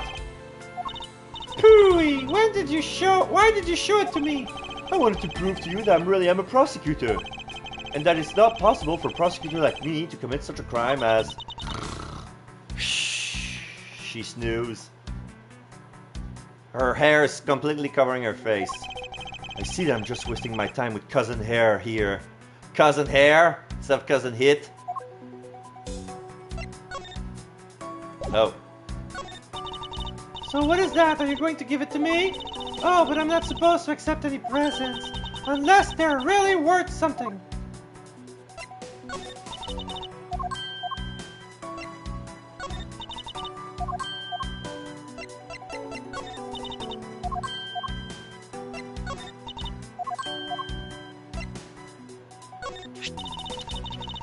Miss Rhoda said that this piggy bank was in this shop, right? Don't you find her a tiny bit suspicious? I don't think I can say either way yet. There's not enough evidence to convince me that she was lying about anything back there. Are you sure about that?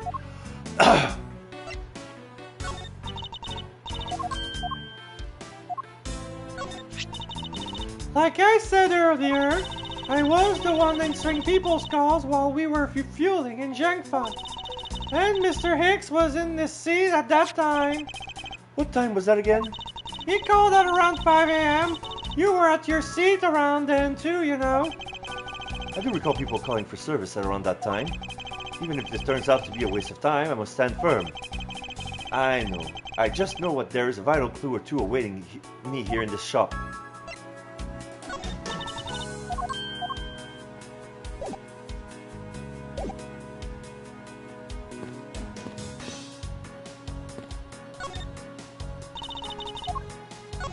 Notice anything?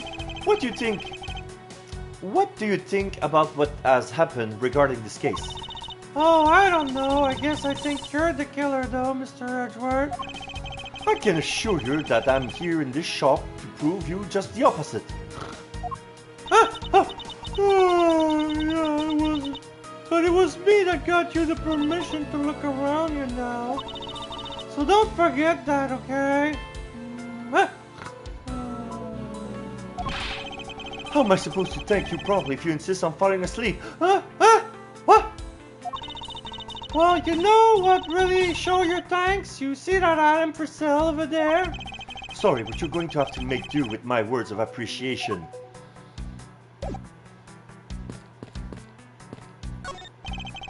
There is a wide selection of souvenirs for sale in these display cases. You know what I would suggest? Sorry, but I have no intention of buying souvenirs on this trip. Okay then, how about you buy something for me then, as a present? I can't think of a single reason why I would want to buy you anything. But I have my eyes on that pendant for such a long time. Try paying some attention to me when I ask you something, and then we'll talk.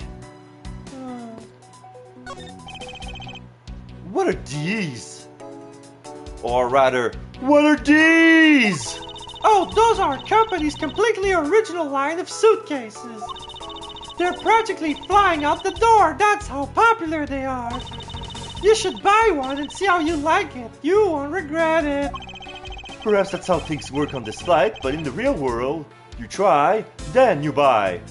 Besides, anybody who who was on this plane has already a suitcase. They don't need another one. No way! But either way, it doesn't really matter.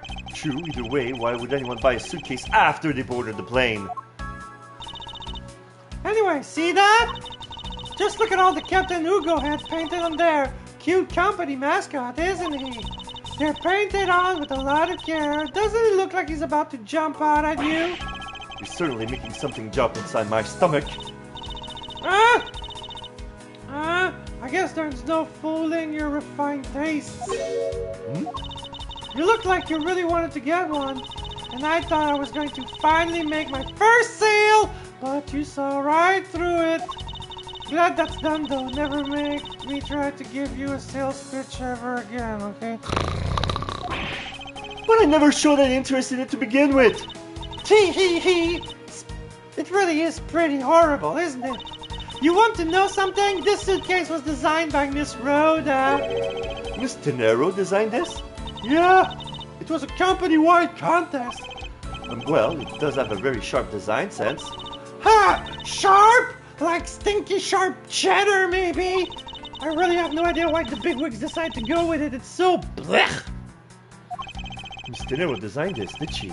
It's definitely not what I was expected. Yeah! And then one of them rolled on his own because the brakes are off. Are you okay? I'm fine. Please watch yourself, Miss Meal. Letting a suitcase really roll around has got to be a safety violation. Plane shaking caused it to roll. In-flight suitcase displays can be hazardous. In the logic box. Here, I'll put it back. There you go. Unexpected again. Suitcase designed by Mr. Nero. That's one sharp design. Oh, I cannot. I want to explore more. Look, no brakes, and one of the wheels is different color. I cannot examine this piece on the floor. This is done. This is done. This is done. The glass from this display case door shattered all over the floor. And it looks like there's nothing on display inside either. Wait, actually I think there is something. What's this? A mini captain's hat? It's a tiny captain's hat. I swear I've seen one of these before. Yeah, because the piggy bank doesn't have a hat, but every other displays of the mascot has the hat. So this is where the piggy bank was. In the logic box. There are all kinds of luxury name brand merchandise for sale in this display case. They're all lined up in such a manner as to scream, "Buy me!" to any passersby. Stuffed toys, just like the one Miss Mill is holding, are on display here. They're relatively cheap and explain why they're displayed so haphazardly. How about it, Mr. Edgeworth? You know you want to buy. You know you want one too. They're great for when you're stressed. Why do I envision stuffed animal abuse when she says that?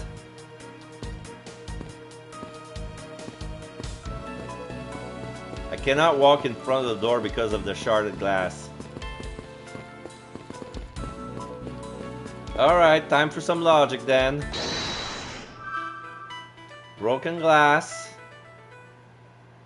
Suitcase. No, murder weapon. Tiny captain hat.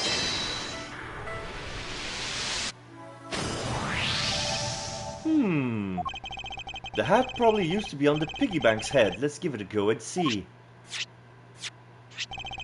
I believe this piggy bank was forcibly removed from the display case. Does this mean that the killer broke the glass to get it? Captain Hugo piggy bank. Found at the crime scene, culprit must have shattered the display case glass to take it. Nope, because if that was the case, there would be shards of glass inside the display case, and there are none. So it's the turbulence that make the piggy bank fly off through the window. Really? Don't tell me you don't know what things go where in this shop. Well, I don't. Miss Rhoda's in charge of this place. So come on, how should I know anything? I sense that further inspection of this display case is needed. Yes. Let's see, broken glass and suitcase. No, they're not connected. There you go. Now I can inspect the display case. Oh, I can deduce stuff. The glass on this door is broken. Perhaps it was the killer who broke it in order to take the piggy bank. But it's a bit odd that the inside of the case is so devoid of glass shards. Plus, the glass broke rather cleanly. Ah! What is it? I touched the glass and it cut my finger! It hurts, Mr. Edgeworth, it hurts! Please tell me you can deal with such a minor boo-boo on your own. Is this the same man as the one portrayed by the statue around the elevator? Yeah, that's the paperweight of the founder of Go You Airlines, Mr. Hugo Hughes. On the bottom shelf we have the cute one, the middle shelf is the realistic one, and on the top shelf, that's the floral version. Floral? Are you sure about that? Let me guess, you just said the first thing that came to your mind, right? Looks like I hit the bullseye. Oh.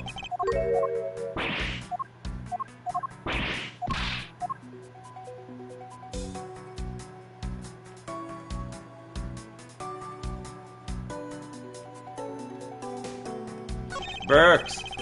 Go You Airline related books line this shelf.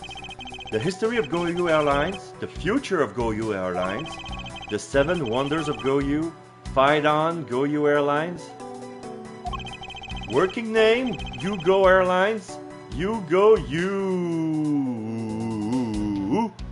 heart emoji.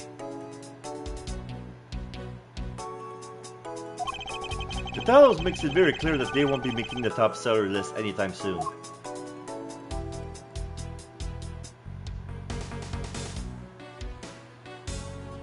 Okay, let's see if I can deduce something. The empty display case and the glasses on the floor.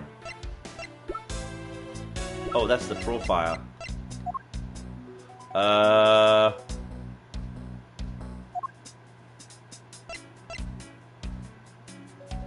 No, it didn't. There's definitely something very unusual about this. Yeah, I selected the piggy bank. About what? If the killer had broken the glass to get at the Captain Hugo Bank, there should be shards of glass inside the case itself. Oh, I see. Yeah, I guess it would be like that. However, there's not a single piece of glass inside the display case, Nope. Nope, there isn't. which means that the glass was broken from inside out. The piggy bank must have fallen over from the turbulence and right through the glass. Yeah, that's for sure. There's so much glass all over the floor. I'm willing to bet that this hat was knocked off his head at that time too. Yeah, that's nice. Which leads me to believe that the killer took the Captain Hugo Bank from here after the turbulence. The plane shook so much during it that it made a huge mess of the shop. In the logic box, Captain Hugo Piggy Bank data updated in my organizer, taking out of his display case in the in-flight shop after the turbulence.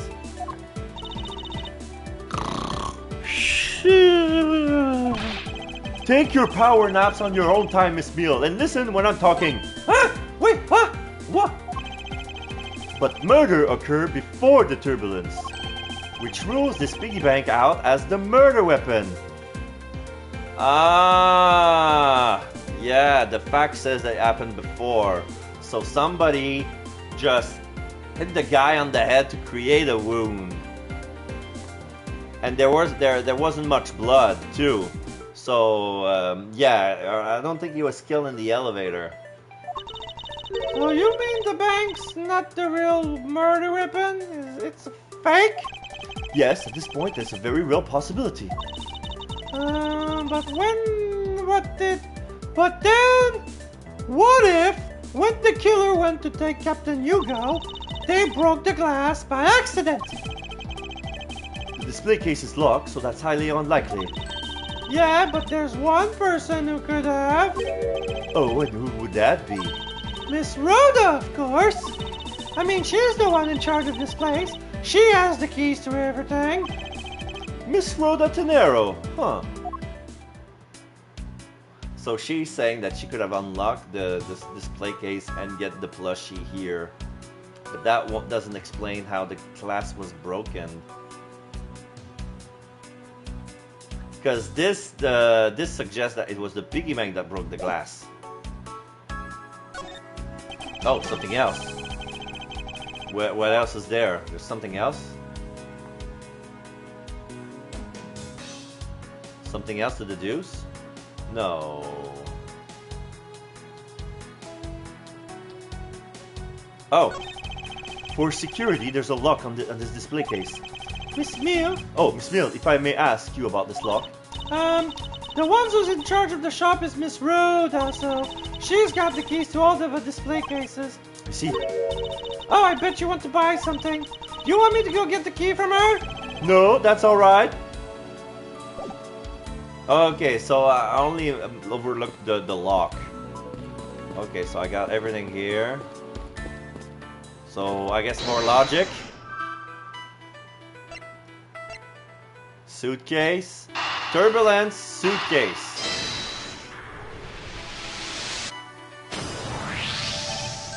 Yes! There is definitely something wrong here. What's with the sudden yelling? Ah! Tell me, Miss Meal, don't you think there's something strange about these suitcases? Oh, well, Sure, they totally ooze strange, like the color and the such. That's not what I'm talking about. Now pay attention. You're scaring me, Mr. Edgeworth. Sorry. These suitcases are lined up with a bit too prim and proper. Yeah, they look a bit uptight, don't they? But I guess they take after their creator. Again, that's not what I meant, Miss Beale. Don't you find it unusual that these cases are the only things undisturbed by the turbulence? Never mind, I would sooner find an answer by inspecting this suitcase myself. Okay, so now I can expect them. Upon closer inspection, they really are quite hideous. Tee-hee. I wonder how Miss Rhoda could have reacted if she heard what you just said. I just realized the furniture on which the flower vase are displayed are bolted to the floor. What's wrong? She makes a good point. It would be wise of me to watch what I say out loud. What's this? It's part of something that's not quite right. What is so unusual about this suitcase? There's two things. There's this. There's something very peculiar about these wheels. Huh? As in? As in, there are no stoppers in place on these. Without stoppers, one would think that the turbulence would have sent it flying. And so it is very likely that this suitcase was placed there after we hit that turbulence. Let's take a closer look at it, shall we?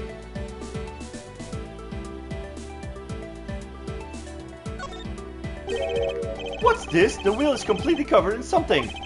This color and this scent. It appears the substance in question is grape juice. But why would there be juice on the wheel of a suitcase?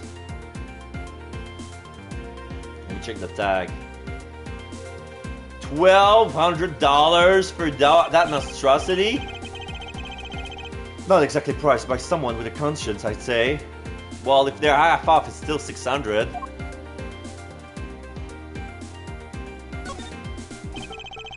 Those are lemurs. This was apparently designed by Miss Tenero herself. The design has a certain je ne sais quoi about it.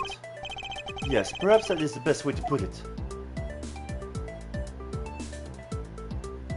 Okay, so they want me to open it, I guess. It appears to be unlocked. Let's take a look at what's inside. Yeah, there's a piece of cloth that's striped diagonally purple and yellow. The inside has a decal of heart-shaped purple and pink hearts. It's pink hearts on the purple background. A corner of the suitcase is covered in blood. And now that I think about it, those suitcases are big enough to hide somebody in. A piece of cloth, and it's soaked with blood. Ah! It's blood! It appears that this suitcase is very strongly tied to our murder after all. Investigation complete. I want to inspect the rest of the suitcase. So, explain this to me. What does this suitcase have to do with the murder? I believe it's pretty safe to say that the killer used the suitcase in some manner, such as to move something, perhaps. Aren't you just talking about the cloth then? That alone is too small. A larger item would be needed to move what I'm thinking of. The thing I believe the killer used this suitcase to transport is... I want to say Acme Hicks. Oh, I can only present evidence, not profiles. Okay, I'm gonna go with the photo then. Take that! Something that would fit inside a suitcase that is also covered in blood. Sounds like a dead body, doesn't it? Go use suitcase data, jot it down in my organizer. This was used to transport the body. It was designed by Rhoda de Pinero. Bloody cloth data, jotted down in my organizer. Found inside the suitcase. Beautiful pattern has been soiled by blood. But...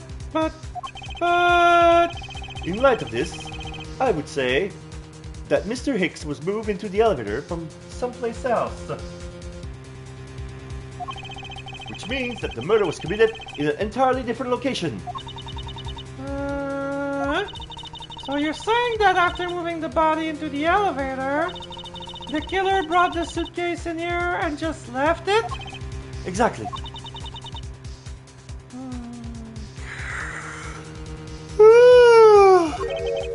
What is it? Nothing, just that, I was thinking about what Miss Rhoda said about coming here for something. Exclamation mark!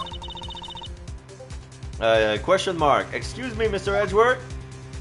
Oh, it's Rhoda. I wanted to give you a bit more time, but I'm afraid I wasn't able to convince the captain. I'm very sorry, Mr. Edgeworth, but the captain feels that he allow you ample time. He says that he appreciate if you could just wrap it up and return to your seat. I understand his sentiment, however, if I'm not allowed to complete my investigation, the crime scene may become contaminated by the time we land. If I must stop and insist I be allowed to oversee the preservation of the two sites. Under your supervision, of course. If that's your only condition, then I believe we can accommodate your wishes. I'm here to assist you in any way that I can, Mr. Edgeworth. Bows. Sounds like fun! We can camp out and watch over everything together! I found proof that the real crime scene was not in the lounge, and I have enough evidence to prove myself to be innocent of any wrongdoing. And yet, regarding what Miss Neal reminded me about Miss Tenero, I can't allow my investigation to end there. The truth must come to light. To be continued. Alright. 5 hours, that's a good place to stop. Save your progress? Yes. So